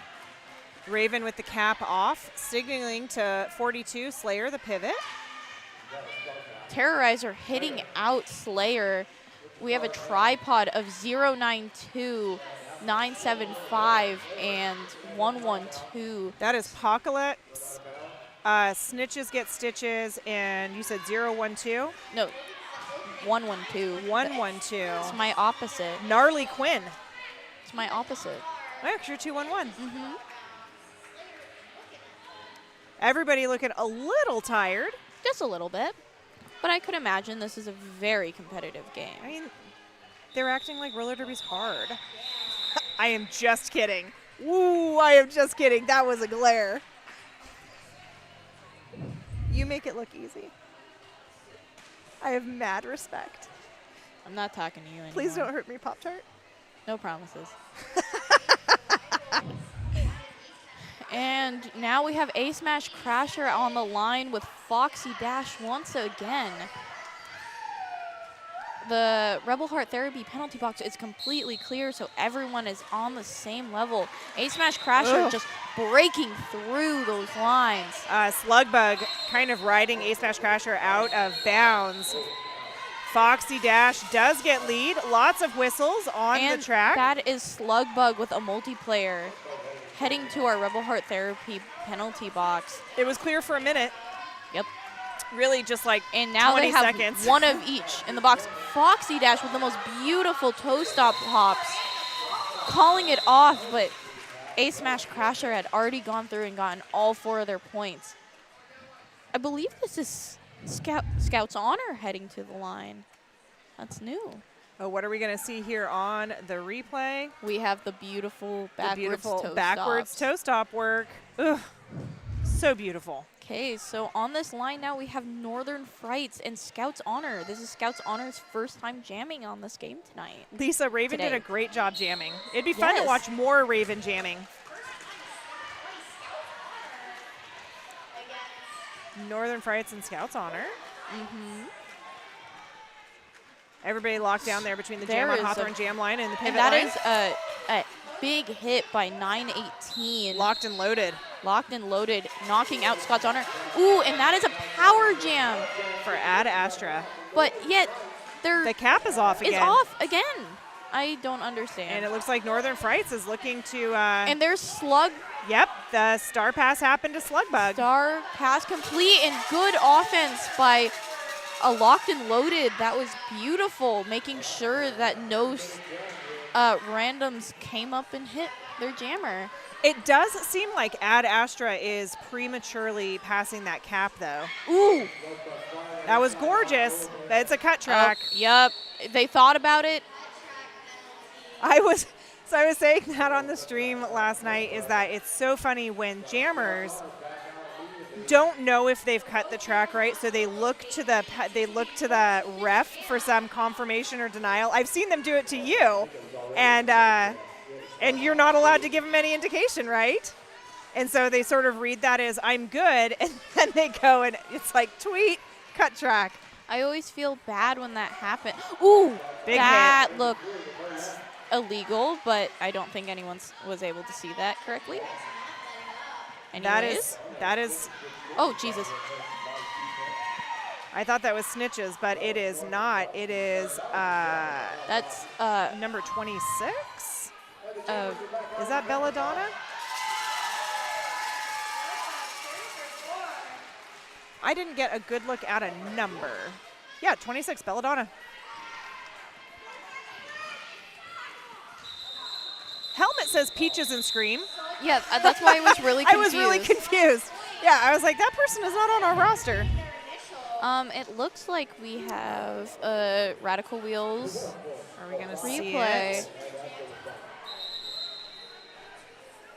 Nope. Team timeout. This time out brought to you by RCR's official realtor. Welcome to PDX and Deb Counts Tabor. If you're thinking of moving to Portland and playing roller derby with us, let Deb Counts Tabor bring you home. That's the OG read from like 10 years ago. When I first started Derby. Yeah. In the before times. Ooh, that makes me sound old. Playing for a decade now. Well, I've been announcing for over a decade. And I did tell people in the stream earlier that I feel 7,000 years old. So, you know, it's about the same thing. Agreed, Lisa. Raven did have a really good jam. She did great. I'd like to take a second to say thank you to Ritual Dyes, Portland's local yarn shop with hand-dyed yarn tools and more, owned by a Bud's parent. ×2, actually. Yes, owned the parents of Mazzy Scar and Pancake. pancakes for breakfast. One on national, one on regional. I do miss when Mazzy was Blueberry Ruffin because we were the breakfast buddies. Me, Pop-Tart and Blueberry Ruffin. Blueberry and Ruffin pancakes. and pancakes. We were The breakfast trio. Uh-huh. Did you get to go out as a breakfast wall? Yeah, we were all in the same pod when we were all on Bleeding Hearts. Oh, I like that a lot. Okay, so when we come back from this team timeout, or we are back, it just doesn't say that on the board. There's our whistle. Violent Violet and Flaming Diva. Flaming Diva playing some jammer defense over here. Violet not having it. I don't We're see moving backwards. I don't really see the point of this. I think we're going to try and eat the baby, but You shouldn't eat the baby towards the inside, though. It needs to be the outside. yeah, because then they can just cut across the inside I know, and get we ahead saw of you. that yesterday. We did. I loved it. That was Direction by Violet. Violet. Yep, I saw that coming. That's another thing that the adult, one of the adult skaters I was announcing with said that they were going to put in their back pocket. Ooh, it looks like Diva just got hit in the Ooh. face. Maybe twice. I don't think so. I think the second one hit her shoulder. Okay. I saw her head rock back. Or like maybe their neck. Well, there is no blood dripping on the track, so. Thank God. Okay. But here we are with SSR having a power jam and Diva calling it off before Violet even gets the chance to come out of the box. 4 points up on the board. And we're going to be able to, or Southside will have a power start here for somewhere around 10 seconds or less. I would guess around 7. I'm really good at guessing those things. Sierra has also been playing for a decade. It sounds like so much time when you say a decade. Oh, hush. Like it is a chunk of time. Violet, an A Smash Crasher. Oh, it was about 5 seconds. A Smash Crasher needs to fix her armbands. The one closest to us is completely folded down. It sure is. Makes it real hard to read your numbers. But Violet already out. A Smash Crasher getting stuck up there with, it looks like, Foxy. Foxy Dash, Snitches get Stitches, and Apocalypse. Yes, but Snitches get Stitches got another multiplayer. Or forearm. So And these are the same 3 skaters who've been in penalty trouble pretty much every time Ad Astra has played. And now their captain 975 is at 6 penalties. Yeah. 1 more and they're out. Becky, Slayer started in 16. Send a lifetime ago. Elder BBs. Looks like we had a cap pass from Northern Frights to Slugbugs. Flaming Diva already out, and that looks like offense by, what is that, 215 from Southside Revolution. That is Acid Rain, their captain, getting Flaming Diva out quickly and catching all 4 points. Okay, we will have 2 jammers at the beginning of this jam. We We've got Snitches standing in the Rebel Heart Therapy penalty box. Oh, sweet. Slayer just told A Smash Crasher to fix her armband, what I was talking about earlier. Well, we have Slayer and A Smash Crasher out on the jam line right now.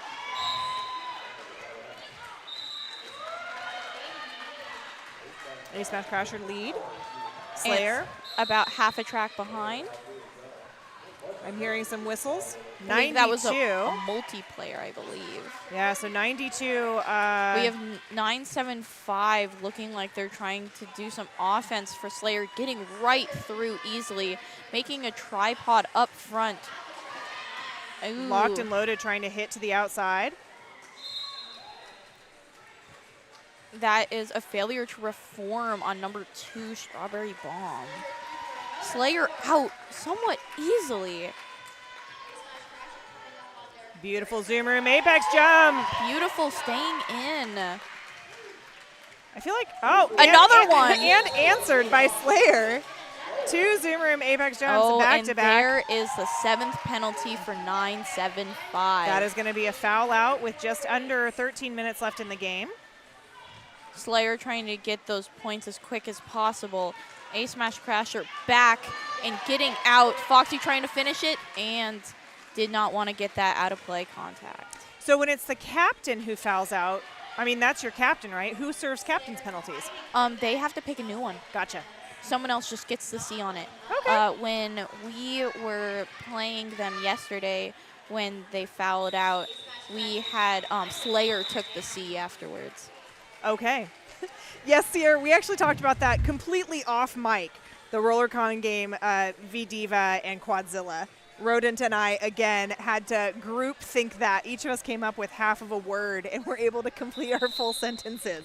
But yes, I knew. Hey, it's an official review. Oh my gosh. Official review. This time out brought to you by. Timeout. Well, Jesus, whatever. This time out brought to you by Dev Count Safer and welcome to PDX, our Sierra's official realtor. It was quite the game to watch. That's what I heard. When I first started being involved in roller derby, gosh, because I was volunteering at the 2016 champs, the last time WTDA champs were here in Portland, and I'd been involved in derby for, oh my gosh, I guess maybe I'm at my New captain. Oh, okay. 092. That is Apocalypse is the new captain for Ad Astra since, sadly, our Since original 975 snitches. fouled out of this game.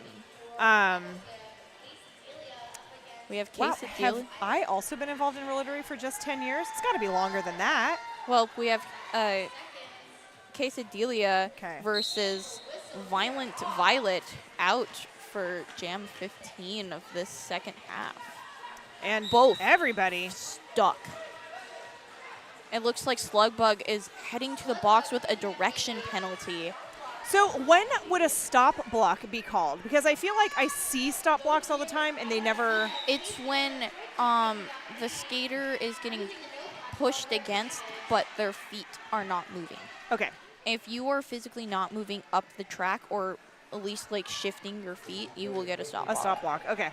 That's why you'll see a bunch of times, of us just kind of just wedging. Just wedging our feet when in a wall so we don't get a stop block. Gotcha. Okay, that makes way more sense.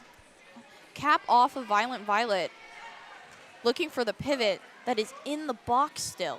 Are we going to see an amazing cap pass once again? I don't know. Here we come. Let's see. Oh, it's Yep, behind it's the back. out there. It's out there. They're pushing. And that is taken and Oh out. my gosh. Absolutely textbook beautiful. Obviously and a that practiced. is a Zoom Room Apex jump by 007. By Quesadilla. Two amazing things happening in the span of like 2 seconds. Those cap passes are so dang slick. I know. I want to do that. You guys should train them that way. Look at this beautiful on our Radical Wheels replay of this cap pass. And they did not even realize. Nope. They were coming in to form that wall, and Slugbug was able to just cruise right around the outside. Okay, we're official timeout. I'm not going to say it already drew to a close. Here we go. Okay, so we have Northern Frights versus Flaming Diva. We have Terrorizer up on the first, doing some. Oop, we got one bridge. And we have a failure to reform on Terrorizer, and I believe on Slugbug, but it could have been a different penalty. Slugbug, illegal contact. Oh, out of play. There we go. Because there was no pack. Yes. Because of the failure to reform. Yes. Or it all kind of goes together. Okay. Hey, it looks like Ad Astra had passed the 100. That is the first time they have done this weekend. This weekend. Handily at 116 right now and looking to put more points on the board. Northern Frights going right through, weaving through those two SSR blockers. I was like, there's only two on the track. I know, but still, two of them can be pretty strong. You've seen they are. You can see me and Mazzy out there by ourselves. I do frequently, and it is a sight to behold. Thank you. Becky, yeah, that is so sick. It is. It is so sick watching some of those. I don't know if you were referring to the Apex jump or the Star Pass, both of them, all of it. All of the above. I'd like to say thank you to somebody, Sasquatch HR, making nonprofit and small business workplaces better, sasquatchr.org. Okay, so out here we have A Smash Crasher once again, and Foxy Jam getting whacked right really off the line. hard from gear shift, but not letting that stop her as she is now passing A Smash Crasher. But that causes A Smash Crasher to call it off. Nobody got points that time. That's okay. We love the sportsmanship of the high fives as they pass each other. I do appreciate that. That is one thing that I usually point out a lot, that almost always it's smiles on the track, high fives, hugs on the jam line. I always try to do that. Sometimes people are just like, no, I don't want to talk to you. That's mean. Happened a lot yesterday. Game face. So now we have Quesadilla versus, I believe, Northern Frights. You are correct. Yeah, I always am, actually. We have 2-7 multiplayer. That is Chicken Fried Skate heading to our Rebel Heart Therapy penalty box for our 30-second session. Ooh, Quesadilla on a cut. But Northern Frights has already taken off the cap once again. So this will be a full 2-minute jam. Terrorizer, big hit on the inside there. Northern Frights is out, but again, no lead. No lead, so full 2-minute jam. And as always, Quesadilla, not as always Quesadilla, but as always, if a jammer gets a penalty before lead is declared, they're ineligible for a lead. Oh, big hit by Terrorizer of SSR. Raven returning the hit. Quesadilla back on the track, getting held up by, it looks like Slugbug. Slugbug, Raven, and 918 is locked and loaded. locked and loaded in the back, but that did not stop her from getting through to finish her initial. Slugbug with a big hit there. Star pass. Slugbug now jammer of record for Ad Astra. Cap getting put on. That was a direction. That is Ooh, and that was courting an in-sub or a I call it a traveling. I know it's not a traveling, but that was not a 90-degree exit from the track. Yeah. Slugbug just completely winded. We now have 2 of Ad Astra's blockers in the box. So Flaming Diva looks like the next jammer is going to be having a easier time out there against only 2 of them, and Diva is one of our many Team USA jammers here this evening. Up against Slayer. Yes. Diva fighting, but 092 also went out of bounds. So no pass, no penalty. Slayer with the cap off, passing it to Violent Violet, and she is gone. Big hit. Was that not a high block? No, because it was not aimed. Okay. That's why I love having you up here. Violent Violet out. Nobody touching her.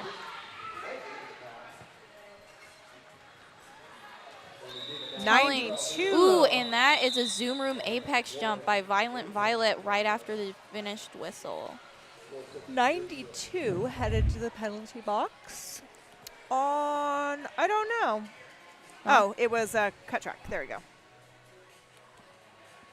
Looks like we have our wall out here. It is Gear Shift, Chicken Fried Skate, Strawberry Bomb, and what's 215? Acid Rain? Acid Rain. We're in timeout. You know what that means. That's your favorite. RCR's official realtor, Deb Counts Tabor. Welcome to PDX Timeout. Is there more to say about that, or do I just... Nope.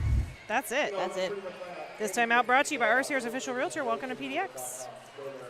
Our timeout sponsor. But it also... we're turning it into an official review. I'd like to say thank you to WSL Leadership Coaching. Learn how to transform interpersonal conflict into organizational justice at WSLleadership.com. And then also, while I have a moment and undivided attention among y'all, thank you to Menopause Northwest Portland Vital Signs and Trailhead Credit Union for also being our sponsors. Isn't that also owned by a parent? Menopause Northwest? I'm pretty sure it is. I don't think that you're... I think there's a high probability that you are correct. I was like, I feel like somebody does, but I'm like blanking on who. Colonel does Huffman Tax Prep, I think is somewhere up there. Maybe, maybe not. Jonathan Works, obviously. Ooh. Was that your hip? Yeah.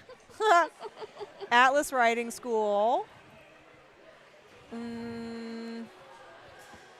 It looks like we have Foxy down there for Ad Astra and A-Smash Crasher once again. A-Smash is having such a game. Such a game. We have some dancing going down. Always. As always. Timeouts aren't fun unless you're down there dancing. I know. That's why, and here now on the stream, you'll be, maybe soon, you'll be able to see the penalties. Oh, because we have the penalty. There's a penalty. There's our penalty trackers. Well, I know, but it's not. Oh, that's because this is real time, and this has a delay on it. So the chat or the live stream has, what, a 30-second delay? A 1-minute delay? Between, There's Well, 30-second delay. See, there it is. there's some gorgeous dancing out there, though. I love when other teams talk to each other. It's so fun. Okay, are we going to hear anything? We're not. Today's official reviews have all been silent official reviews. And we haven't heard anything. I have to figure out what happened by whether or not their dot goes away.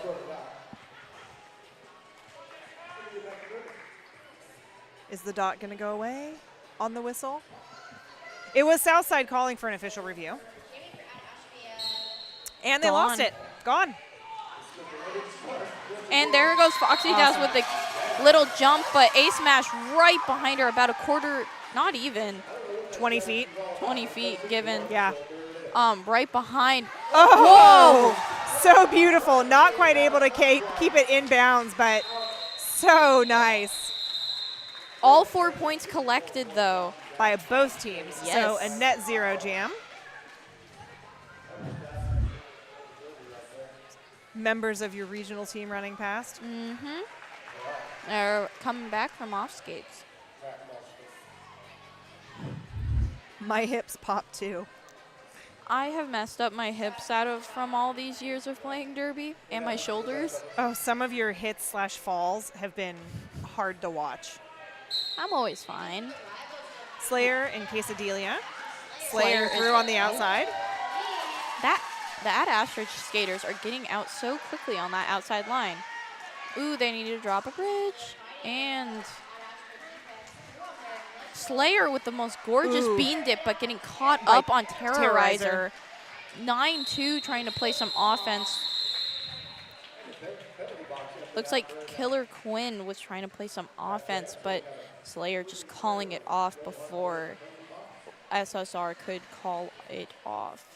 I'd like to say thank you to Lionheart Kombucha, the Portland Mercury, and Secret Aardvark. Thank you again so much for being our sponsors. Look at that. I made it through with 3 minutes left on the clock. Good job. Looks like we have Violent Violet on the track against Flaming Diva. There's our whistle. We have. Oh, why did Violet let them Let the suck back happen? Looks like 18 Raven with Gnarly Quinn and is that Locked and Loaded? No, 092 is Apocalypse. Apocalypse holding on to Flaming Diva as long as possible. Cap is off, hoping to find Slugbug, but Violet is out. Apocalypse heading to the box. Raven trying to... And Raven going to the box on an illegal contact. Olivia, playing derby, it gives you the hips and knees of an old lady. It's true. I know, I am 17 years old, but 82 in joints. Hey, we have a timeout. This timeout brought to you by, come on chat, help me out. Who is this timeout brought to you by? You've heard me say it 7,000 times this weekend. See if anybody picks up on it. This timeout brought to you by, where are my friends at? Sierra, Becky, Renee. One of you all have heard me. You get nothing. They're on a delay. Maybe they haven't heard me. Maybe they're going so quickly to their keyboards. Okay, buddy. But we are up to their new captain, 092, Apocalypse, is actually, that's 6. I had a thumb up. Oh, I didn't, that's 5. Oh, There's over a thumb. here. It's over here. Yeah, they are at 6. One more and they're out. Number 14 is at 5. We've got all the colors of the rainbow there We on our do. penalty track. We got red, orange, yellow, and green, and like pinky purple. So we have Quesadilla out against Northern Fright. Quesadilla out. A Smash Crasher. Oh, that is a Smash Crasher. This is it looks like SSR is standing. They are expecting this to be the last jam. Well, that's interesting because there's a minute 39 on the jam clock, but a minute and 40 on the period clock. Yeah, so there will most likely be another jam. If somebody calls a timeout. If not, this will be the last one. Both of Ad Astra's blockers are now out of the Rebel Heart Therapy penalty box. and Ad Astra would have to call an official review. They have no more timeouts. Oh yeah, Slugbug MVP having the cap passed to them again.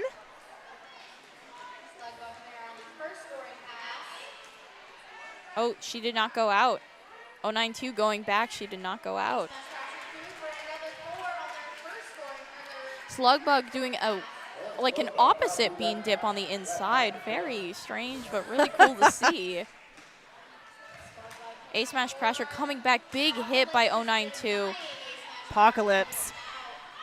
312. Princess Leia trying. No, that's Defindo. Defindo trying to stop the run back. 312, 321. Yep, I would get those mixed up. Ooh, big hit to the inside there by number 92, Killer Quinn. There at the whistle. Crasher on the floor seems all right. I think they may have possibly hurt their knee. Just a big, it might be a wrist. Can't No, tell. can't tell. I think they're fine though. Oh, they're gonna go over and get checked out anyways, I think. They're taking an, oh, Ad Astra wants one more jam. They're taking an official review. They must. This timeout brought to you by Welcome to PDX and Deb Counts Tabor, our Sierra's official realtor. See, Becky says that they're sorry they missed it. They missed it. It's okay. You know what? There's like 2 more games. Yeah, next game is me. I'm so excited. You get to see me play all over again. I do. And it makes me just as excited as the first time I saw you play. What, 10 years ago or yesterday? 10 years ago, you would have been in Petals. Yeah, And I was not, I didn't start doing anything with the juniors until after COVID. I don't think I started doing anything with juniors until. So back when I was on National. Yes. When you were on National was when I think I finally started paying attention to what was happening in juniors. And it was Puns and Roses and Tofurious who were like, you should come announce juniors. Juniors are fun to watch. And then I was like, oh, yeah, they are, actually. Okay, last jam. Penalty box is clear. We have Foxy versus Quesadilla. Wall of, for Ad Astras, looks like it is Violent Violet. Foxy Dash could put on a full jammer clinic of toe stop and line work. 100%. Locked and loaded going to the box with a direction. Foxy trying to do a little twisty bob on the inside and barely stepping out. And stepping out again, going back. Number 2 on Southside going to the box. Goodness. Number 46 on Southside, gear shift. Goodness, making Foxy Dash work for any forward movement here. And there we go. That's the game. We have an unofficial score of 149 Ad Astra. Fantastic game played by them. 261 Southside Rivals. You know, we end this jam with a full Rebel Heart Therapy penalty box. Oh, shoot. And there is the final score. Wonderful. Thank you so much, Pop-Tart, for joining me up here I had fun. at Announcer Central. Yes, announcing 2 games. That was... Again, you're welcome whenever. Now go warm up so that I can watch you play. Thank you. We'll talk to you later.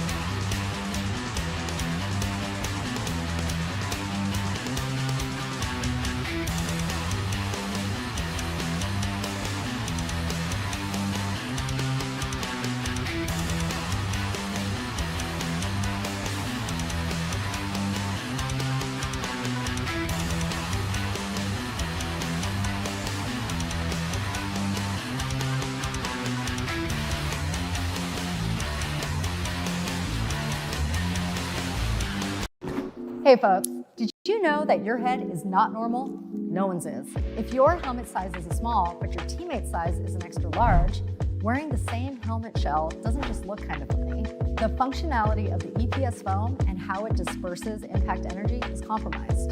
The 888 certified sweat saver comes in better shell size options than our leading competitor, giving you the highest level of protection upon impact. Try it for yourself. We've got you covered.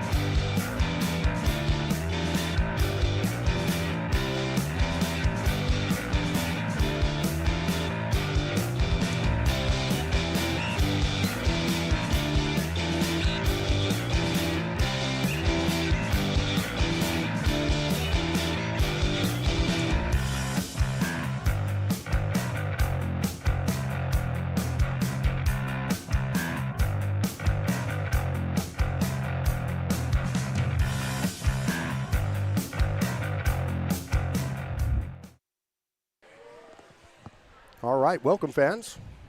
Game 8, Bridge City Riot 2025 between Seattle Derby Brats and Rose City Rollers Rosebuds, regional all-stars. My name is Tofurious. I'm joined this afternoon by Rosemary's Baby. I'm kind of excited about that. We're going to go through we got about 3 minutes to go here, so we're going to go through the rosters real quick. We'll start off with Seattle. They'll be wearing the white this afternoon. 0-0 Dust Bunny, 0-0 Kangarooby, 0-0-9 Millihertz, 1-0-2 Luella DeVille, 2-0-0 is Chameleon, 3-0-5 Psychosis, 3-2-1 Rainbow Bite, 3-3-0 your captain Alice in Thunderland, 3-6 is Narwhal, 3-9 Rubellious, 5-1-7 is Curly Dervish, 5-4 Pound Cake, number 6 is Evelina maybe. I don't know, we should have checked on that. 823 Amir Cat, 83 Not Sorry Mari, and 993 Frida Kapow. And for your Rosebuds Regional All-Stars, we have number 1, Frostbite, 1-7, Mazzy Scar, 2-1, your captain, Lucky Harms, 2-1-1, Pop-Tart, 2-2-2, LL Cool Slay, 2-5, Rolling Thunder, 3-5-7, Billy Fiend, 3-7, Onomatopoeia, 49, Sherbert, 56, Ludini, 606, Row Wreck Your Bout, 701, Kung Fu Skinny, 808, Snapdragon, 819, Kill Pickle, and 88, Decoy. Awesome. We were talking earlier, this looks like it should be a really good matchup. Both of these teams are pretty equally matched. I know the regional all-stars, Rosebuds, won pretty handily yesterday in their game. And I know that the Galaxy lost to the travel team, our national travel team here, Rosebuds, but these two teams might be a little more evenly matched, so we're hoping for a good game here. Yeah, and if you look at the scores and kind of compare what their point differentials are between like Ad Astra, between something like Southside, you can kind of look at and see, you know, these two teams are maybe a little more evenly matched. Right. Maybe That's, gonna have some similar talents. And we're hoping for a good game here this afternoon. We have one more. This is the penultimate game of the tournament here. We have one more after this to finish up a great weekend of Derby here. We were just talking about that earlier. Some really good games all along. Yeah, it's been really good. All the games today have been good games, and I think even when there is a big point differential, it is nice to see skaters who are coming in and putting in their 100%. Yeah, absolutely. That's one of the things I like the best about Derby is that nobody ever seems to give up. It doesn't matter what the score is; they're still giving it 100% every time they're on the track, and that is just awesome. I love to see that, and it's great sportsmanship this weekend too. I haven't seen anything but great sportsmanship, and that's really, really great to see too. Looks like on the track we have 606 Row Wreck Your Bout for the Rosebuds, and 517 the Curly Dervish for Galaxy as your jammers for this Jam 1. Looks like Curly Dervish is out at the front, bump out by Kung Fu Skinny, but that is Row Wreck Your Bout with lead jammer.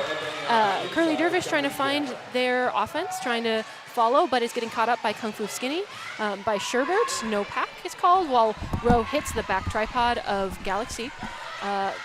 Row trying her out while Curly Dervish is working towards the front, moving forward, pushing that tripod of Sherbert, Snapdragon, and looks like Billy Fiend.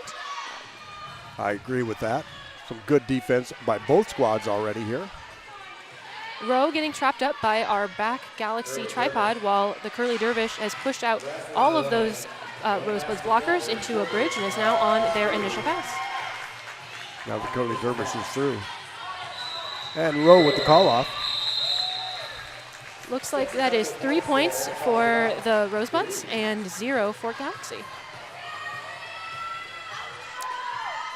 On our Jam on Hawthorne jam line, we have number 56, Ludini, facing up against number 39, Rubellious. The Galaxy is opting for more of that front wall start, whereas our Rosebuds are lined up back on the Jam on Hawthorne jam line. A little bit of a roll back there, but kind of late.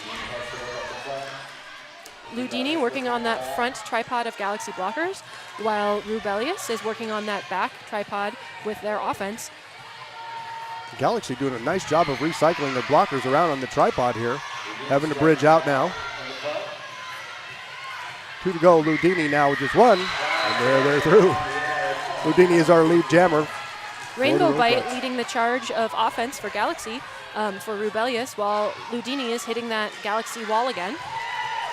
And Rubelius is now through. We have Ludini trying that outside cutting back center and moving through the top of the pack. There's the call. And it was in time. It was a little bit of a late call off, probably, with 4 points for the Rosebuds and 2 for Seattle. 2. Leading us to 7 Rosebuds, 2 Galaxy after the first 2 jams of the game.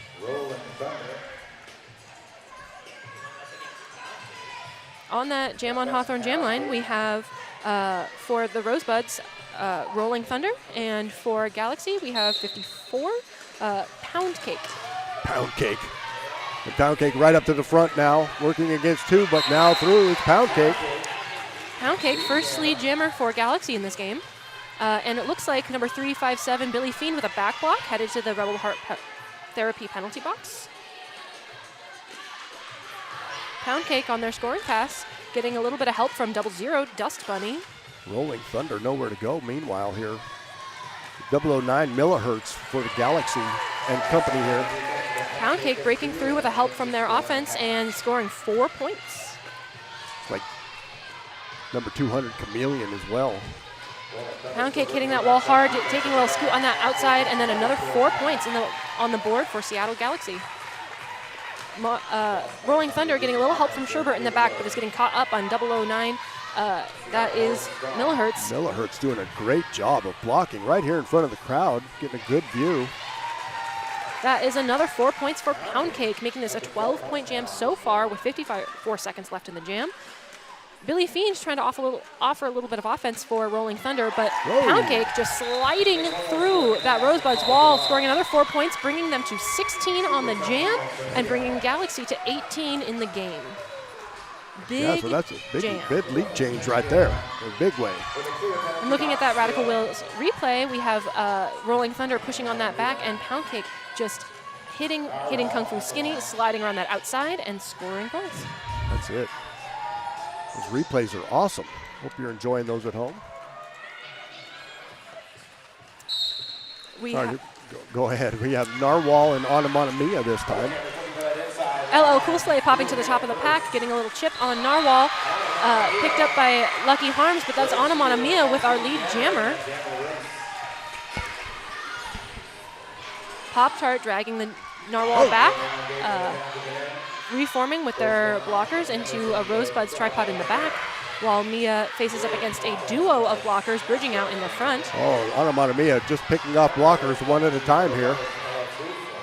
Seattle doing a great job of bridging that now.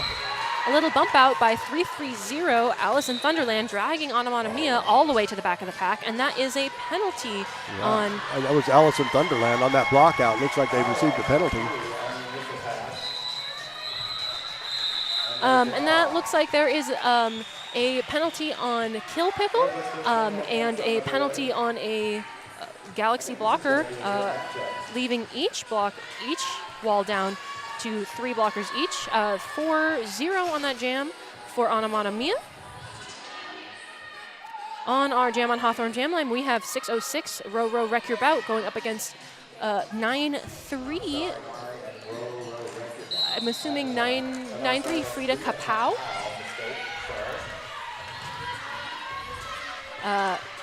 Frida Kapow pushing that tripod of Rosebuds blockers at the front.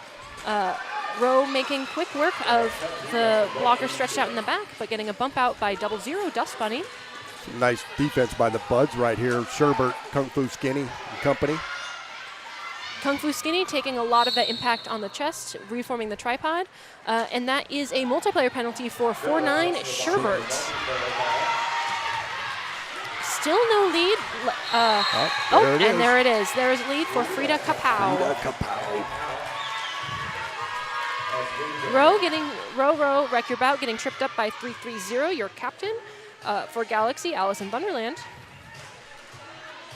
A Galaxy tripod in the back, and a Galaxy offense moving up, but that is 3-3-0 Allison Thunderland on a multiplayer penalty headed to the Rebel Heart Therapy penalty box. We have our Frida Kapow pushing that tripod at the front, and Ro Wreck Your Bout continuing on that tripod in the back, getting a little bit of offensive help from 4-9 Sherbert coming from the penalty box. Yeah, Sherbert just out of the penalty box now trying to help out. There's some lineup on the inside. Oh, and that is a penalty on 606 Ro Wreck Your Bout, a back block, presumably on that white jammer who was on the inside line. And there's the call off. Yeah, so it looks like we'll have a power start for the first time here this afternoon. First power start, and on that Radical Wheels replay, looks like we have Frida Kapow getting that hit out by Skinny, and then boom, big hit from Allison Thunderland on Galaxy. Yeah. So Ro Wreck Your Bout is going to start in the penalty box, and we have number 517, the Curly Dervish, as the only jammer on the track in this jam currently. Currently, yes, and we'll see. Curly Dervish now working LL Cool Sleigh in there, as well as Pop Tart. Getting caught up by Mazzy Scar and LL Cool Sleigh. Galaxy doing a great job of trapping blockers behind the line.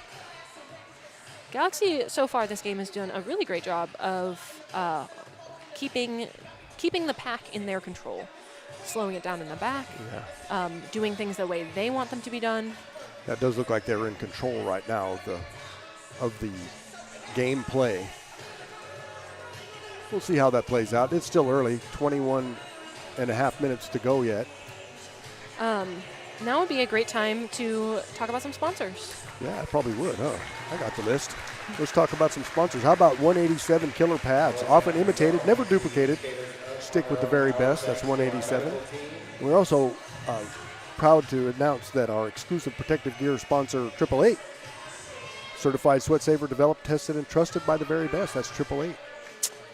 I wear 888. I wear 187. It's the best out there. That is, I know, and that's why they're our sponsors, and all the skaters wear them.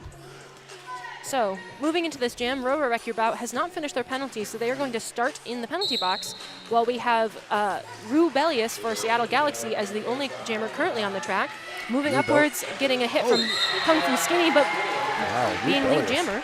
Rubelius with a low move on the outside is through. Ro Wreck Your Bout tries to duck around that outside, but gets bumped out by 009 millihertz, while Rubelius is pushing the Rosebuds tripod forward in the front of the pack. Tripod this time decoy. Rubelius getting a little bit of help from 200 Chameleon, but that is a direction of play penalty for 009 millihertz as they head to the Rebel Heart Therapy penalty box. And Ro out on their initial pass, while 39 Rubelius bumping up against every single Rosebud skater, and then escaping out the front, waiting for a call from their coach. Oh, and there's Rue. Deciding to let things go. Ro Wreck Your Bout with a nice apex jump, Zoom Room dog training apex jump. That is Rubelius coming into contact with 357 Billy Fiend, and then deciding to call the jam, getting 2 points on that pass, bringing Rubelius' points to 10 on that jam, 4 for Rosebuds Regional All-Stars. That, in the game, it is 32 Galaxy, 15 Rosebuds. All right, game's still pretty close. We were just talking about that Zoom Room apex jump. The Zoom Room filling the world with happy, tired dogs. You got to check out their new place over in Hillsboro, inside Dog Run training place. Just awesome. For jamming for Rosebuds is Ludini, and for Seattle Galaxy is Pound Cake.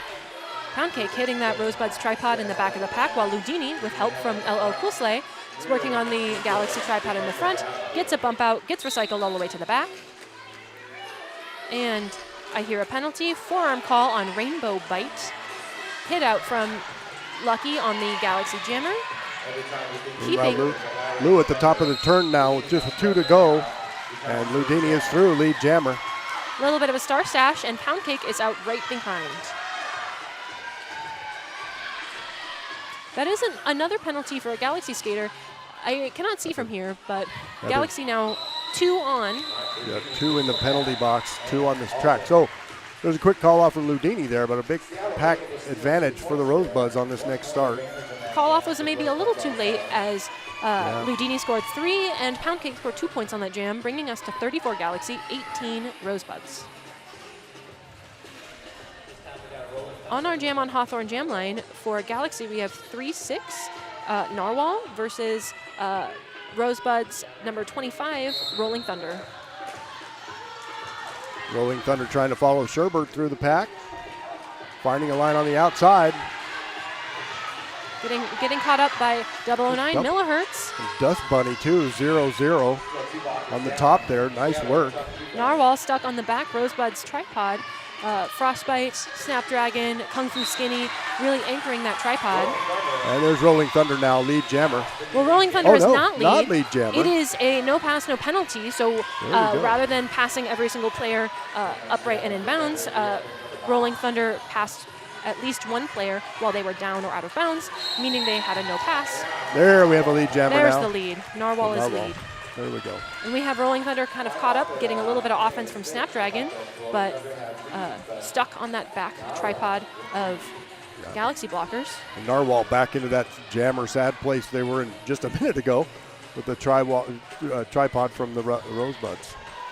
Mari with Rolling Thunder with a little spin move in the back, a little punch up, trying to make some sort of way. But Narwhal takes the cap off, meaning that there is no longer a lead jammer in this jam, and it will go the remaining 45 seconds. No pack called by the and official. Narwhal put it right back on too, though. And there they go. No Scoring pack points called. now. Oh, 4 points for Narwhal. No pack called from the official. 2 Galaxy players in the box.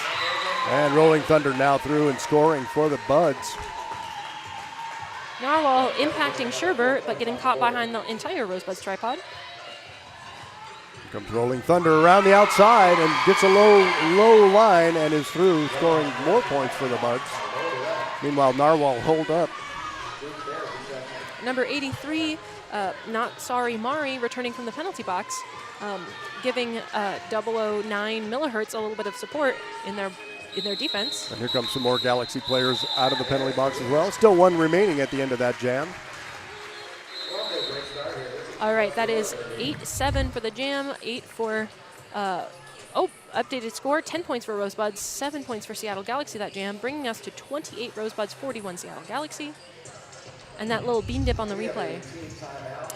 Now, we have a sponsor for Apex Jumps, but I feel like we should have a sponsor for those little bean dips where you skirt around that outside edge and duck under everyone. That's what we call those bean dips. Yeah, that is what skaters call them. They're bean dips. You dip under everyone. Yeah, that's it. Well, you see skaters like Lauren Much really good at that. Hot Shot last night on the Guns N' Rollers really good at that too. Some skaters that really good at going low. See how low we can go. Yes. And a lot of juniors do that. They're young. A lot of juniors. They're all very short, so they're young, and they have young knees to be able to go low like that, right? This team timeout is a good time to talk about roller rally. We do have a roller rally coming up, huh? Yeah, Here it is right here. Our junior program fundraiser roller rally is underway now. So support the future of roller derby by donating at rosecityrollers.com/roller rally. Support all the skaters you see out on the track. Make it easy, make it accessible. Allow them to keep playing the sport that they love so much. That's right. Looks like we have an official review being called by Seattle Galaxy. They're describing something, I'm assuming wanting a penalty, wanting to take away a penalty. We haven't been afforded the knowledge of what the official reviews are during the tournament here, so we don't know for sure what's going on either. Sorry about that. It kind of just gets resolved and then we move on. So yeah, we can make an educated guess, but based on the contact in that last jam, I'm maybe not clear about what the Galaxy coach wants out of the situation. Maybe I can interpret the hand gestures. Right, perhaps some body language. Well, and then now there's a penalty box dance party. A little bit of dance party. Everyone's kind of.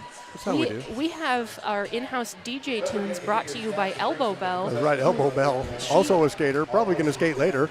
Well, maybe not. I don't know. DJ, skater, who knows? It's nice to have some young DJs kind of like up and coming, trying to like make their way. Absolutely. I don't know. They're zoned in. They're definitely not paying attention to us. But yeah, she's busy mixing the tunes. That's it. Yeah. There has not been very many big jams today in this game outside of that like 16-point jam from earlier. Yeah, that's just the one there. But it's been a good match, really. I mean, you know, the score is still really close here. We're not that far away. This is still a one-jam score. This is still doable in one jam. Absolutely. Especially if you have a big 16-point jam, narrow the gap, you know. And we have 17 minutes left in the first half, so there's plenty of time for both teams to get sorted out. See what, like I said, we don't know what's going on with the officials right now, but that's okay.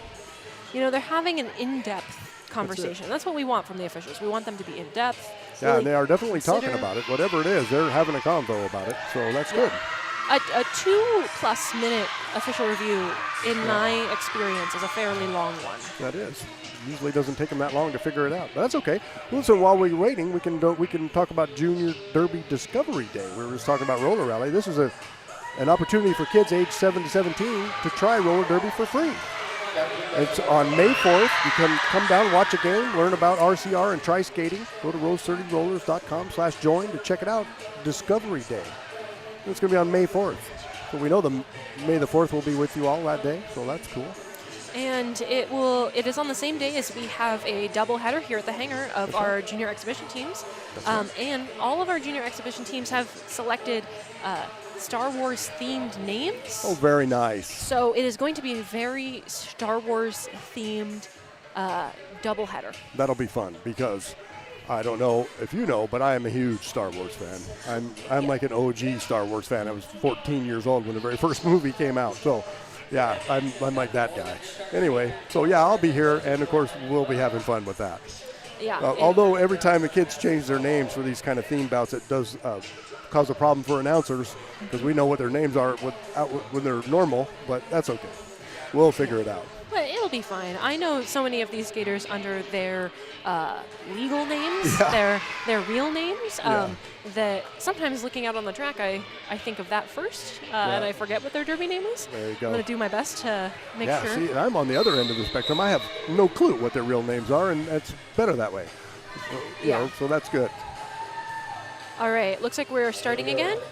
And we have number 37, Anamana Mia, as lead jammer for the Rosebuds, facing off against the Curly Dervish for Seattle Galaxy.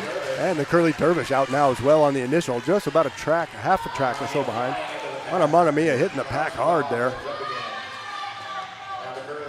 There's the call from Anamana Mia. A little bit of a late call. That is 3 points for Anamana Mia and 1 for the Curly Dervish, bringing our score to 42 Galaxy, 31 Rosebuds. There we go. Only 11 points separating these teams now. Very, very close game. Out on our Jam on Hawthorne jam line, we have 6:06 Row Wreck Your Bout, going up against 993 Frida Kapow.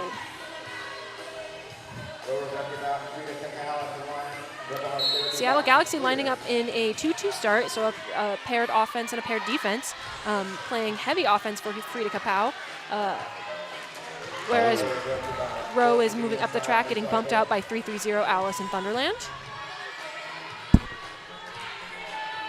Frida stuck on that Rosebud's tripod, getting a little bit of help from an offense. Rainbow Bite, moving up track, spreading out, bridging forward. A bump out from Snapdragon. Some nice defense in the back here from Luella DeVille for Seattle as well. Row, Wreck Your Bout, moving up that inside line, and lead jammer. You have Frida Kapow working up against Billy Fiend, Snapdragon, and Decoy up at the front of the pack, whereas Row is hitting the Row, Wreck Your Bout, hits the Galaxy tripod in the back. Frida Kapow getting a little bit more help from an offense, Rainbow Bite. pack is now stretching out, bridging. Rosebuds tripod in the front with one bridge. 4 wall of Galaxy in the back against Row Wreck Your Bout. And we have Frida just really trying to squeeze, move in that tripod, but looks like we have a jammer penalty on 606 Row Wreck Your Bout with a high block, leaving the last 30 seconds of this jam in a power jam for Frida Kapow. It's like one-on-one now, Snapdragon. Snapdragon with the bump out and drag back, whereas Decoy is getting a penalty and heading to the Rebel Heart Therapy penalty box.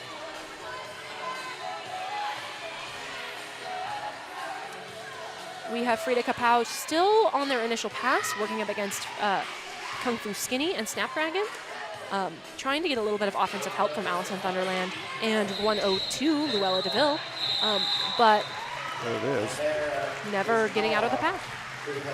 Allison Thunderland on that last one did a nice job on offense. Didn't moving people out of the way, but the Buds were recycling right in there to fill in, so that was a good job by both teams.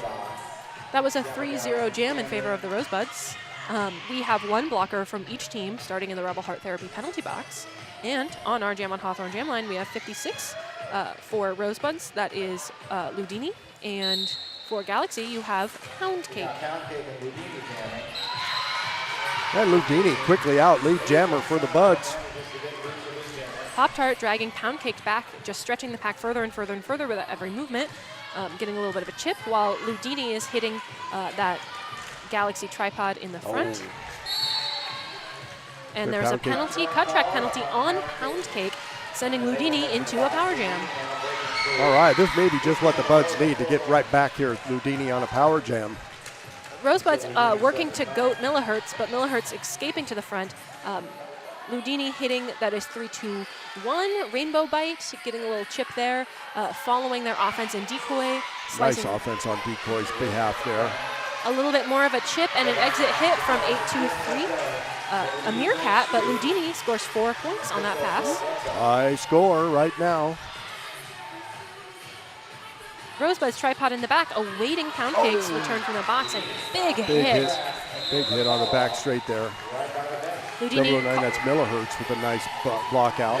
Got our lead change, first time in a while. Rosebuds take the lead, 44-42.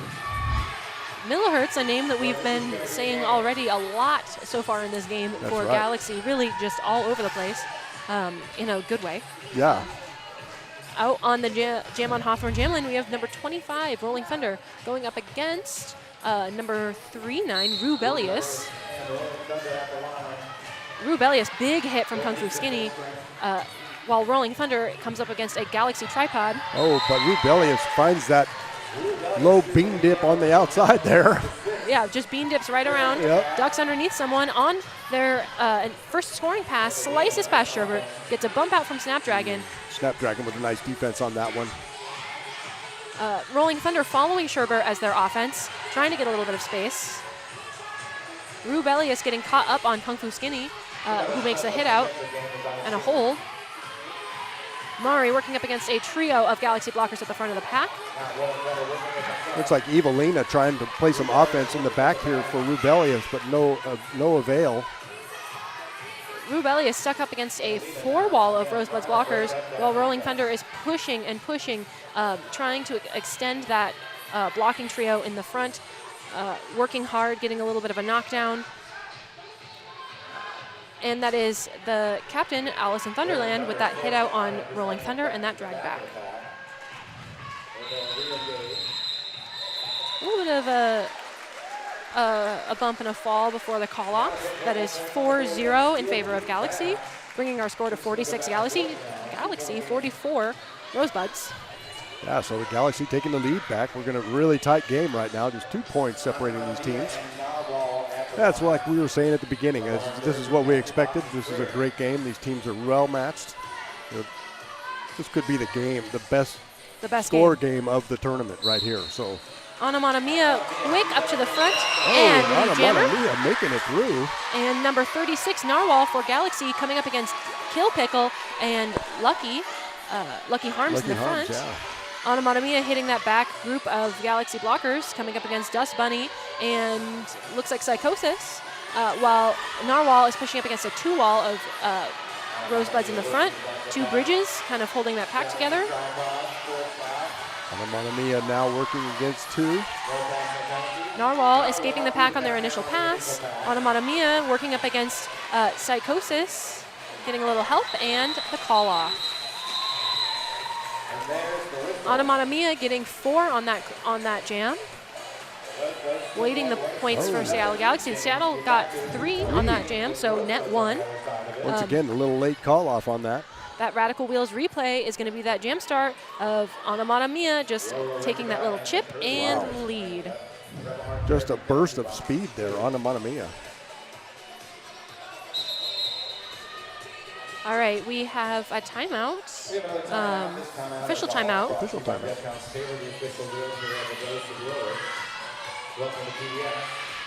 Our timeout brought to you by Welcome to PDX, Rose City Rollers official realtor. Yeah, they're awesome. We appreciate them. We'd also like to take an opportunity to thank a couple more of our sponsors here. Porque No Taqueria. Sunniest place in Portland, maybe not today, but normally it's the sunniest place in Portland. Voted the best tacos and Mexican food in PDX. Got to check them out. Maybe it's sunny in spirit. That's it. That's what it is. Sunny is a state of mind. Am I right? You feel like it's a sunny day. It was yesterday. What happened? I don't know. Maybe just eating their food makes it feel sunny. Yeah, and they have great vegan tacos too, just in case anybody cares. I would know this, but there you go. Yeah, they are pretty good. It looks like this official timeout is due to blood on the track. Oh, okay. You can tell based on the way they're all kind of standing and waiting for a medic to come and clean the spot. And here comes our official medic ice hole today.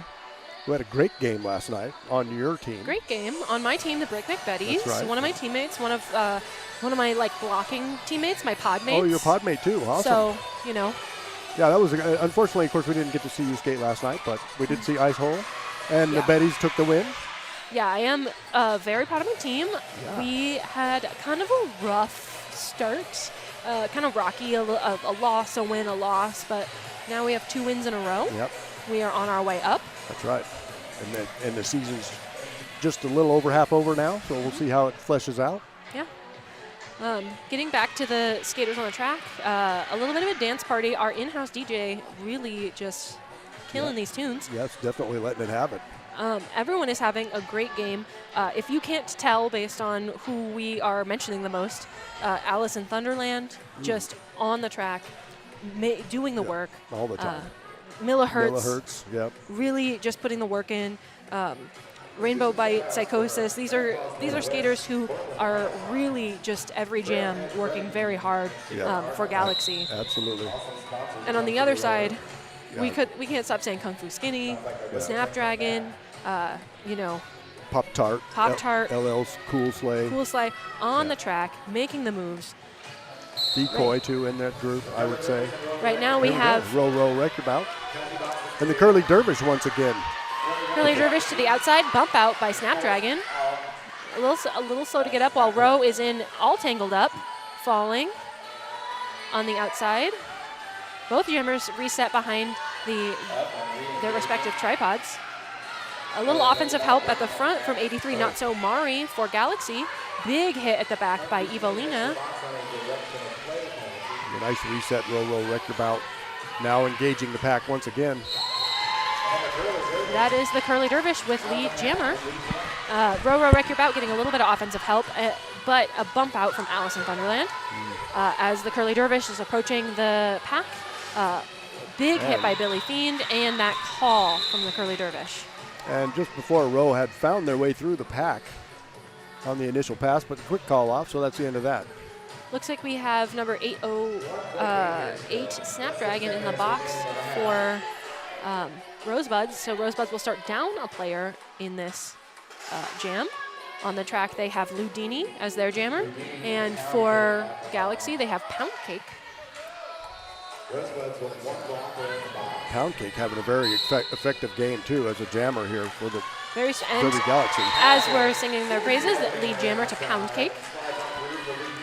offense being played by all of the Rosebuds blockers. Ludini getting a little chip from Millihertz, little bump from Dust Bunny, getting recycled. Pop-Tart headed to Rebel Heart the penalty box. Nice job by Dust Bunny here for the Galaxy, just really holding Ludini. Now joined on the pack there. By 200, looks like Chameleon. Chameleon, yeah. Ludini out on their initial. Pound Cake working against Kung Fu Skinny, LL Cool Slay, Mazzy Scar getting caught up. There's the call. There's the call right before Ludini makes that big hit. 4 points for Seattle Galaxy, 0 for Rosebuds All-Stars, bringing our score to 53 Galaxy, 48 Rosebuds. Rosebuds, another jam starting with a player in the Rebel Heart Therapy penalty box with Pop-Tart. Pop-Tart won a late penalty on that last jam. And we have number 36, Narwhal for Seattle Galaxy, up against 25, Rolling Thunder for Rosebuds. Narwhal using a little bit of a mama whale offensive technique with 3-2-1 from Galaxy Rainbow Bite. Stretching that pack all the way up to the top, fighting against Snapdragon. Snapdragon with just a clinic on one-on-one blocking. Had to let them go, though. Narwhal with lead jammer, while Rolling Thunder gets a little offensive help from Pop-Tart. Narwhal back into the pack once again. Billy Fiend there this time. Kung Fu Skinny really closing that door. A little bit of offensive help for Narwhal from 3-2-1 Rainbow Bite, pushing that tripod up, extending the pack. No pack. Big hit on Pop-Tart. I hear a whistle, which means there is a penalty. Pop-Tart doesn't know what happened, but they're into the penalty box again. Rolling Thunder stuck on that back tripod of Galaxy players. Galaxy content to just force their jammer to push out at the top. Narwhal pushing up against Kung Fu Skinny and Billy Fiend, joined by Snapdragon. Getting a little bit of offensive help from Alice in Bunderland.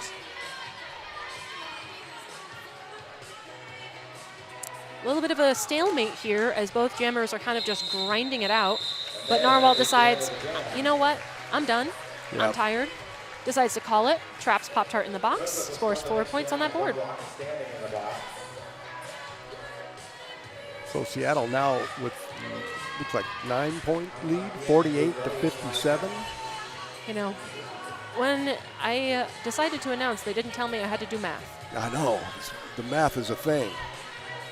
Looks like on the jam line we have Anamata Mia going up against 39, Rubelius. Anamata Mia pushing on that wall, but it's Rubelius who pops up that outside line. A little bit of a bean dip and out for lead. We need a bean dip sponsor. Yes, we do. Anamata Mia, a little bit of a bump out from a Meerkat, while Rubelius is hitting up against that Rosebuds tripod in the front, anchored by Kill Pickle.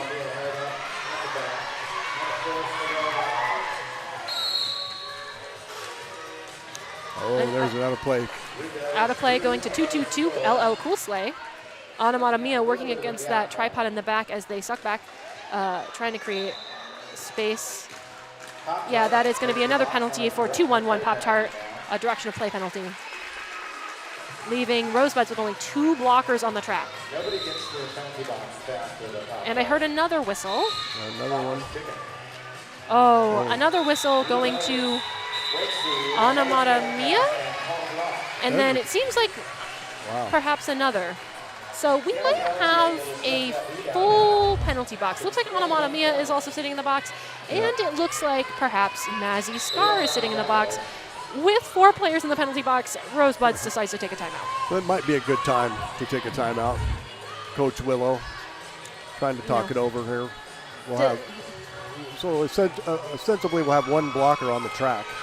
You know, 1 blocker on the track in a what was presumably a power start, but it looks like they are releasing Anamata Mia from the penalty box. Oh, okay, yeah, I see that too. So it'll be 2 on the track. And 1 standing in the penalty box, so it won't be too long before a 3rd joins in. Let's look at those penalty counts. So it looks like Pop-Tart currently has 3 penalties, and so does 3-2-1 Rainbow Bite for Galaxy. So 2 players with 3 in the first half. That's not bad. It's not bad, but you're not in a good position. No, Pop-Tart got theirs really quickly in succession there, so maybe maybe the halftime will, cause a calm down. Maybe, I don't know, whatever. But the Pop-Tart got their penalties all right in a row there. So. All right, getting back to the track, you have Row Row Wreck Your Bout and Kung Fu Skinny as the only players for Rosebuds on the track, up against Pound Cake and a full crew of Galaxy blockers. Kung Fu Skinny that with no a pack nice is called, one-on-one. and that lead to Pound Cake. Row kind of playing Twister on that inside line. Okay, and LL Cool Slay back out of the penalty box now and joining the fray here. Rainbow Bite really shutting the door on that line for Row Row Wreck Your Bout, while Pound Cake comes up against Kung Fu Skinny in the front of the track. Kung Fu once again there at LL Cool Slay. And a multiplayer going to 3-3-0, Alice in Thunderland, which I believe makes that a third penalty this half. Just penalties are kind of coming quickly as the half goes. Yeah, and Roro's out now on the initial pass. Pound Cake, a little bit of a dip behind everyone, takes a knee, calls it off, adds 3 more points to their score for that. So that is 7 points on the jam. Seattle Galaxy at 76, and Rosebuds collecting 1 point on that jam with 49. Yeah, so Seattle stretching it out here before the end of the half. Just a little bit. This is still Once again, a two jam. We're in that really tight range here, so we'll see how things flesh out at halftime. All right, it's the Curly Dervish for Seattle Galaxy going up against Ludini for Rosebuds. Ludini getting a little bit of help from Decoy, who is deciding where to drop in. The Curly Dervish bumping against Decoy, stretching the blockers out in the front. Coming up against Snapdragon, and that is a no-pack call. I heard some penalties. A Meerkat heading to the Rebel Heart Therapy penalty box for Seattle Galaxy. Well, the Curly Dervish just managing to spread out the defense on that last one and finally making it through. The Curly Dervish on their initial scoring pass coming up against a 4-wall of Rosebuds in the back, where Ludini is pushing a 2-wall in the front with a Bridge kind of stretching that pack out. Ludini coming up against number 200, Chameleon, and what it looks like is at 3-3-0, Alice in Thunderland. Alice in Thunderland, just everywhere, like we were saying earlier, just kind of all over the track here for the If Galaxy. there's a big play on Galaxy, you're gonna see Alice in Thunderland. You're going to see Millihertz. Those are the ones you gotta look out for. Yeah, they're there for sure, all over the track, all the time. And a Curly Dervish calling it and putting up 3 on the board for Seattle Galaxy. Yeah, so just like that, Seattle up 30. And going into the last minute of this half, we have number 36, Narwhal, coming up against number 25, Rolling Thunder.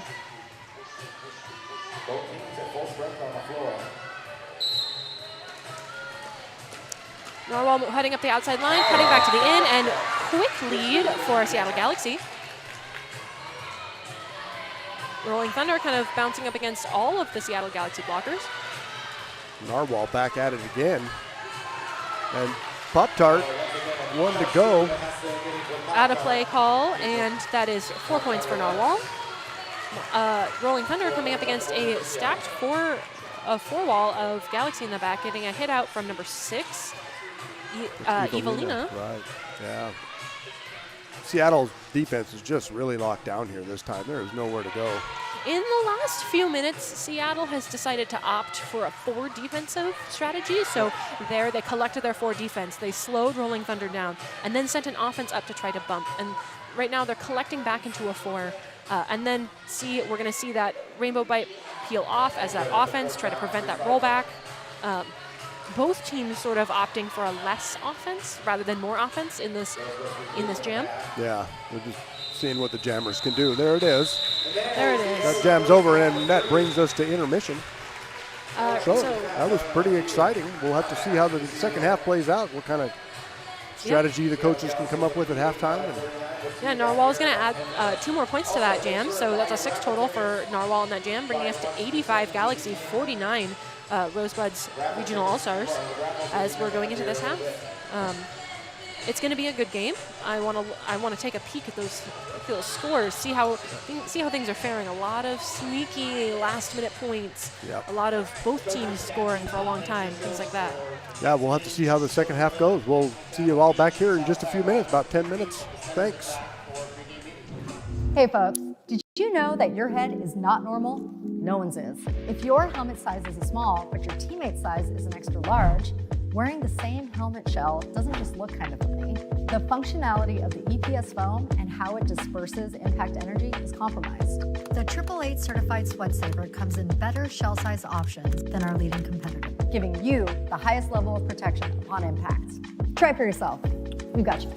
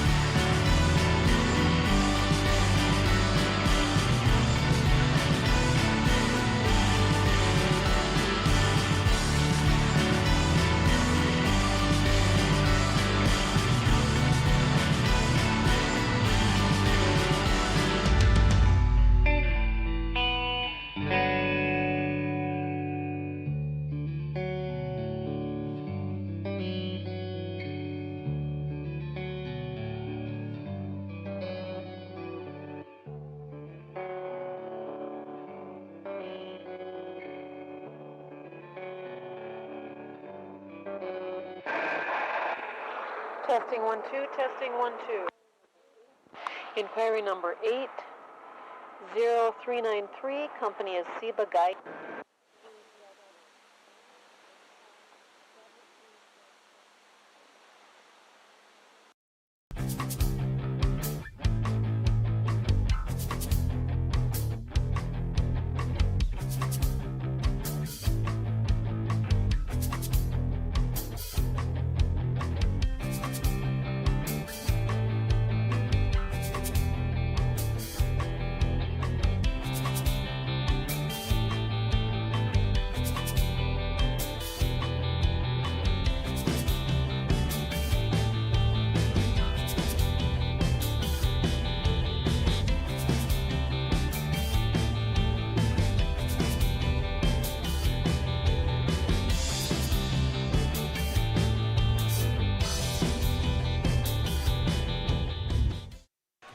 All right, welcome back to the second half of Rosebuds All-Stars Regional versus Seattle Galaxy. Yeah, it's been a great game so far. Look, we were just looking at the penalties, and Yeah, there are really, penalties, and there are, you but know, not very many. no one is Really? in trouble, and the penalties are pretty even, 13 for Rosebuds, 11 for Galaxy. Yeah. But we do have, you know, one skater on Rosebuds with 3, Pop-Tart, and 2 skaters on Galaxy with 3, Rainbow Bite and Alice in Thunderland. So, Yeah. you know, not in a bad position. No one's in a bad position yet, but, you know, 3 is maybe more than you'd want to have in the first half. Well, especially in a close game. While it did get a little spread out here at the end of the first half, there's still very, very much time left for the Buds to get back into this, and they're not that far. Couple Not that jams, far. really.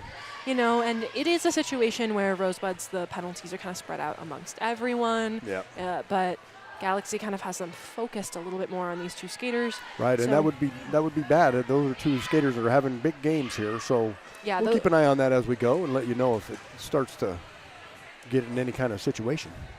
The skaters are just going through their gear checks right now, making sure everything is staying safe. Speaking of gear, maybe now's the time to talk about 888 and 187. We do have an awesome set of sponsors, 888 and 187. Both are exclusive gear protective gear sponsors of Rose City. 187 killer pads worn by the most pros in the world. If you skate, you know why. We talked about that earlier. Yeah. Everybody here wears them pretty much. I mean, I can just see right here from up here that everybody's pretty much wearing 187 pads at this place. Yeah, And even that's pretty if normal. you don't skate, Yeah. just trust your fellow skaters. If you're looking for gear, Yeah. 187 has the best knee pads around. 888, super quality helmets. 187 has great helmets. That's my helmet. I love 187. 187, if you're listening right now on this stream, sponsor me personally. Sponsor rolls. Open for sponsorships. Yeah, and of course 888 they have a sweat saver helmet, which is kind of their new thing now, and I know they have a bunch of different sizes to fit all kinds of different sizes of heads, and that's awesome. Yeah. And they're designed for derby, vert ramps, and everything in between. So there you go. I will sing the praises of the deep cover helmet. You know, when you look out at the skaters, there's a normal cut helmet, but then the deep cut comes down lower in the back. It comes down lower over the ears. And it has like a hinging mechanism in the back. So it sits really tight against your head. It doesn't move around. It is really nice. It is my personal favorite. That I know that they've put a lot of research and development into technology to help mitigate concussions on big falls and stuff. So that's helmets are very technical. It's obviously the most important safety equipment that a skater can wear. So sure to get a good one. A big audience in-house here, real loud for this game. On our Jam on Hawthorne Jam line, we have the Curly Dervish for Seattle Galaxy coming up against Onomatopoeia for Rosebuds. Well, here we go once again. Second half underway. The Curly Dervish pushing up to the front, moving quickly, and number 1, Frostbite, going to the Rebel Heart Therapy penalty box on a multiplayer. Onomatopoeia coming up against looks like a meerkat, while the Curly Dervish pushing to the top of the pack. The Curly Dervish coming up against looks like Snapdragon and Sherbert, but stretching them out, coming out with 4 points on that pass. Onomatopoeia really stuck on that back, getting a little bit of offensive help from Sherbert, a little bit of offense from Snapdragon. Big hit out at the top by Kung Fu Skinny on Curly Dervish. But it's Onomatopoeia just stuck on that Galaxy tripod in the back. Rosebuds reforming their tripod now on the Curly Dervish, and a nice little knockout. Oh, but a penalty called on Kung Fu Skinny. As a forearm on Kung Fu Skinny headed to the Rebel Heart Therapy penalty box. Not what the Rosebuds need in this moment. Well, that was the factor that sprung through Curly Dervish this time on their trip around. Onomatopoeia headed to the penalty box. Looks like that is a blocking with the head. So people at home, not a common penalty. Usually means that the person who's skating, head, pushing, making contact. That's going to leave Onomatopoeia in the penalty box and a power start for Seattle Galaxy. 2 buds in the penalty box, so we'll have 1 blocker down as well as no jammer for the Rosebuds. Rosebuds having a little bit of a confusion about who's going to be out on the track. It looks like they're sending Pop-Tart, Mazzy Scar, and LL Cool Slay up against the Galaxy Jammer, Rubelius. The Rosebud blockers kind of making that suck back motion in the back, but nice job, LL Cool Slay with the chip out there. Rubelius coming up that outside, taking advantage of a fall, beam dipping on that outside. Nice job. Really solid work on that outside. Rosebuds blockers now all 4 on the track. Seattle Galaxy goading a player in the back, so pulling one away from the wall, letting Rubelius kind of hit that tripod up top. Looks like Onomatopoeia back on the track now from the penalty box, engaging the pack right away here. Onomatopoeia looking for that star pass, dropping the cap, all while Rubelius is coming up one-on-one with Kung Fu Skinny, just in that trap, in that blocking trap, kind of gets swallowed up, and Onomatopoeia star stash and out of the pack on their initial. There's the call. All right, that is going to be 4 points for Seattle Galaxy, 0 for Rosebuds, bringing us to 101 Seattle Galaxy, 49 Rosebuds.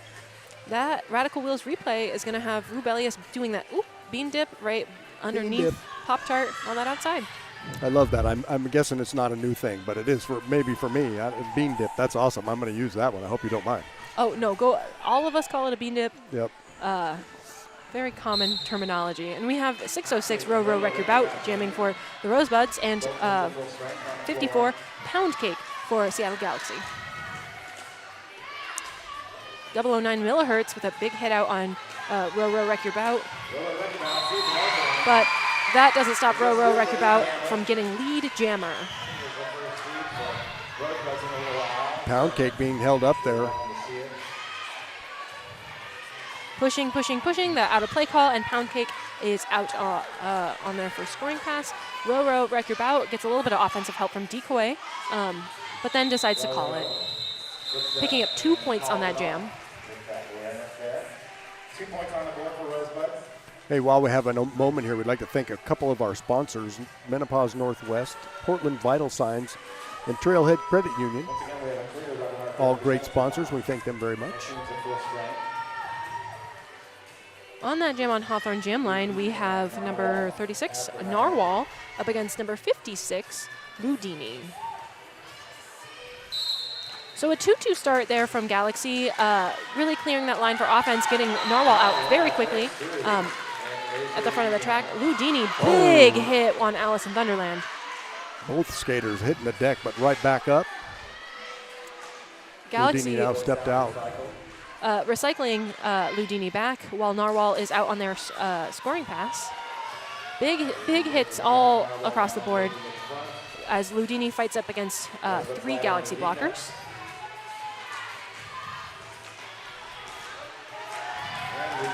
Big hit from Lucky Harms, knocking Narwhal out and dragging them back. That one-on-one in the back, and Narwhal decides time's up and scores 3 points. So what we're seeing from Galaxy a lot, especially, they starting this half, is this 2-2 sort of start. So 2 defense, 2 offense. really focusing on their 2 offense, clearing a big line, making a lot of space, catching at the top, and then just after that, recycling and forming into this 4D. And it's really swallowing up these Rosebuds jammers. Yeah, it does seem to be working really well. We have number 25, Rolling Thunder, coming up against 993, Frida Kapow. Frida stuck on that back tripod with some offensive help from 00 Dust Bunny, while Rolling Thunder is going up against that Galaxy wall in the front. Both walls sort of converge on each other, clustering, clumping, but... Kung Fu Skinny with a nice knockout on that one. Millihertz and Psychosis really putting in the work in that back tripod of Galaxy blockers. Dust Bunny dropping back, deciding to forego offense in favor of bridging for their wall. Penalty at that front pack, and looks like a high block coming on Kung Fu Skinny, headed to that Rebel Heart Therapy penalty box. And just one now to beat, so there it is. Frida Kapow is through. Rolling Thunder in the back, getting a little bit of offensive help on both sides. Nothing's working. Those 2 blockers stubbornly hit Rolling Thunder out of bounds, while Frida Kapow hits that front tripod of Rosebuds blockers. Rolling Thunder really putting in all the work, driving hard, trying to make their way up. Oh, that tripod is just amazing, though. A Meerkat and company. A Meerkat. Millihertz is in there. Millihertz. I believe Psychosis is also in I there. believe you're right. Well, we talked about those 3 skaters earlier, and they're just everywhere. They're just everywhere. And just really not anywhere to go for Rolling Thunder. And number 1 Frostbite on Rosebuds, headed to the Rebel Heart Therapy penalty box, leaving Rosebuds again in down players. More penalties coming. We'll see where they're coming. That's number 49 from Rosebuds. Sherbert. Oh, and Psychosis. Looks like Psychosis headed to the penalty box for Seattle as well. 3 more points on that jam, so that brings that total to 7. On the game, 111 points for Seattle Galaxy versus 51 for Rosebuds Regional All-Stars. Yeah, Seattle really stretching it out now. Just a little bit at a time. 7 points here, 5 points there. And these Rosebuds penalties are really kind of changing the sway of the game. This is multiple times in a row where they've been kind of in a lurch. Right now, starting with 2 blockers on the track, Mazzy Scar and Pop-Tart, but they just cannot keep the Curly Dervish from getting Lee Jammer. Yeah, that's tough when there's only 2 blockers on the track. And now they're down to 1. Well, here comes another one back from the penalty box. So the Curly Dervish, quick work of the 1 blocker who was on the track, while Automata Mia comes up against a tripod of Galaxy blockers, is not seeing the light of day. Trying to do a little bit of a position, a little bit of a chip. Big hit on Mazzy Scar. Oh, and Frostbite trying to get in there as well. More blockers coming from the penalty box. Automata Mia opting for some positional blocking in the back. Oh. Big hit from the Curly Dervish. Curly Dervish just pounding through the pack. There's the call off. There's the call off from Curly Dervish. 12 points on that jam. Trapping 2-1-1 Pop-Tart in the penalty box on that. Now the penalty isn't popping up on our end, but it looks like that penalty will mean 4 for Pop-Tart. Yeah, we might be a little behind on our stats here. Once again, though, no player is really in trouble. Just they're spreading them out, and the timing is horrible. The timing of the penalties just couldn't be worse. Yeah, there has been a total of, let's look, 6 penalties for Rosebuds in this half alone in the last 10 minutes. Yeah. That is just not what they need right now. Yeah, not what they need, exactly. And we have a timeout. Is it an official timeout? It's an official timeout. Now might be a good time to remind everyone to follow and tag Rose City Rollers on social media to stay in the loop and about all things Derby and in Portland. Yeah, you can use the hashtag Rose City Rollers, at Rose City Rollers. Yeah, tag at City Rollers, hashtag at Rose City Rollers. You know, if you're watching from home, look at that stream, get that QR code to support the juniors program. We love the support from everyone around. We need it for all of these juniors. the support that anyone gives and donates through Roller Rally, through, buying merch, etc. Yeah, and you got to check out our merch.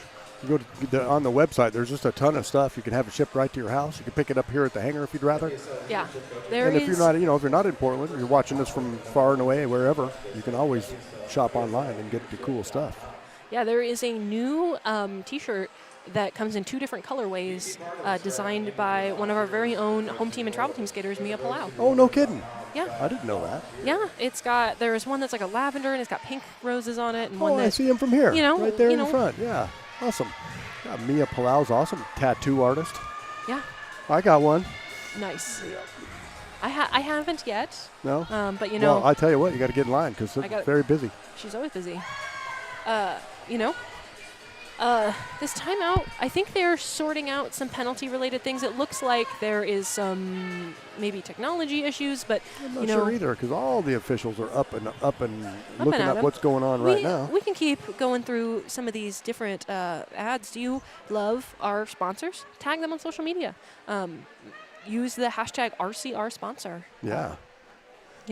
Some of our great sponsors, Radical Wheels, who's doing the replay, Zoom Room, as our Apex jumps, Jam on Hawthorne, Rebel Heart Therapy, Ritual Dies. Yeah, there's all kinds of them. Skater Mazzy Scar's parent is the person behind Ritual Dies. Oh, that's cool. I knew that. I knew they were a skater. They also are a wrecker, right? Am I right? Yeah. That's right too. And that you too can be part of this rad community by volunteering with Rose City. That's what we're doing.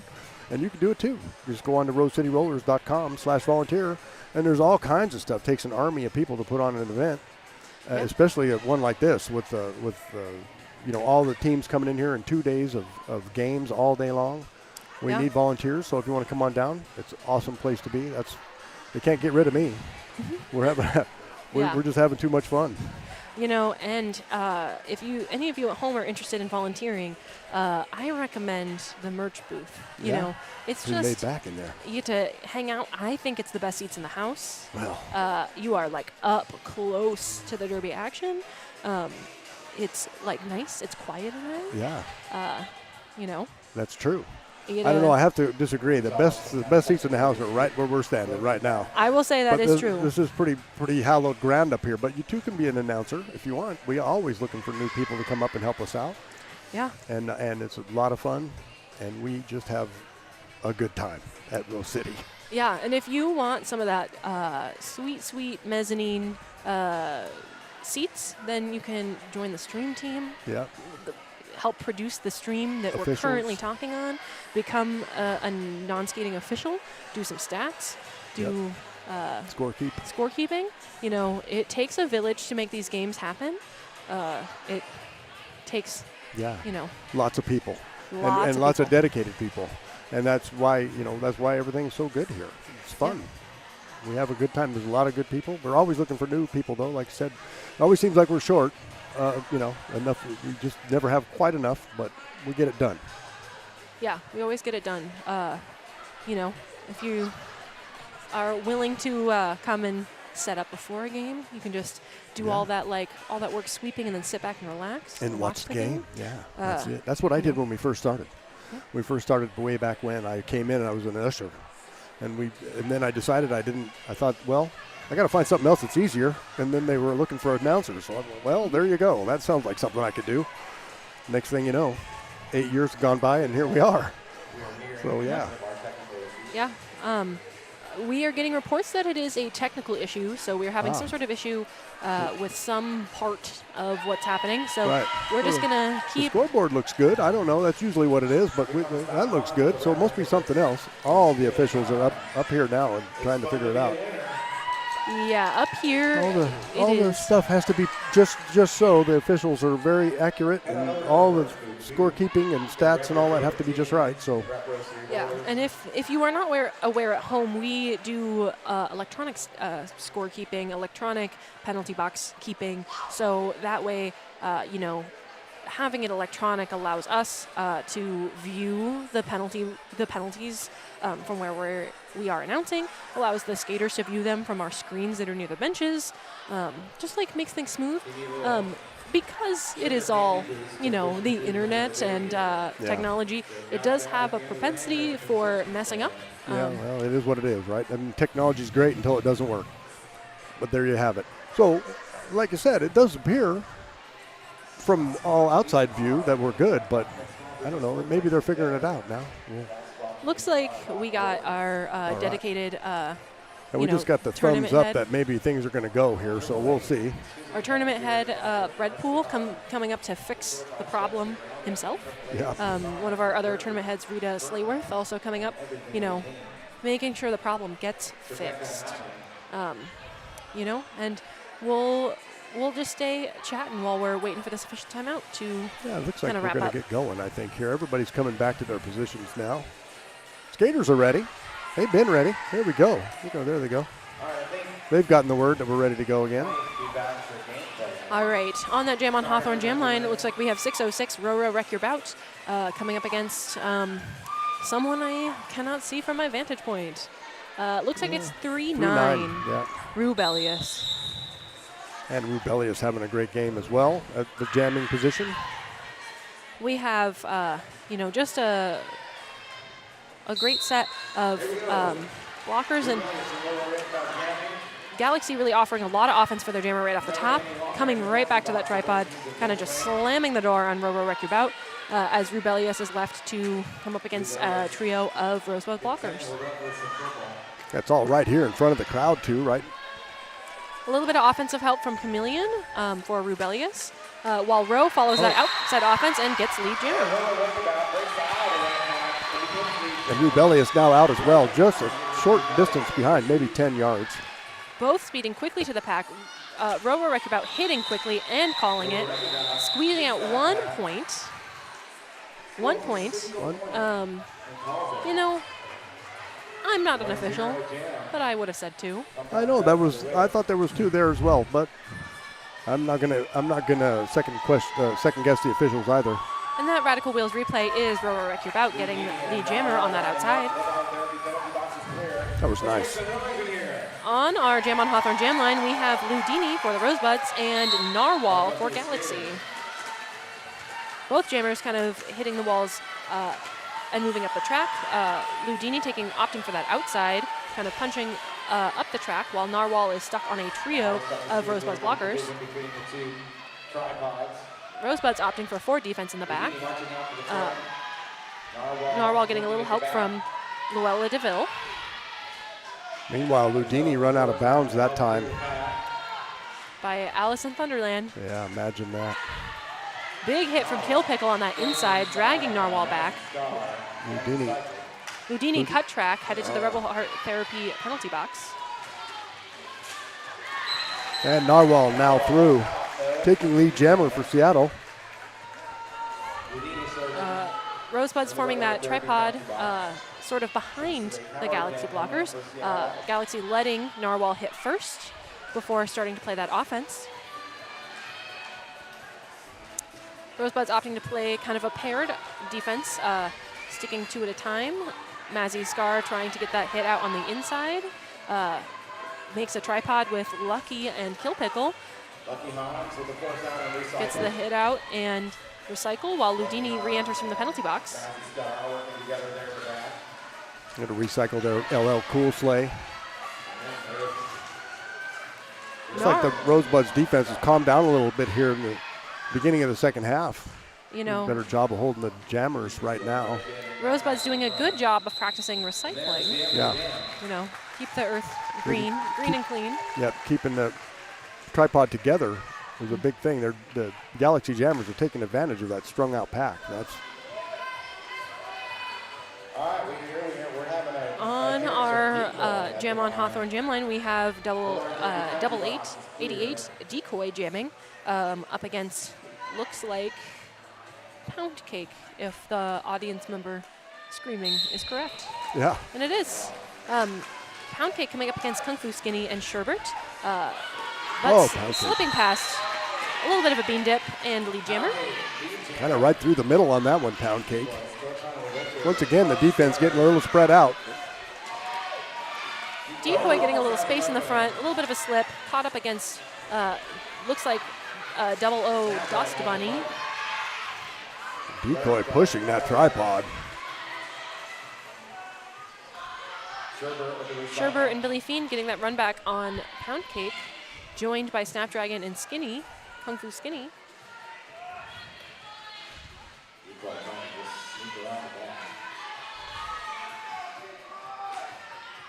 Tripod of Rosebuds blockers at the front, really just squishing Pound Cake, holding Pound Cake, while Decoy fights against the four wall of Galaxy in the back, trying to make any headway to get that cap to their pivot.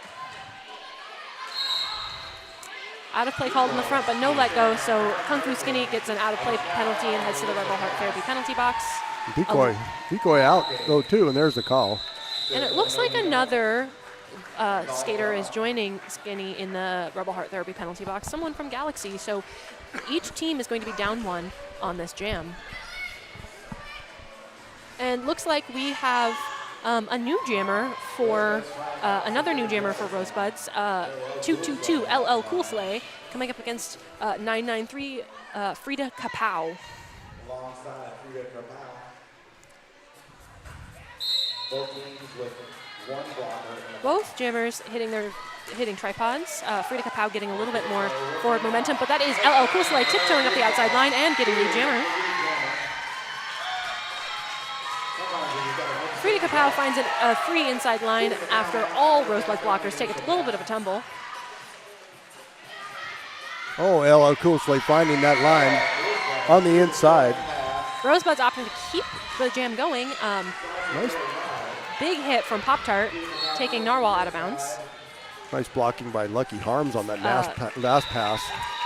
There's the 2-2-1 Pop-Tart is going to the penalty box with a forearm, making that their fifth penalty of the game. Yeah, Pop-Tart's getting in trouble now. You know, not really where you want to be with 15 minutes left. Nope. Not so great. Rosebuds starting down another jam. So a 3-4 start. Rosebuds down a blocker with 606 Row Row Wreck Your Bout jamming for Rosebuds and 517 the Curly Dervish jamming for Galaxy. And both tripods starting up near the pivot line on this one. Already way out in turn 2 is Curly Dervish. Blocking with the head penalty on 701 Kung Fu Skinny. Oh, that's the second time we've seen that penalty called. Not a common penalty. No, so it's not. That's interesting. Maybe the refs are really watching for that. Big hit from 305 Psychosis on Galaxy. And the Curly Dervish through again. And that penalty on Kung Fu Skinny is going to be their fifth penalty. Wow, So two skaters now in two a skaters little bit in of a penalty situation. And four of Skinny's 5 penalties have been in this half. Yeah. So not a great way to kind of have this half as this score, as Galaxy's lead starts expanding like a little bit and a little bit more. Right. The Curly Dervish makes quick work of that 2-wall up at the top and is out with another 4 points. Row Row Wreck Your Bout still stuck behind that Galaxy tripod. Oh, the Curly Dervish trying for the apex jump, but denied there. Kung Fu Skinny. Denied Zoom Room apex jump. And it looks like that is 305 Psychosis headed to the penalty box for Galaxy as Curly Dervish calls it off. The row had made it through on the initial pass, but not quite enough time to get to the pack. And that is another penalty for 2-1-1 Pop-Tart. Wow. So that is going to be 6. Okay. That is not a spot you want to be in with 12 minutes left. No, now they're in the red on the stack tracker. That can't be good. No, we can be optimistic and Yeah. hope that that maybe they got it out of their system. We're ready to kind of move on. I've played games with 6 penalties and been fine. Yeah. So sometimes It can happen. it can happen. We'll see. We'll be optimistic. That's right. A timeout is being called. I think it is an official timeout. I think so too. I'm not sure. I'm not seeing any. Well, yeah, we have a. So welcome to PDX. Yeah, welcome short- to PDX. short Couch timeout. Table, our great official realty sponsor. And on that jam line is 56 Ludini for Rosebuds, going up against number 39 Rubelius for Galaxy. And Ludini. Oh, Ludini called for a forearm penalty. No, it looks like a high block Oh, penalty high for block, you're right. Ludini. Oh. So it is going to be Rubelius with lead jammer. And that is a second penalty for Ludini. They did not exit the track fast enough. A second penalty assessed, so that's going to be a whole minute without a jammer. Yep. And Rubelius doing that bean dip. I wish we had a bean dip sponsor. I know, we need a bean dip sponsor. We need to do it. And is it going to be another one? No, bean dip denied by Kill Pickle, making that hit out.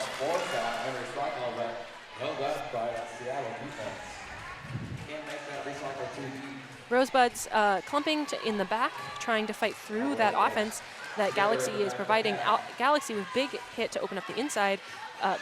Rubelius opting for the outside, denied by Mazzy Scar. Mazzy Star with a nice job on that outside line.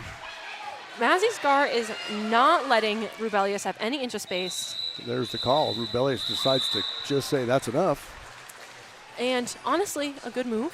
4 additional points for Seattle Galaxy, trapping Ludini in the penalty box. And we look at our Rattle Full Wheels replay. As we see, oh, that's a bean dip. That's that dip. There it is. Awesome. Yeah, we'll have to work on that. We got to find a bean dip sponsor. That's awesome. You know, it happens enough, we should have one. Exactly.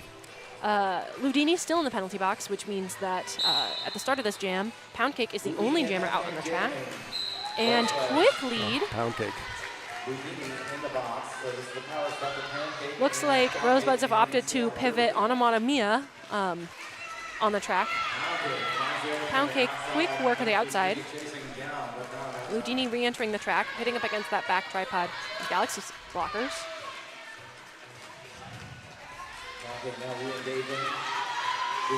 Ludini now through. Pound Cake bouncing. Ooh, penalty call. There's a call from Pound Cake. Penalty call on a Galaxy blocker. Looks like it is going to be 0-0 Dust Bunny, while Rubelius calls it and puts 7 up on that jam. Score is now 161, Seattle Galaxy 59, Rosebuds All-Stars Regional.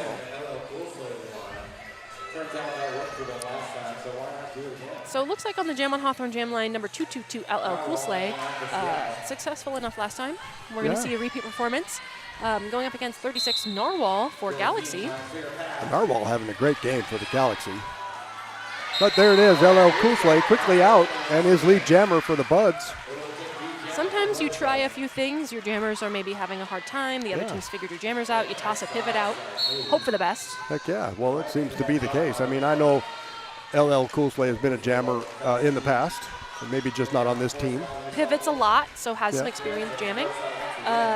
We have 357 Billy Fiend headed to the Rebel Heart Therapy penalty box. Well, the penalties are really becoming an issue here for the Rosebuds. Another penalty coming to 2-1, Lucky Harms, as Narwhal is now out on their initial. Yeah.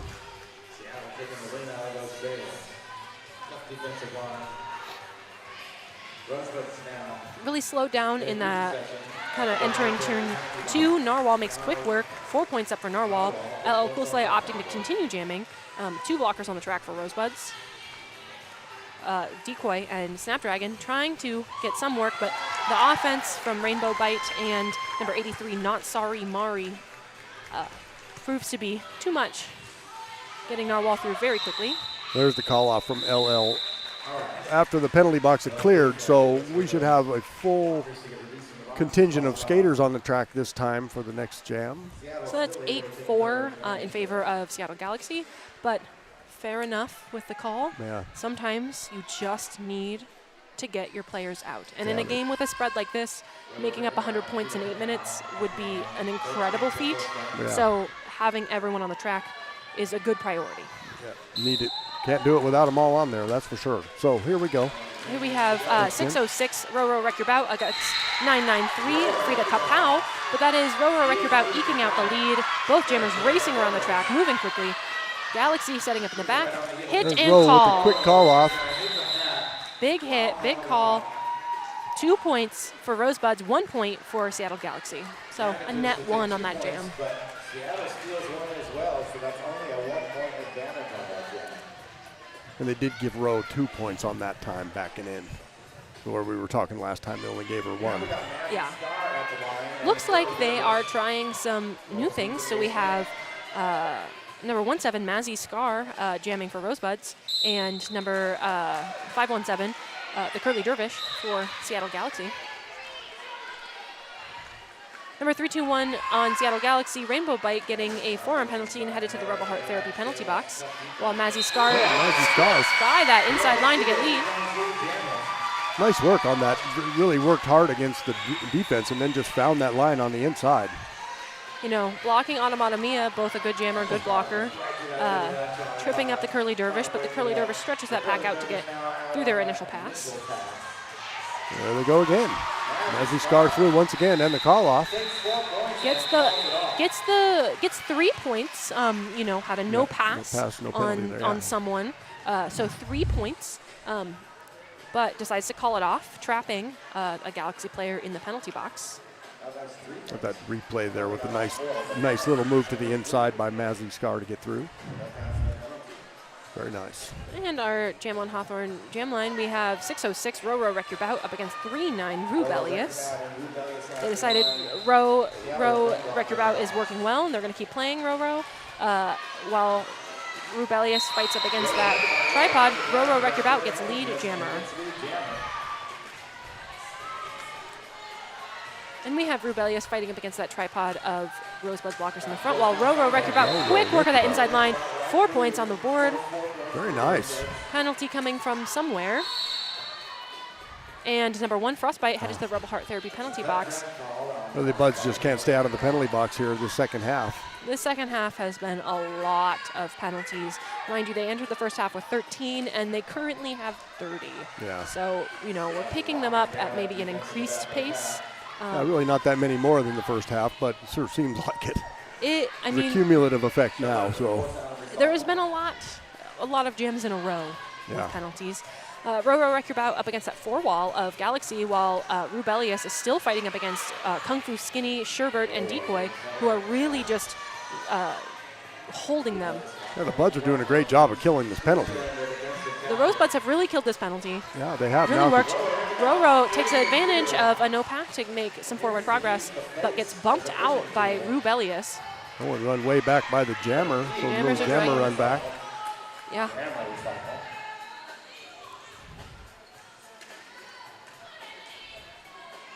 Rubelius coming up against Decoy, and Row Wreck Your Bout getting a little bit of offensive help from Frostbite. Tries to toe up that inside line, but gets bumped out by the crew of Galaxy blockers. A little bit of a jump, but another bump out by 00 Dust Bunny. Dust Bunny having a great game too, really all over the track for the Galaxy. And a multiplayer block going to number 1 Frostbite. Oh. This is not what Frostbite wants, now on 5 penalties. There's the time run out. Yeah, jam comes to its natural conclusion with 4 points for the Rosebuds. Looks like they're going to add 4 more, so 8 points total for the Rosebuds, 0 for Seattle Galaxy, putting us at 170 Seattle Galaxy, 76 Rosebuds Regional. Now, Rosebuds are going to start with 1 player in the Rebel Heart Therapy penalty box. Is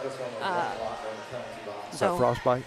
It's Frostbite. Yeah. A little bit of a rollover penalty. We have number 25, Rolling Thunder for Rosebuds, and number 54, Pound Cake for Seattle Galaxy. Oh, and Pound Cake. Oh, nice job there, but out of bounds goes Kill Pickle as well. So exit hit, but Kill Pickle and Billy Fiend make quick offense to get Rolling Thunder out of the pack. Pound Cake, a little bit of a trip up on their entrance into the pack. Some bumps, some ping pong through and there's the call. Frostbite still stuck in that Rebel Heart Therapy penalty box, but Seattle Galaxy putting up 4 points on that jam. Frostbite standing now, so should get out this time. We got Mazzy Scar again. Looks like that first jam was success enough with that little inside line twirl. They're going to try Mazzy Scar again, going up against 517, the Curly Dervish for Seattle Galaxy.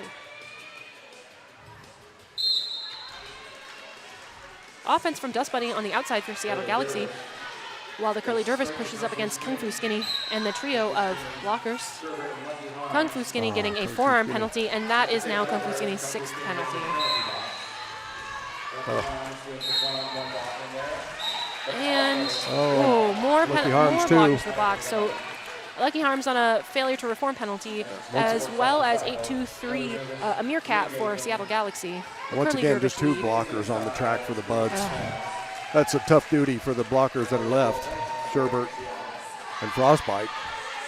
Trying their best, getting a little bit of offense played on them by Psychosis. Psychosis setting up that offense for the Curly Dervish, who gets a little bit of a hit from Mazzy Scar, but slips through the outside for another 4 points. Mazzy Scar, a little bit of a fake out, gets up that outside line, is now out on their initial pass. Kung Fu Skinny back on the track now.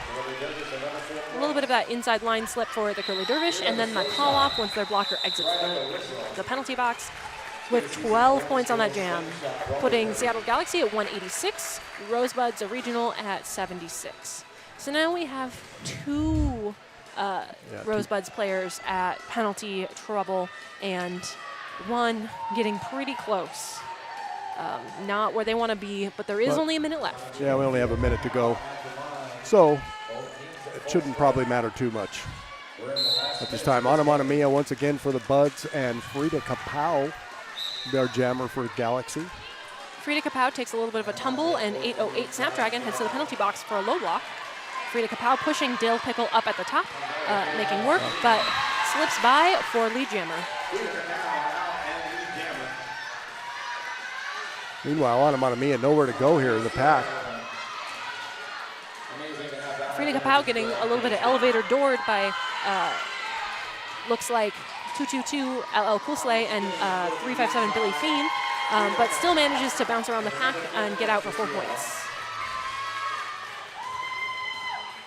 Anamana Mia stuck on that Galaxy tripod, who is really just locking them down. Looks like it is Alice in Thunderland. Looks like it's 3-2-1 Rainbow Bite. Looks like it is Chameleon. These are the players that have been just demolishing all game. All game, yep. Once again, Frida Kapow through. Anamana Mia with the star off, looking perhaps for a star stash, a star pass. Slips out the middle of the pack with that stash. Mia through, and that's nice. Exit hit from Snapdragon on Frida Kapow, and that's going to earn a penalty because it was out of play. Frida Kapow sees that the time has run out on the game and calls it off. We've run out of time, the unofficial score. The unofficial score is 198, Seattle Galaxy 76 for the Rosebuds All-Stars Regional. So those penalties, while huge, didn't play a factor in the end. Nobody fouled out, so that's nice. Yeah, if we look at the penalties, it really, if you remember, we were even coming into the half. Rosebuds had 13-11. Right. And in this, Rosebuds end with 35 penalties to Seattle Galaxy's 17.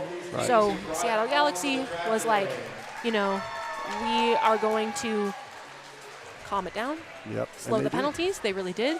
And Rosebuds kind of went the opposite direction, had a little bit of struggle with that score, a little bit of struggle with all of those Seattle Galaxy players who were just kind of demolishing all game. So yeah, they had some great play out there. Both teams really great play. And really, even despite the score, if you were watching the gameplay, it was hard hitting the whole time. It was tough roller derby the whole time. Everyone was doing a really phenomenal job, working really hard. Yep. So that was awesome to see. All of these skaters should be really proud of themselves. All right, well, that's going to be it for us. There's still one game left, so be sure to stay tuned. The final score here, Seattle Galaxy 198, Rosebuds All-Stars Regional 76.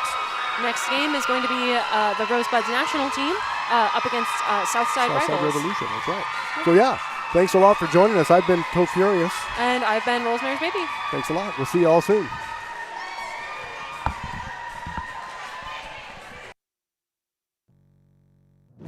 Hey folks, did you know that your head is not normal? No one's is. If your helmet size is a small, but your teammate's size is an extra large, wearing the same helmet shell doesn't just look kind of funny. The functionality of the EPS foam and how it disperses impact energy is compromised.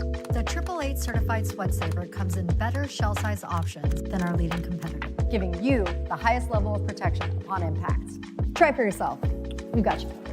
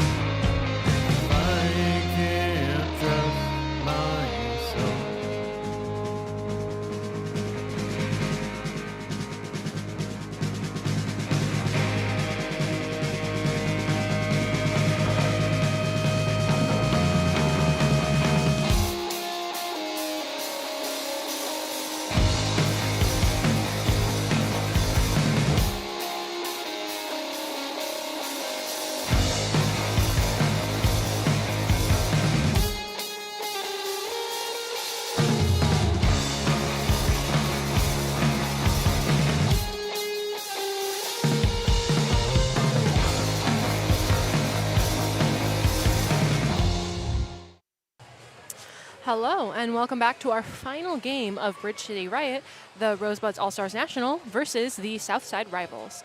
I am Rosemary's Baby, and I will be your announcer for this game. Let's take a look at these rosters.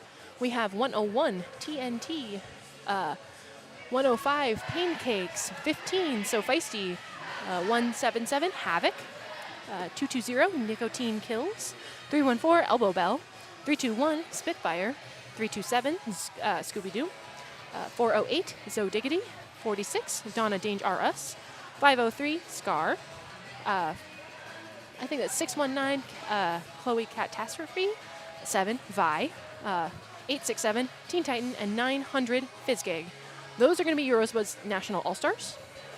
And skating for your Southside Revolution rivals, you have 007 Quesadelia, 008 A Smash Crasher, 09 Rickaboo Racker, 13 Tiger Lily, 2 Strawberry Bomb, 20 Scout's Honor, 215 Acid Rain, 27 Chicken Fried Skate, 312 Defindo, 338 Terrorizer, 39 The Flaming Diva, 46 Gear Shift.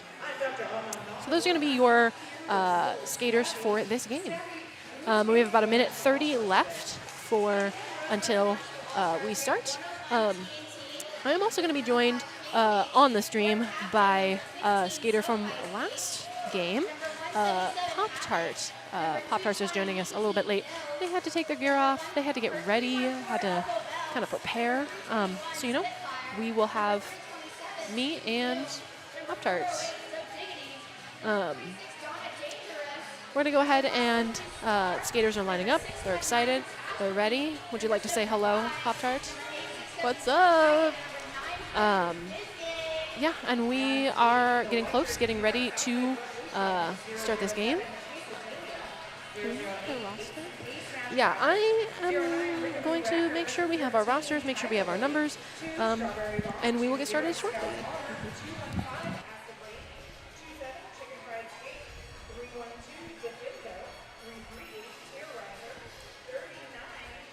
Looks like we have Flaming Diva and Violet on the line.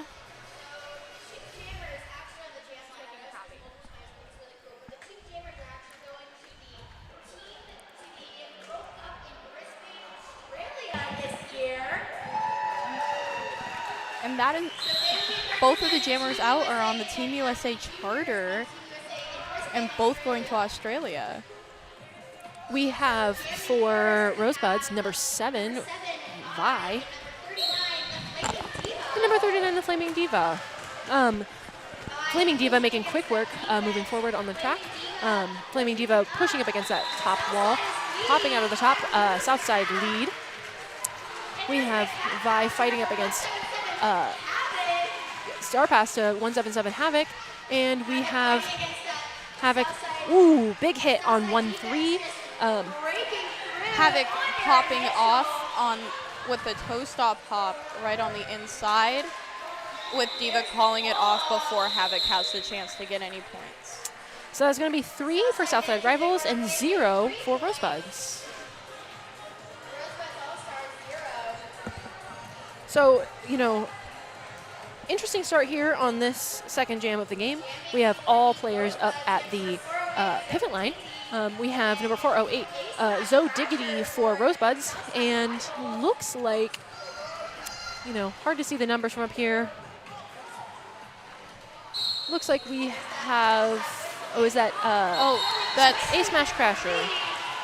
And that is Zo Diggity lead, A Smash Crasher working up against So Feisty, Elbow Bell, and company. And Sophie gets a penalty going.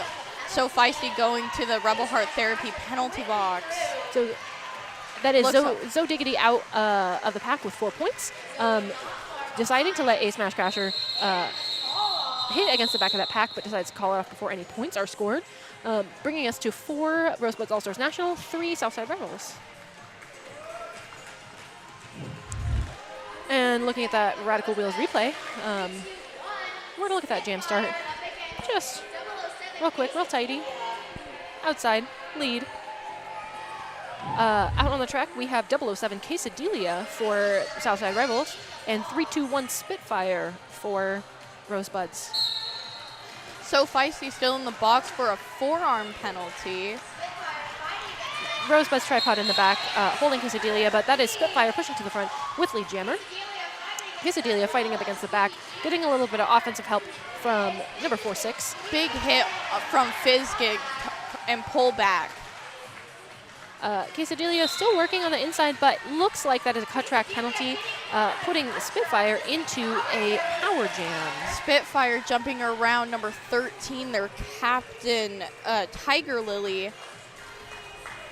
We have the Rosebuds opting to hit number 20, Scout's Honor out, trying to drag the pack back, letting Spitfire kind of go on their own on that outside, entering turn 2. Pack in the back, and those skaters let go of Spitfire. Spitfire on another 4 points, rounding the track. Dodging number 20, dodging with number 13, going and to the outside. Tiptoeing around number 46. That is gear shift.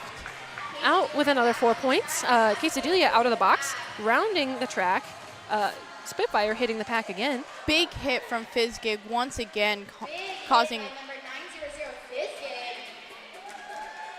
Nobody saw Spit on the inside. Spit goes through, getting another 4 points. Quesadilla stuck behind Scar, Fizzgig, and cap off with Scooby Doom, so Feisty.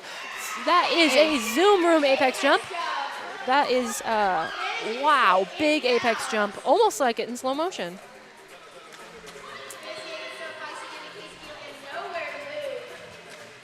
Spitfire, little hop and a jump on that outside, recycles behind the rival's wall.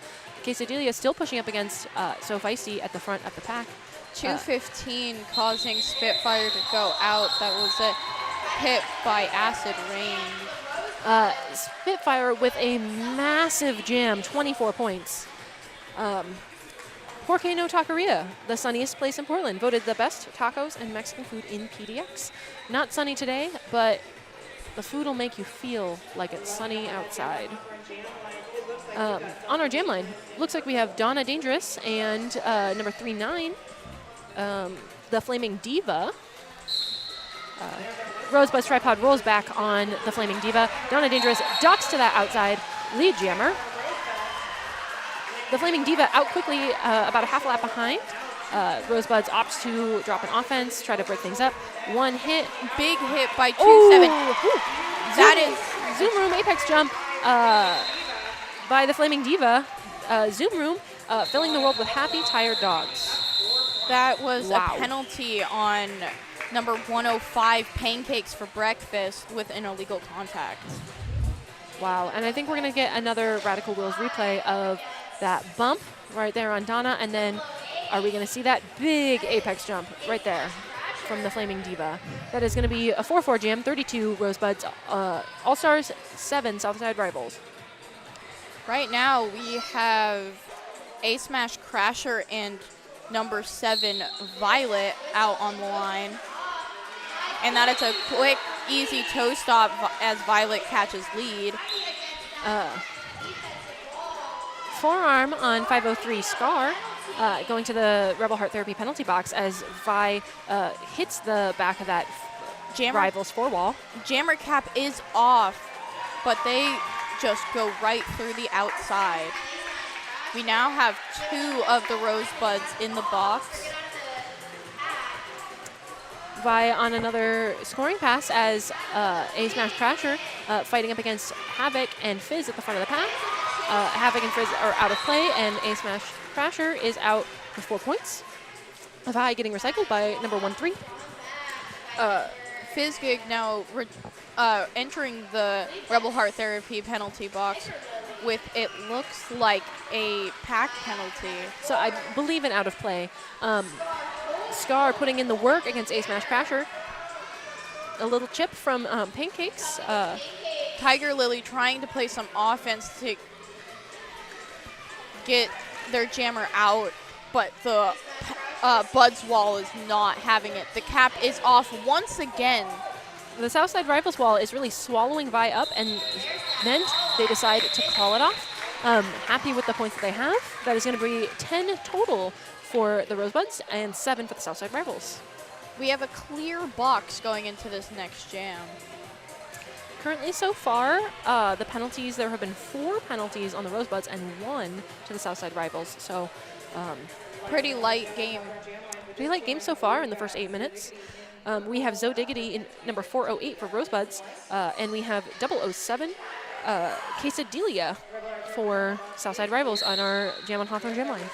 Looks like we're doing a beautiful 2-2 done by the Rosebuds, causing Zoe Diggity to get out with a quick lead jammer. All 4 Rosebuds blockers in the back blocking Quesadilla as Zoe does a juke and a dash and a through with 4 points. A juke and a dash. A juke and a dash. Quesadilla working up against So Feisty, allowing the Rosebuds to send 2 offense for a moment as Zoe Diggity hops up that inside line. Quesadilla hat off, fighting up against Elbow Bell and So Feisty, along with Nicotine Kills, as Teen Titan opts to play offense at the front, and 1 bump, and Zoe Diggity is out with another 4 points. As their pivot comes to take the cap, but their pivot moves back up to the top of pack away from their jammer. Southside Rivals opting for 4 defense, but that is no match for Zoe Diggity, who pops through with another 4 points, bringing her total to 16 on the jam. And takes a look at the coaches. And that is a cap pass to number 27, Chicken Fried Skate. 1 big hit, and Zoe says that's enough. Calls it off, brings us to 18 on the jam, 60 for Rosebuds All-Stars National, 14 for Southside Rivals. On that Radical Wheels replay, let's look what the moment is. Ooh, it's going to be the big juke swiveling through. Juke and a dash. That's juke and a dash. That's what I'm calling it. All right, let's take a look at our Jam on Hawthorne Jam line. We have 3-2-1 Spitfire going up against 3-9, the Flaming Diva. We have Buds up on the top with 2:15 trying to play some offense. For the Rivals, 2:15, that is Acid Rain. Acid Rain putting in the work against Spitfire as Spitfire's trying to get that outside. That hit out from 1-3 Tiger Lily, but that was no match for Spitfire, who now has lead. The Flaming Diva makes quick work at the top of the pack and is about half lap behind, but that is a little hop, skip, and a jump from Spitfire, who scores 4 points, decides to let the jam keep going, letting... Big hit from Flaming Diva as they enter the pack, but coming out backwards. Flaming Diva really challenging that Rosebuds ball, causing them to stretch out, and that is the out of play call, and Flaming Diva with 4 points on the board.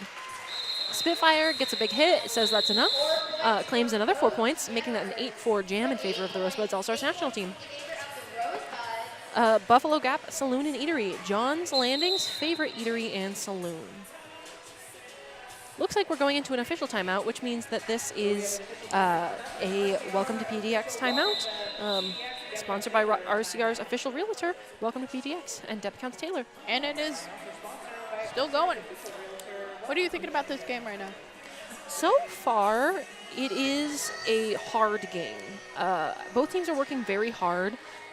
Looks like Rosebuds are trying out some 2-2 starts, a lot of offense off the starts. That is going to be a penalty going to Terrorizer. It was and a the cut track. Cut track on Terrorizer to the Rebel Heart Therapy penalty box. Jammer cap is off, hoping that Strawberry Bomb will come back and get their cap. Bean Dip from Donna Danger Us. I wish we had a Bean Dip sponsor, because I would say something. That is a penalty on 3-1-4 from Rosebuds. That is Elbow Bell with a forearm penalty. Donna does like a little bit of a chip hit and is right through on that inside line, putting up another 4 points. And that is a star pass. So we have Strawberry Bomb as our jammer of record for Southside Rivals. Donna gets a chip on that inside from a Smash Crasher, opts to go for the outside and finds it clear. Hit out to the inside on Strawberry Bomb. Big hit at a penalty coming to 2-7. Chicken Fried Skate. That is a direction of play penalty. Donna Dangerous, another 4 points on the board. Rosebuds four wall is just dominating in the back. That was the most beautiful little ballerina spin from Donna. on the outside line. Elbow Bell, our previous DJ, a little bit of a chip hit and blocking and playing defense. Big hits, big falls. Donna Danger Us on 20 points, adding 3 more, 23 points. Run back for Rosebuds All-Stars. Beautiful bean dip from Donna as they come through. Strawberry Bomb telling her blockers to come back to play jammer defense. Big jam for Donna Danger Us. And it looks I just watched Sophie, so feisty, do a Zoom Room Apex jump to go up to block the jammer. Donna squeaks by on the inside. Grabs another 4 points, bringing this to a 35-point jam. That's going to be the highest jam of the weekend. And let me tell you, this is maybe one of the highest scoring jams that I have seen in a while in roller derby. You know, someone gets 20 points, that's great. Someone gets 24, that's amazing. That's like the most. 35 points. On our jammer line, we have Vi, number 7 Vi for Rosebuds, up against Quesadilla for our Southside rivals. Vi magically staying on her toe stops. It's like twinkle toes out there. Quesadilla stuck behind the trio of Fizzgig. Looks like TNT and... No, that's Catastrophe. Oh, that's Catastrophe and... Cora, Scar. Scar, also accompanied by Scooby Doom. Looks like Vi got a forearm penalty, which means it will be a 2-minute jam and a power jam for Southside. Cat pass to number 1-3, Tiger Lily for Southside, who is now the jammer of record, with 1:18 left in the jam. Scooby Doom doing a big hit, causing her to go out. Looks like 2:15 trying to do offense. 2:15, that is Acid Rain. Cora, Scar holding Tiger Lily up. Same with Fizz and Catastrophe, chest blocking. Tiger Lily just forced to push that wall, hoping to get them out of play, but Vi is re-engaging with that back tripod with a little offensive help from Fizzgig. Makes quick work, up the inside, a little bit of a spin, and out with 4 points. A bunch of falls. We have Tiger Lily still fighting against that Rosebuds defense. Scooby Doom with a little bit of offense on that inside. Vi coming in with full speed. Just slicing right through that wall, making it out with 4 points. Tiger Lily stuck on that wall, and there's a penalty whistle. So we have a direction of gameplay going to Catastrophe, sitting in the Rebel Heart Therapy penalty box. We have the Rosebuds forming a tripod in the back. Tiger Lily opting to just wait the timeout in the jam and not engage. Vi still at the front trying to squeeze out the last of those points. And we have 3 more points for Rosebuds National All-Stars and 0 for Southside Rivals. So as those points are going up on the board, we're going to look and add 11 to the Rosebud score, bringing us to 114 Rosebuds, 22 Southside Rivals. I'm going to take this moment to talk about Ritual Dyes, Portland's local yarn shop with hand-dyed yarn, tools, and more, owned by a Buds parent and Wreckers skater. Speaking of the Buds parent, Pancakes for Breakfast, number 105, is out there right now. Daughter of our Ritual Dyes sponsor. We now have a team timeout, which means it is a Welcome to PDX timeout. This timeout is brought to you by RCO's official realtor, Welcome to PDX. Now, if we're looking at gameplay, this is a good move for Southside Rivals. We are 14 minutes left in this half. We have had monster jam after monster jam for Rosebuds. That 35-point jam was crazy. Wild. We have had multi-pass scoring jams the last handful of jams. And Southside Rivals really, truly needs to take a moment, reassess, see what they need to do to change things up. And looks like we are starting back up soon. Here comes Flaming Diva to the line with number 408, Zoe Diggity. Now, hopefully, the Flaming Diva, who has been the Southside's most successful jammer so far as leads, will be able to make a little bit of a difference. Flaming Diva is going to be heading out to Australia. While she might be heading to Australia, she is stuck in the pack, and Zoe Diggity is lead, getting recycled by So Feisty. My Flaming Diva getting a little bit of offensive help from Terrorizer. Big hit from Pancakes from Breakfast, causing Flaming Diva to go out, but Flaming Diva just simply juked and is out of the pack. A little bit of offensive, big hit from Terrorizer, kind of avoiding that offense. Zoe Diggity having, a tough time on that inside. Nobody was watching, and Flaming Diva got an easy 4 points. And there is Zoe Diggity calling off. That leaves us with a 4-4 jam. Zoe decided, not for me, 4 is enough. I don't want to get bested by Flaming Diva. And that little jump. On our Jam on Hawthorne jam line, we have 3-2-1 Spitfire going up against our skater. Quesadilla. No, it's 008. Oh, then it's 008 Smash Crasher. A Smash Crasher.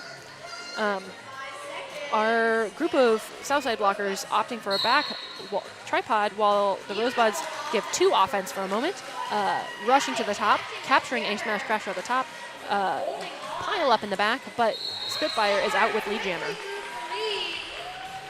A little bit of avoidance, TNT, Fizzgig, and Scar making work of a Smash Crasher as a little hop, skip, and a jump, and Spitfire is out for 4 points. Star Sash for a Smash Crasher, and they are through with their initial pass. Well, Spit calls it off before a Smash Crasher has a moment to even consider getting points. Now at our Radical Wheels replay, we have the very simple spin and toe stop maneuver that Spit got out with. On our Jam on Hawthorne jam line, we have 007 Quesadilla going up against 46 Donna Danger Us. Rosebuds opt for a start that is up at the top. Two offense, a little bit of a dip from Donna Danger Us, but no success. And Donna does a little jump, getting her way out of the pack.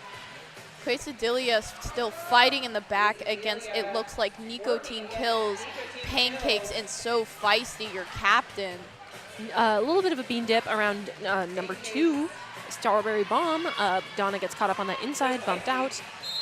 Bumped out twice by 3-1-2, but 3-1-2 gets a penalty. That is the Defindo. Defindo, yeah.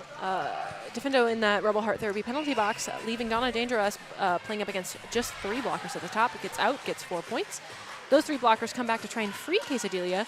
Have some success, but Teen Titan is ready to catch, ready to absorb. Donna opts for that outside line, gets a bump out from, looks like 09 Rickaboo Racker. Pancakes for Breakfast headed to the penalty box on a multiplayer. Quesadilla fighting up against that tripod in the front. Donna Dangerous fighting up against that Southside tripod in the back. No one is making very much headway at this point. Defendo coming to help their SSR blockers. And it looks like Terrorizer is heading to the penalty box on, looks like a multiplayer. So they are going to sit for 30 seconds in that Rebel Heart Therapy penalty box as these skaters on the track are fighting. We are definitely seeing a lot more multiplayers this tournament that I've ever seen before. A lot of multiplayers in this game so far. Not even just this game, like this whole tournament in general. Donna Dangerous out on 4 points and Quesadilla out on their initial pass. Donna, getting as many points as possible and calling it off, giving it a looks like a 10-0 jam, which leaves us with Rosebuds All-Stars at 132 and Southside Rivals at 26. Terrorizer is going to be stuck in that penalty box. And we have the Southside down 1 player. On our Jam on Hawthorne Jam line, we have number 7, Vi, coming up against number 39, the Flaming Diva. We're back to our Team USA jammers going head to head. Vi going all the way up the track and getting the lead. The Flaming Diva taking a little bit of a spill and getting captured by that back rose tripod, but that... And that is a big cap pass just to get caught up by number 177, Havoc, and TNT 101. Vi fighting against that 4 wall of Southside players in the back. It looks like there is a multiplayer penalty from 177 Havoc on the Rosebuds, sending them to the Rubber Heart Therapy penalty box. As Vi is fighting up against that 4 wall, Tiger Lily pushes out at the top and is now on their initial pass. TNT comes back to play a little bit of offense, and we have Vi swooping in, taps the hips, 4 points, calling it off, 0 for Southside Rivals, bringing us to 136 Rosebuds All-Stars National to 26 for Southside Rivals, 0 on that jam. Looks like we have number 177 Havoc is going to be chilling in the therapy box for the beginning of this jam. So Rosebuds are going to start down 1 player. We have the Rosebuds rolling back on top as So Diggity and Ace Smash Crasher That are is at the jam line. Immediate big counter hit from Zoe just to get lead jammer. So feisty, number 15, doing a big hit and drawback. Big hit from Teen Titan hitting Ace Smash Crasher out as Zoe Diggity is fighting up against 312 Defindo at the top, getting out and scoring 4 points. Havoc coming in from the box, skating up. We are having 2 Rosebuds defense at the back, 2 Rosebuds offense at the top, and that frees Zoe Diggity for another 4 points. Cap pass to Tiger Lily. Ooh, that's not Tiger Lily. That is 2-0 Scouts Honor. Scouts Honor working up against Elbow Bell, and looks like Havoc at the top of the pack. Zoe already out and scoring 4. Scouts Honor still in the pack, stuck on Havoc, So Feisty, Elbow Bell, and Teen Titan. So Feisty. Zoe tiptoeing around Ace Smash Crasher. Ace Smash does offense trying to get Scouts Honor out, but that is not helpful against the Rosebuds wall. Rosebuds recycling Scouts Honor back, setting up their tripod in the back, and that's Zoe Diggity out with another 4 points. Penalty call on 314 Elbow Bell. Looks like that is going to be a coming in on our penalty board. Zoe Diggity out with another 4 points. So that was a forearm penalty on Elbow Bell. Scouts Honor coming up against Havoc at the top of the pack. Havoc with a making a hit, lifting up Scouts Honor. Zoe Diggity, quick hop on that outside, and that's another 4 points for Zoe Diggity. She has enough time in this jam to get 1 more pass. She's going to make quick work of it. If she can speed it up. She's going to let the time run out. 3, 2, 1. Looks like maybe Let's not. See. 3 points. Quick enough for 3 points. So that's going to bring us to 31 for Zoe Diggity, the second highest scoring jam of this game. Oh, of this game, yes. Of this game. Third of the tournament so far. Now, in a normal game of roller derby, 31 would by far be the highest scoring jam of a game, and this is only the second highest. That is showing you the effort that the Rosebuds jammers are putting in. We're going to have 3-2-1 Spitfire for Rosebuds coming up against 007 Quesadilla, but Spitfire got quick lead and is out now on a scoring pass. Quesadilla stuck on Catastrophe, Fizzgig, and Scar in the back, looking for a cap pass. Cap pass completed, given to Tiger Lily, number 13, just to get stuck behind Fizz and Scooby. Spitfire doing a little skip around the outside and getting out and scoring their first 4 points. Tiger Lily fighting up against the front. Southside opting to have a tripod at the back and a bridge, trying to set up that 4 defense, trying to stop Spitfire. Spitfire gets bumped out, jumps back in, right on through with another 4 points. And we have Tiger Lilies taking a moment, putting the hat on, getting reset behind Catastrophe and Scooby Doom. Fizzgig, a little bit of offense, and that is through with Spit for another 4 points. Now, these are big scoring jams, but these are also easy pass for Spitfire. We can't discount the work and effort that these skaters are putting in. Tiger Lily opting to go in more of a defensive position. Spitfire getting caught up a little bit ping-ponged through the pack. Continuing on, another 4 points up for Spitfire. Looks like the coaches Bling and Blitz of the Rosebuds are having Spit go all the way through the 2 minutes, even though she is correctly lead, getting as many points as possible.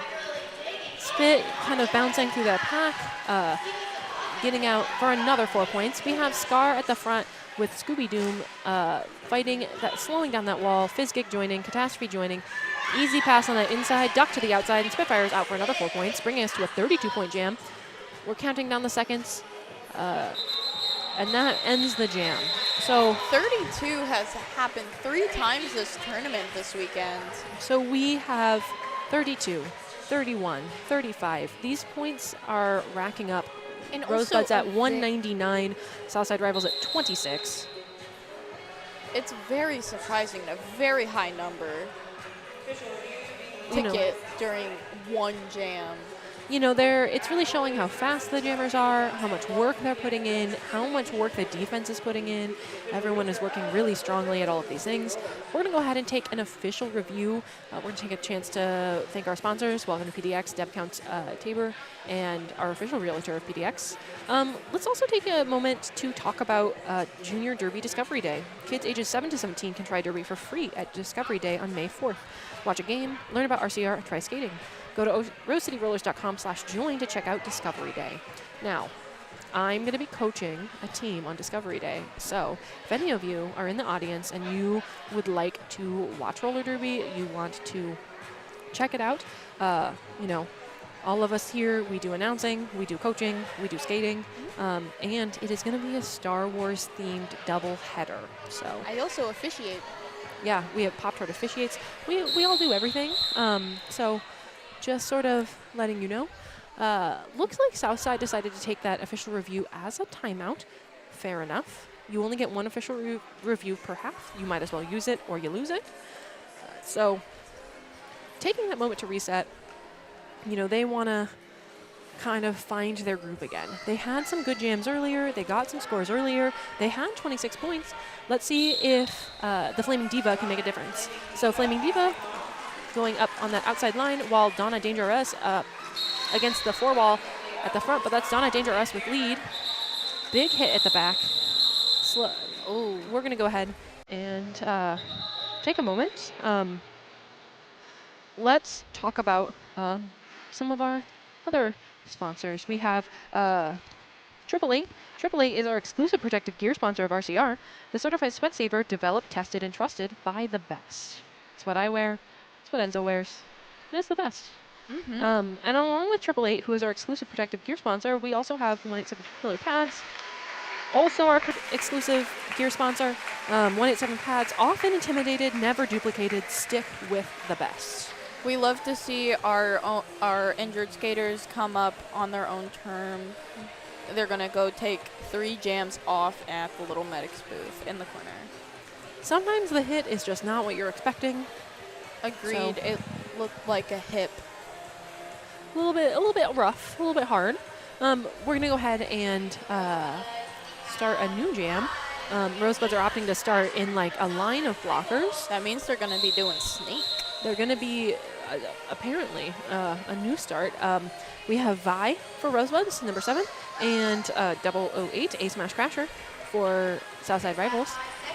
Rosebuds unfurl into place, and they send defense in the back. We have a little clip by Scar, a little clip by Quesadilla surprisingly staying upright.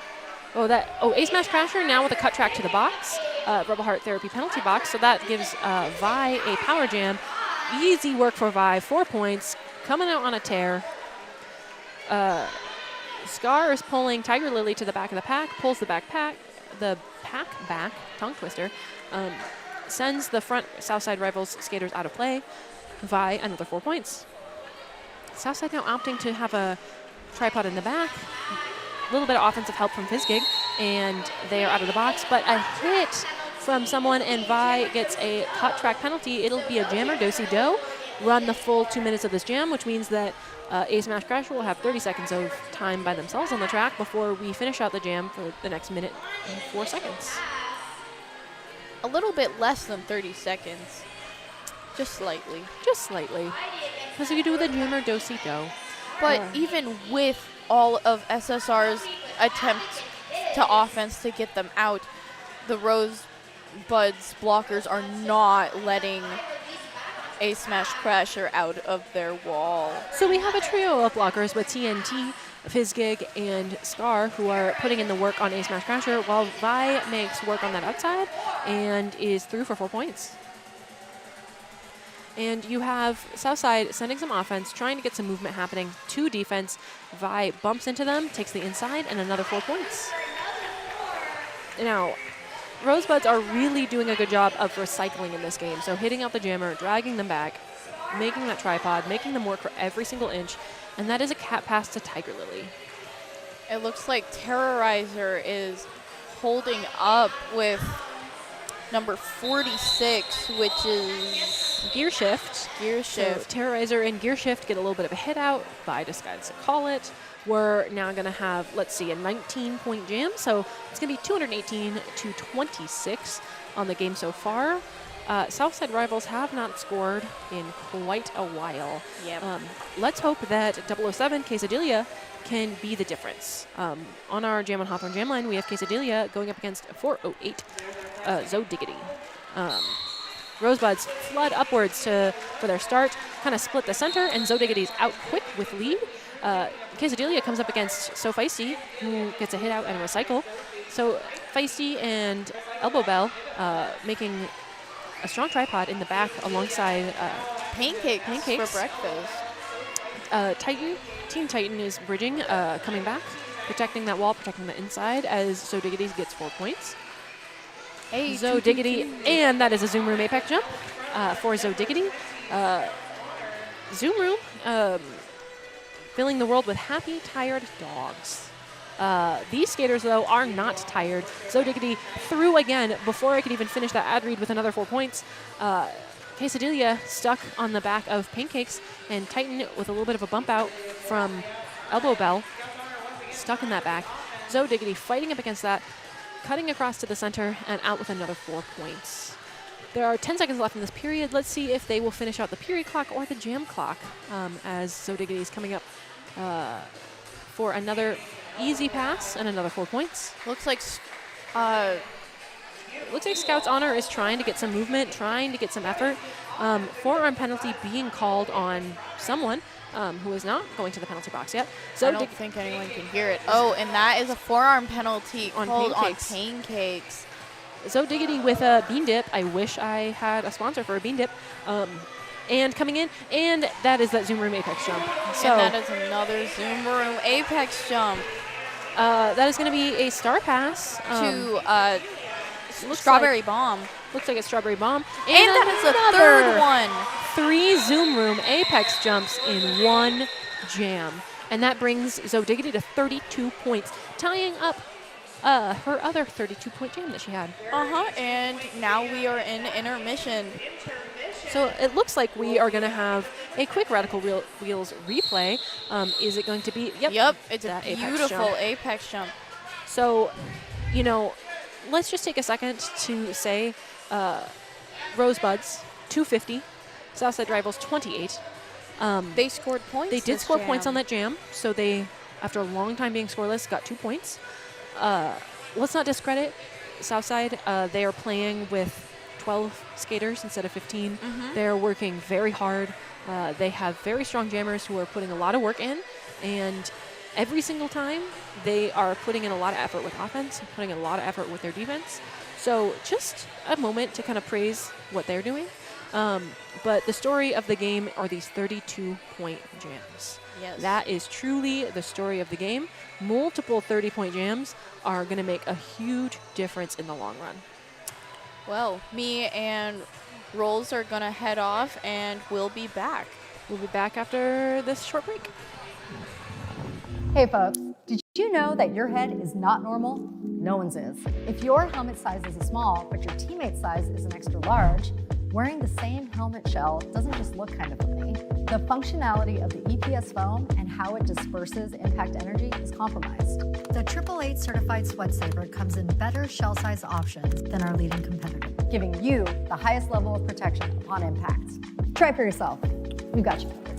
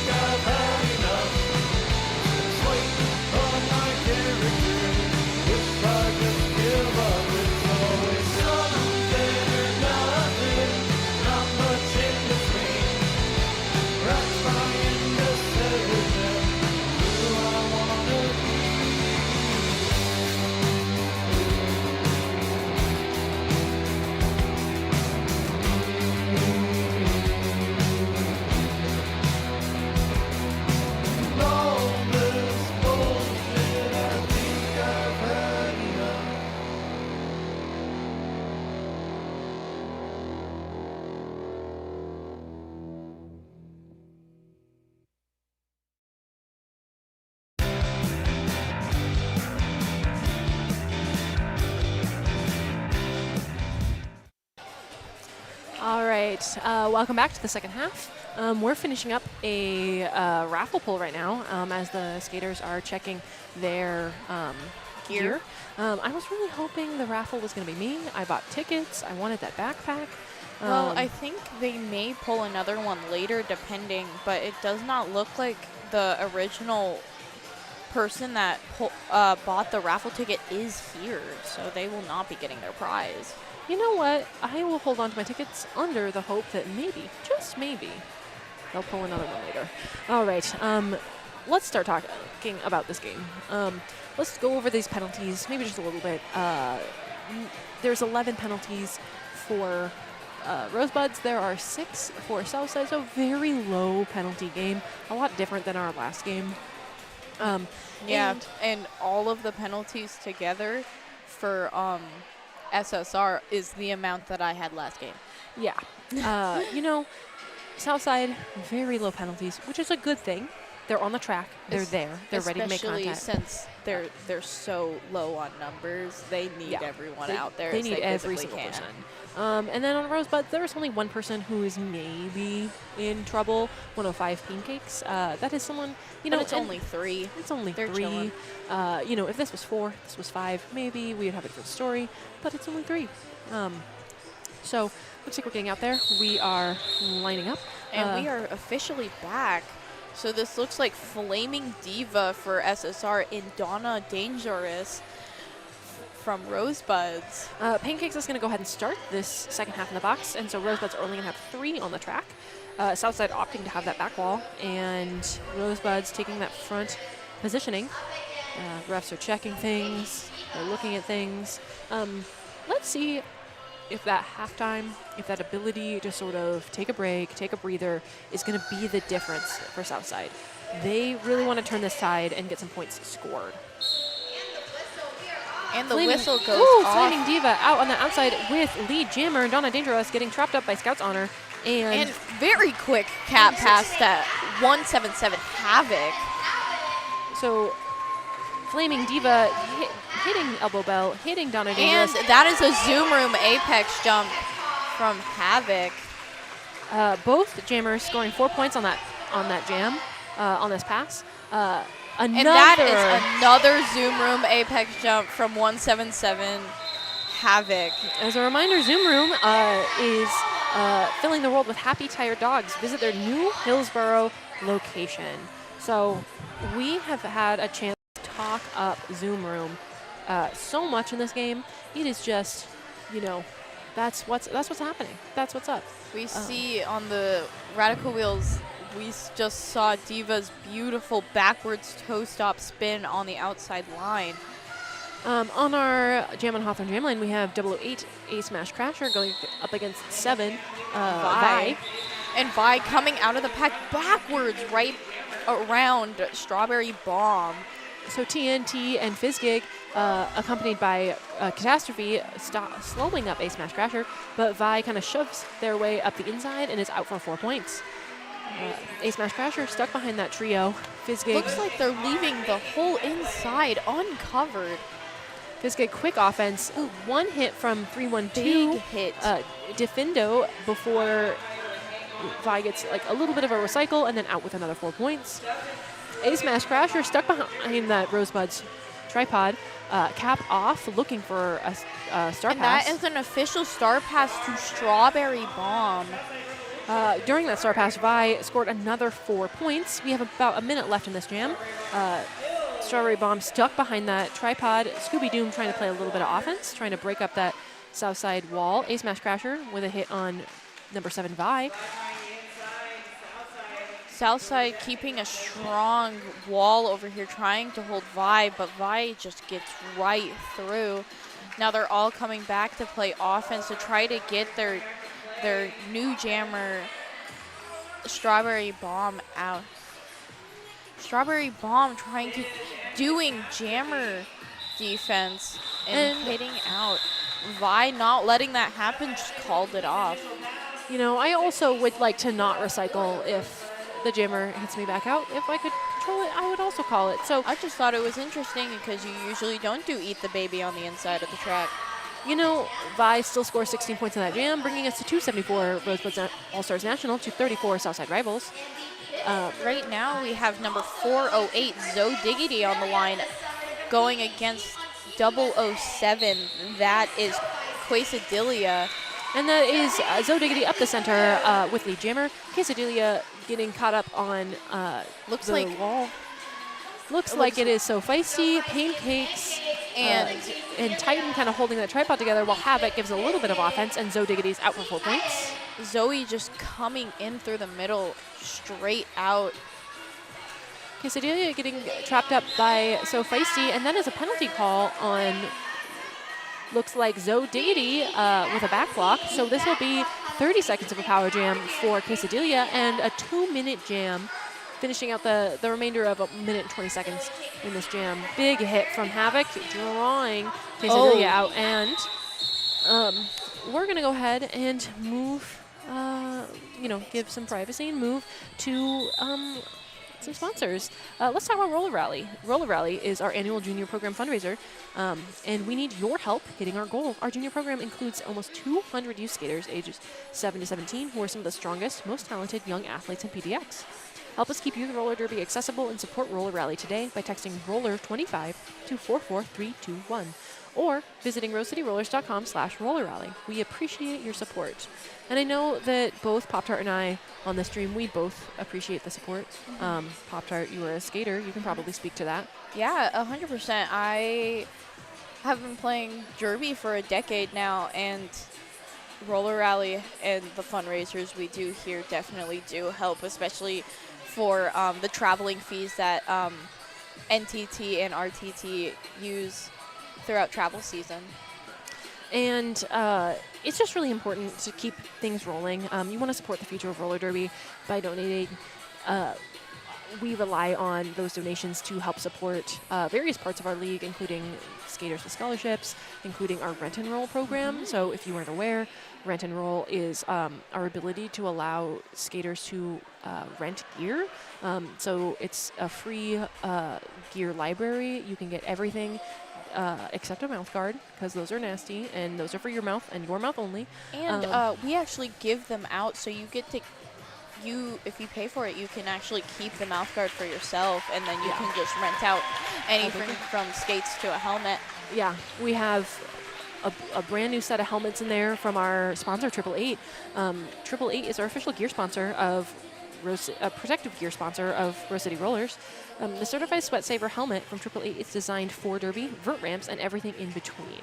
So keeping our skaters safe, regardless, with some of those 888 helmets with that 187 killer pads, and making sure that, that's what the money from Roller Rally helps support.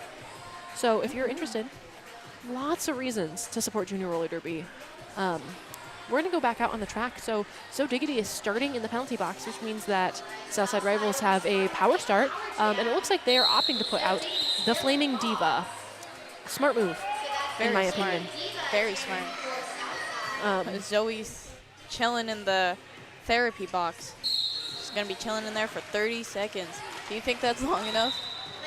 No, might not be long enough, but we're going to look at Flaming Diva. There is some penalties happening in the pack. That is 101 TNT with a hitting forearm. Yes. And the Flaming Diva is lead for Southside Rivals. I believe that is their first lead in this half. No, Flaming Diva had lead in the very first jam. So 2 leads for Flaming Diva in this half.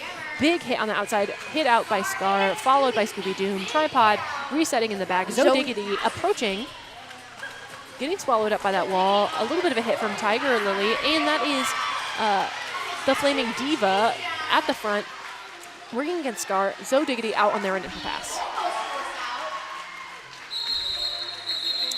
Flaming Diva calling off the jam after getting their 4 points before Zoe could score any, leaving number 101 TNT in the box for about 10 more seconds. So that's going to be 4 points for Southside Rivals, bringing them to 38 in this game. For Southside Rivals on the jam line, we have A Smash Crasher going up against number 321 Spitfire for Rosebuds on our Jam on Hawthorne jammer line. 5 seconds calls, everyone rolls back, and big some offense on the outside from number 2, Strawberry Bomb. And Spitfire is out and gone. So feisty, holding on to A Smash Crasher.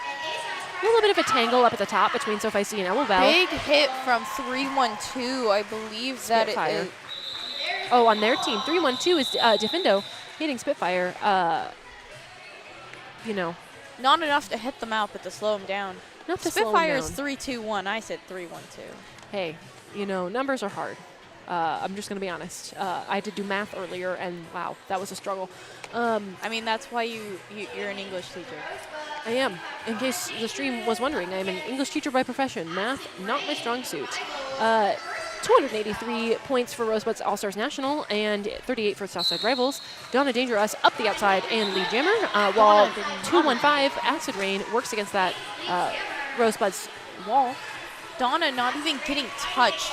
Coming back to the pack, just quite easily juking around, but getting stuck by, looks like, Trying to find Scouts. numbers. Looks like Looks like Scouts honor.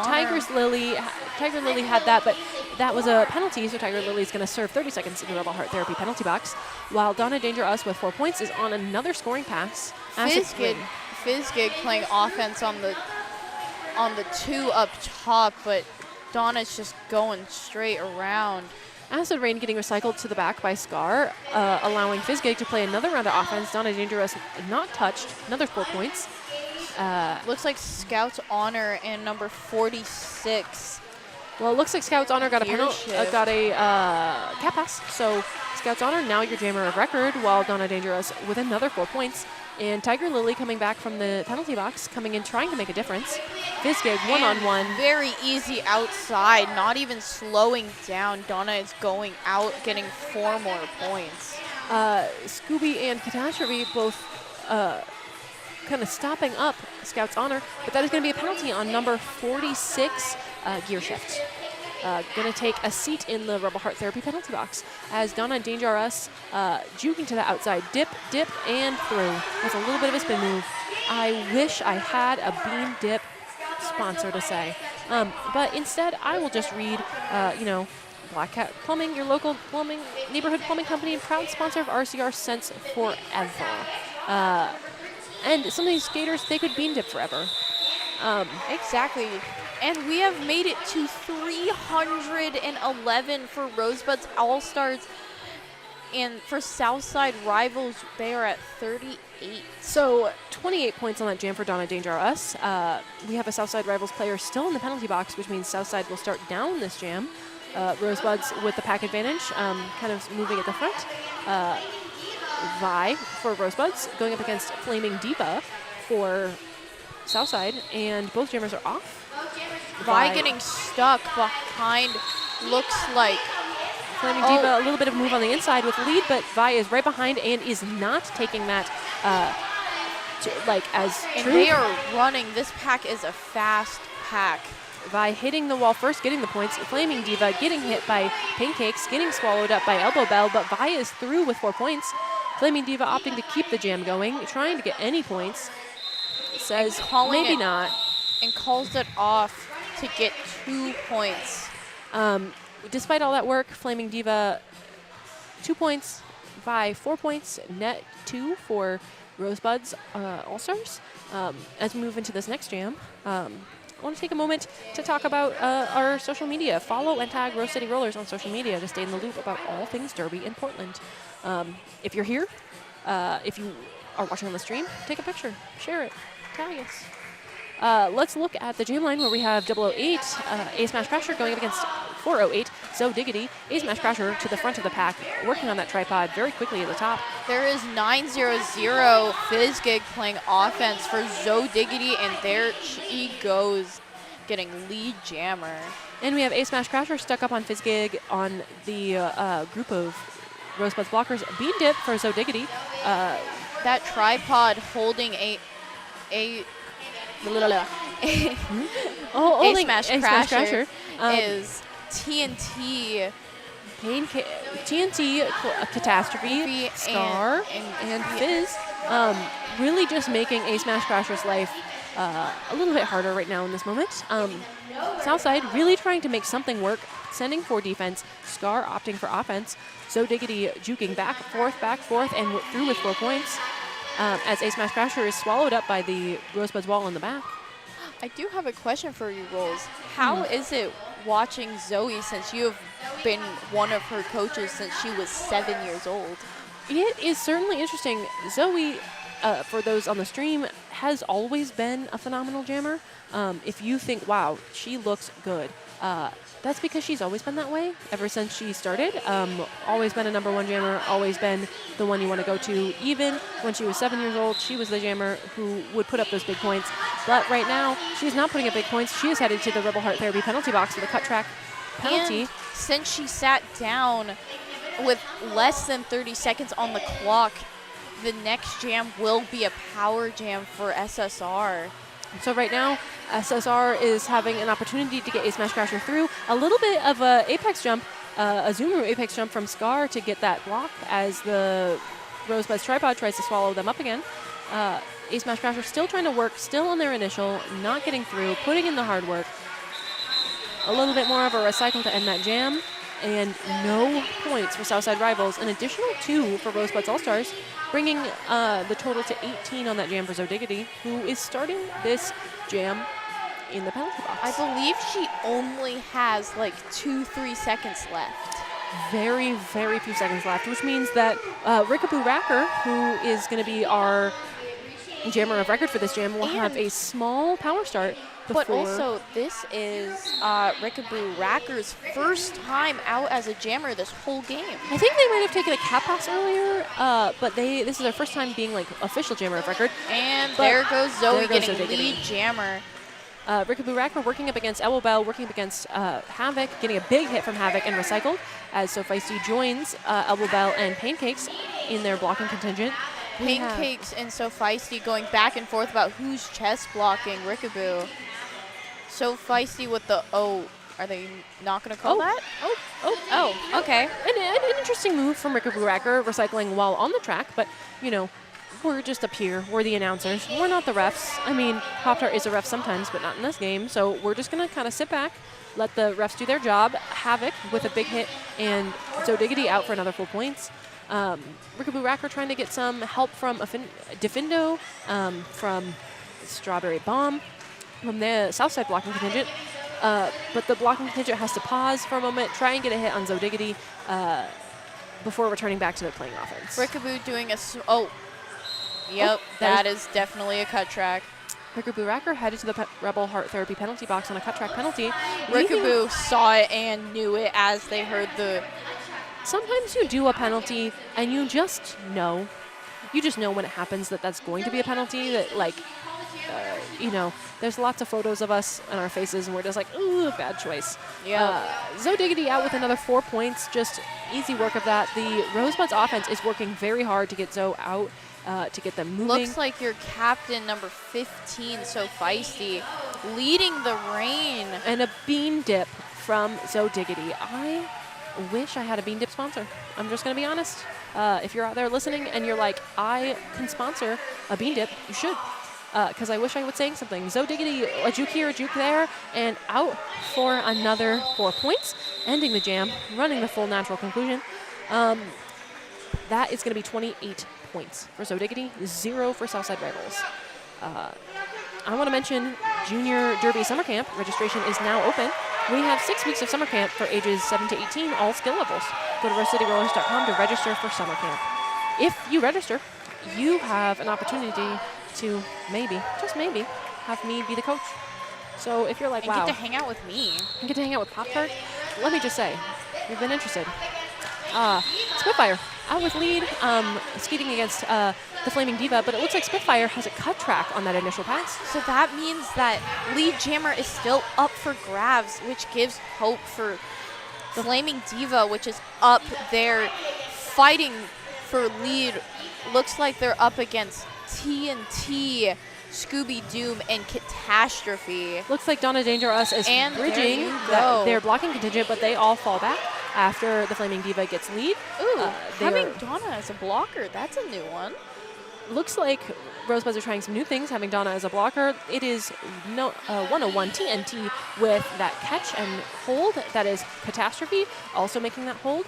Spitfire is back from the Rebel Heart Therapy penalty box, hitting their SSR's tripod hard, getting caught up with Terrorizer.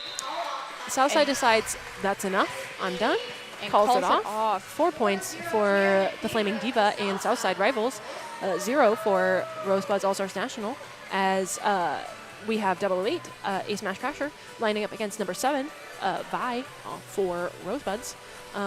Full blocking contingents for both teams, full pack. We have Rosebuds lining Nobody's up. at group therapy right now. Nobody's at the group therapy. We have Rosebuds lining up in a sort of line on the inside, moving into place, catching Ace Smash Crasher, while Vi takes that inside and has lead jammer. Looks like number 2, Strawberry Bomb, trying to do offense to help their jammer. So feisty with the big hit out and draw back. Vi just spinning around SSR's wall. So Feisty and Teen Titan really making work of Ace Smash Crasher, but they do a little tiptoe on that outside line and are through on their initial pass. Vi pushing up against number 2, Strawberry Bomb, squeaking out, getting lead, calling it off, but did our jammer, no, Southside jammer did not have a chance to get points, so that is 8 points for Rosebuds All-Stars National, bringing them to 369 to Southside rivals 44. Fun fact, the Rivals Jam Ref right now, Pearl Jim, is one of our regional TT's reserves parents, who he actually started officiating to get to know Derby better. And let me tell you, Pearl Jim, pretty good ref. And that's a compliment coming from me. I know. Welcome, PDX, Debcon Saber, official realtor of our RCR. Let's talk about some of these other things. Want to sponsor RCR in 2025? Interested in sponsoring Rose City Rollers? You could have your mission-aligned brand integrated into our vibrant community of skaters, fans, and volunteers. The opportunities are truly endless. Go to www.rosecityrollers.com/our-sponsors or email out to sponsorship@rosecityrollers.com to learn more. Yeah, come on. We need someone to sponsor some bean dips up in here. I know. I've been asking for a bean dip sponsor. I think it would be interesting. I think someone in the audience should do it. You know, I want to have something fun to say when there's a bean dip. You want to have something fun to hear when there's a bean dip. Exactly. Let's get it cooking. If someone is a bean company, come on. Or like even like burritos or something. You know, does your company have anything to do with beans? We would like you to sponsor some bean dips. All right, now on that gem line, we have 408 Zoe Diggity going up against number 20 Scouts Honor. Scouts Honor moving up the inside while Zoe Diggity moves up the outside. Scouts Honor encountering a tripod, but Zoe Diggity out with lead. Most simple toe stop hop on the inside, just catch and lead. Scouts Honor big hit on 101 TNT, but TNT does a good job of staying slow while Zoe Diggity hits that Southside Rivals tripod. With a big force. Is getting stuck up on looks like 3. No, I think 215 Acid Rain. Acid Rain making Zoe Diggity's life a little bit harder. But that's Tiger Lily headed to the box with a penalty, so that is 30 seconds in the Rebel Heart Therapy penalty box. While Zoe Diggity is moving through, cutting through the center, cutting to the outside, and another 4 points for Zoe Diggity, bringing their total to 7 on the jam. Scouts Honor fighting up against that tripod, hat off, probably looking for a star pass. And that is going to be a star pass at 215. Acid Rain. Acid Rain.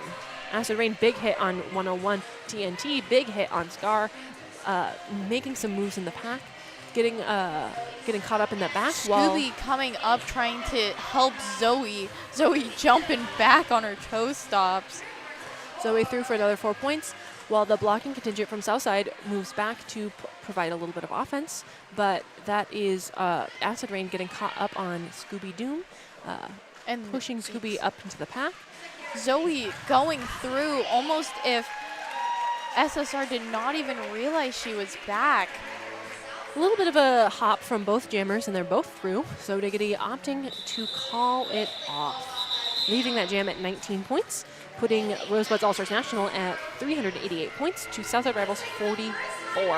I wonder if we're gonna, oh my God, it's their pivot so feisty at the line. Rosebuds jammers, they're tired from skating laps. They're tired from scoring points. They put up a lot of work. So they're going to opt to have a pivot jam in this jam. So you have number 1-5, So Feisty, going up against number 3-9, the Flaming Diva.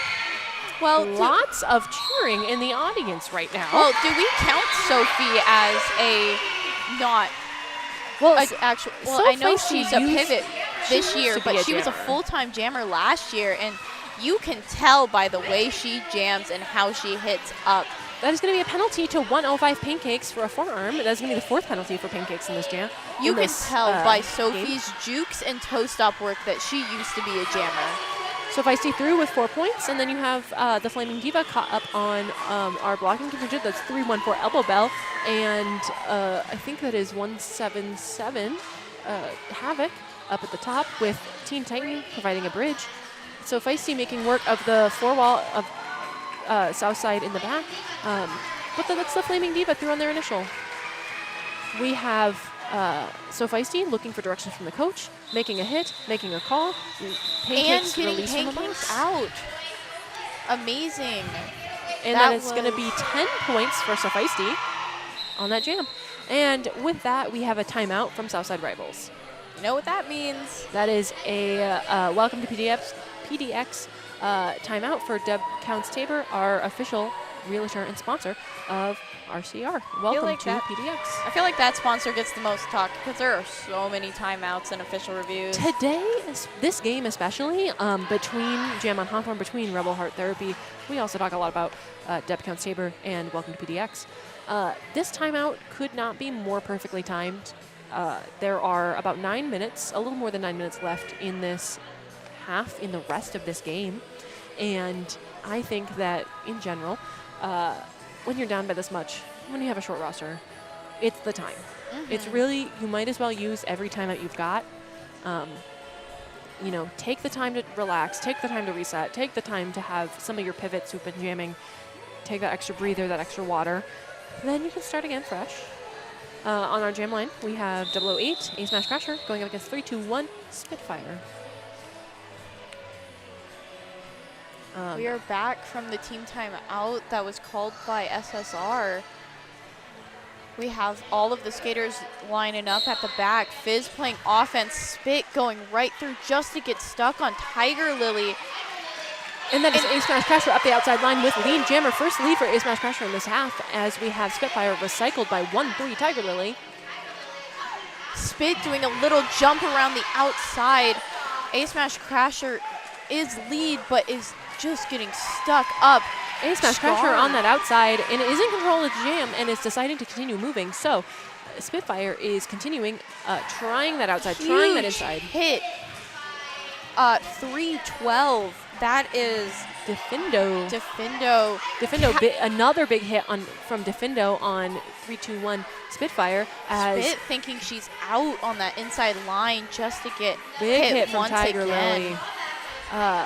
We have Ace Smash Crasher working up against that tripod of Rosebuds blockers in the front. Scar opting for a hit out and drag back while Fizz accompanies them.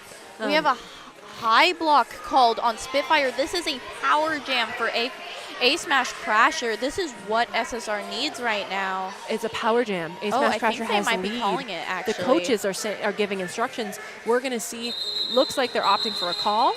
That is Oh, gonna they're be- giving a power jam to Flaming Diva. So that is going to be 8 points for Southside Rivals, bringing them to 52, and then another 4 points for Rosebuds National All-Stars, breaking the 400 mark with 402 points. They are very smart for doing Smart call. that to give their Team USA skater that's heading off to Australia this summer, Flaming Diva, to get a power jam for a full 30. Flaming Diva, 30-second power jam, getting bumped by Teen Titan, being bumped by, that is 105 Pancakes. A little bit of support from Elbow Bell, a little bit of support from Havoc as the They are skaters are not moving forward. they do not want Flaming Diva getting out. Out of play call, and that is a lead jammer for Flaming Diva, and that with that last hit, Havoc has an out of play penalty and is going to the Rebel Heart Therapy penalty box. Spitfire getting out of the wall, is sprinting, trying to big hit from Elbow Bell hitting Flaming Diva, but that is not going to stop her. Flaming Diva out with 4 points as Spitfire is out on their initial pass. Flaming Diva is opting to continue going. Spitfire does big a jump. zoom room apex jump. And so, nope, never mind. I thought she was going to go for it. Almost. We almost had a double zoom room. Not quite. Let's see if we'll get some more zoom room. We have another inside line, a little bit of a twirl, hit from Terrorizer. But that Spitfire getting swallowed up in the back. Beautiful bean dip from Flaming Diva getting out with an easy 4. Flaming Diva coming around. A little zoom room apex jump. No. But that is going to be a cut for the Flaming Diva. So that gives Spitfire a power jam for 30 seconds. Spitfire taking a little bit of a tumble, opts for a star pass, passes to Havoc. I had on 3 points on that pass with that star pass. Spitfire coming off of the track. We have Havoc just entering the pack with a big hit, coming up to the inside, getting a hit out by Terrorizer, jumping back in. Looks like it's clean, and Havoc's going to get out with 4 points. Pancakes hitting out Terrorizer and the drawback, but big hit from Terrorizer. Diva coming back on. Havoc running into Diva. Big hit from everyone. Some big hits coming in this last 10 minutes of this game. And 4 seconds left. 2-1. And that is going to be it for that jam. We have another 4 points coming up for the Flaming Diva, bringing that to 16 total. And then an additional, 2 more points, bringing it to 13 for both Spitfire and Havoc, who traded off as jammers in that. We are now at 415 Rosebuds All-Stars National and 68 Southside Rivals. As we were talking about, at the beginning of this half, it was looking a little bleak. But Southside has had some big successes with the Flaming Diva in this half. And let's see if we can have some more success from A Smash Crasher, who is our jammer for Southside, going up against Donna Danger RS for Rosebuds. It looks like 3-12. And Tiger Lily holding on. 3-12. That was Defindo holding Donna as long as possible, while A Smash Crasher working hard back there, pushing against Scooby Doom TNT, assisted by Catastrophe. Donna has lead, got some offensive assistance from Scar, got a hit out from Defindo, is back on the track, a little more offensive assistance from Scar, now some offensive assistance from TNT on that inside line, getting caught up by 2-0, Scout's Honor. All of the Southside blockers in this jam are putting the work in to stop Donna. It is a minute in, and Donna is on an initial scoring pass. They are just not letting Donna out. And speaking of not letting anyone out, A Smash Crasher is not seeing an ounce of daylight in the back between Scar, between TNT, between Chloe Catastrophe, between Scooby Doom. These skaters holding A Smash Crasher. It looks like Donna only scored 2 points. Says, I'm tired, I'm done, ops to end the jam. Want to take a moment, if you want to stay in the loop and get text from RCR, you should text JOIN to 503-987-7547. That's JOIN to 503-987-7547. Stay updated, stay in the know. Yeah, come see more juniors games. We have Quesadilla going up against Vi. Vi, quick work with lead, out in front as Quesadilla is getting trapped up by So Feisty and Teen Titan in the back. Quesadilla now Cap no longer looking for Strawberry Bomb, but blink and you might have missed it. Vi through with 4 points. Quesadilla up against So Feisty in the front. At the top. So Feisty with some recycling. And Vi just weaving through the rival's wall, not letting it stop her. We have a cap pass to number 2, who is Strawberry Bomb. Strawberry Bomb with the... But So Feisty speeding up to the front, not wanting them to go out, and a big hit and long drawback by So Feisty. That is Vi with another 4 points, as Elbow Bell tries for one more hit out, and that's Strawberry Bomb out on their initial pass. Vi kind of coming into the pack hard, facing that south side, opts to call it. Let's see how many more. 3 more points on that jam, so that is going to be 15 points for Vi in that jam, bringing Rosebuds to 432, Southside Rivals to 68. They are having another. They're having more pivots come out and jam.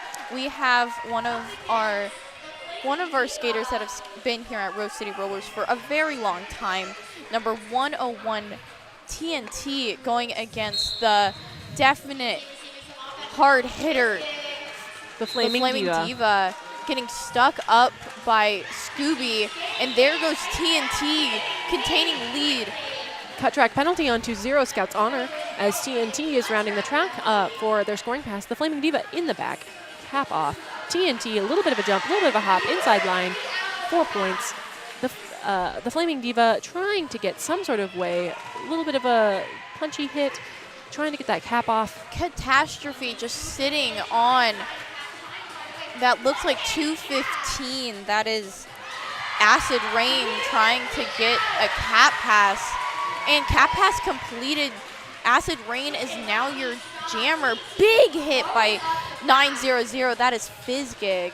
TNT in the pack again, swirling to the inside, swirling to the outside, getting caught up by what looks like 39. That is Flaming Diva. The Flaming Diva, big hit, but TNT stays in bound. One hand out, a little bit of a spin, 4 points for TNT. Acid Rain recycled to the back behind Scooby Doom, behind Fizzgig, behind Catastrophe, as TNT makes quick work of the front of the pack and is out for another 4 points. We have a minute left in the period, 43 seconds left in this jam. Let's see what kind of work TNT can make of it. A little bit of a hit on our jammer on Southside, Acid Rain, as she squeezes through that Southside pack. Recycle in the back. We have Fizzgig really tracking back and forth on Acid Rain as TNT is trying to work through that front of that pack. And there is Scar going up to try playing offense. Just big hit from the Flaming Diva. TNT pops back up. A little bit of a spin, goes for a call. Now, there are only 22 seconds left in the period. If no one takes a clock stoppage, then that will have been the final jam. We will see what happens. We're going to hang out. We're going to wait. We're going to see. Looks like neither coach 8, is 7, interested. 6, 5, counting down. 4, 3, 2, 1. And that is the end of the game. There is the unofficial score of 452 and of 452 for Rosebuds All-Stars and 68 for Southside Rivals. Now, and there is the whistle for it to be the final score. That was our final score. I just want to say, despite the score, Southside Rivals really worked hard for every single one of their points. They worked hard every single jam. Exactly. They were facing up against jammers who are very talented, and they did a really great job. And mind you, they had 12 players. That is hard. It is hard to play down. It is hard to play a lot. They did a great job. They did not get very many penalties. That is something to really be proud of as far as Southside goes. Exactly. Well, it was my honor to be able to stream announce today. Yeah. This was my first time stream announcing. Same for me, and it has been a pleasure to announce for all of you out in the audience. As those skaters are taking their laps, we're going to go ahead and sign off. Thank you for watching the stream. Thank you for watching all of the games at Bridge City Riot. I hope that they were entertaining. I hope that the stream was entertaining. And I hope that you enjoyed some good junior roller derby. Of course. I've been Rosemary's Baby. And I've been Pop-Tart. Thank you. Thank you. Hey folks, did you know that your head is not normal? No one's is. If your helmet size is a small, but your teammate's size is an extra large, wearing the same helmet shell doesn't just look kind of funny. The functionality of the EPS foam and how it disperses impact energy is compromised. The 888 certified sweat saver comes in better shell size options than our leading competitor, giving you the highest level of protection upon impact. Try for yourself. We've got you.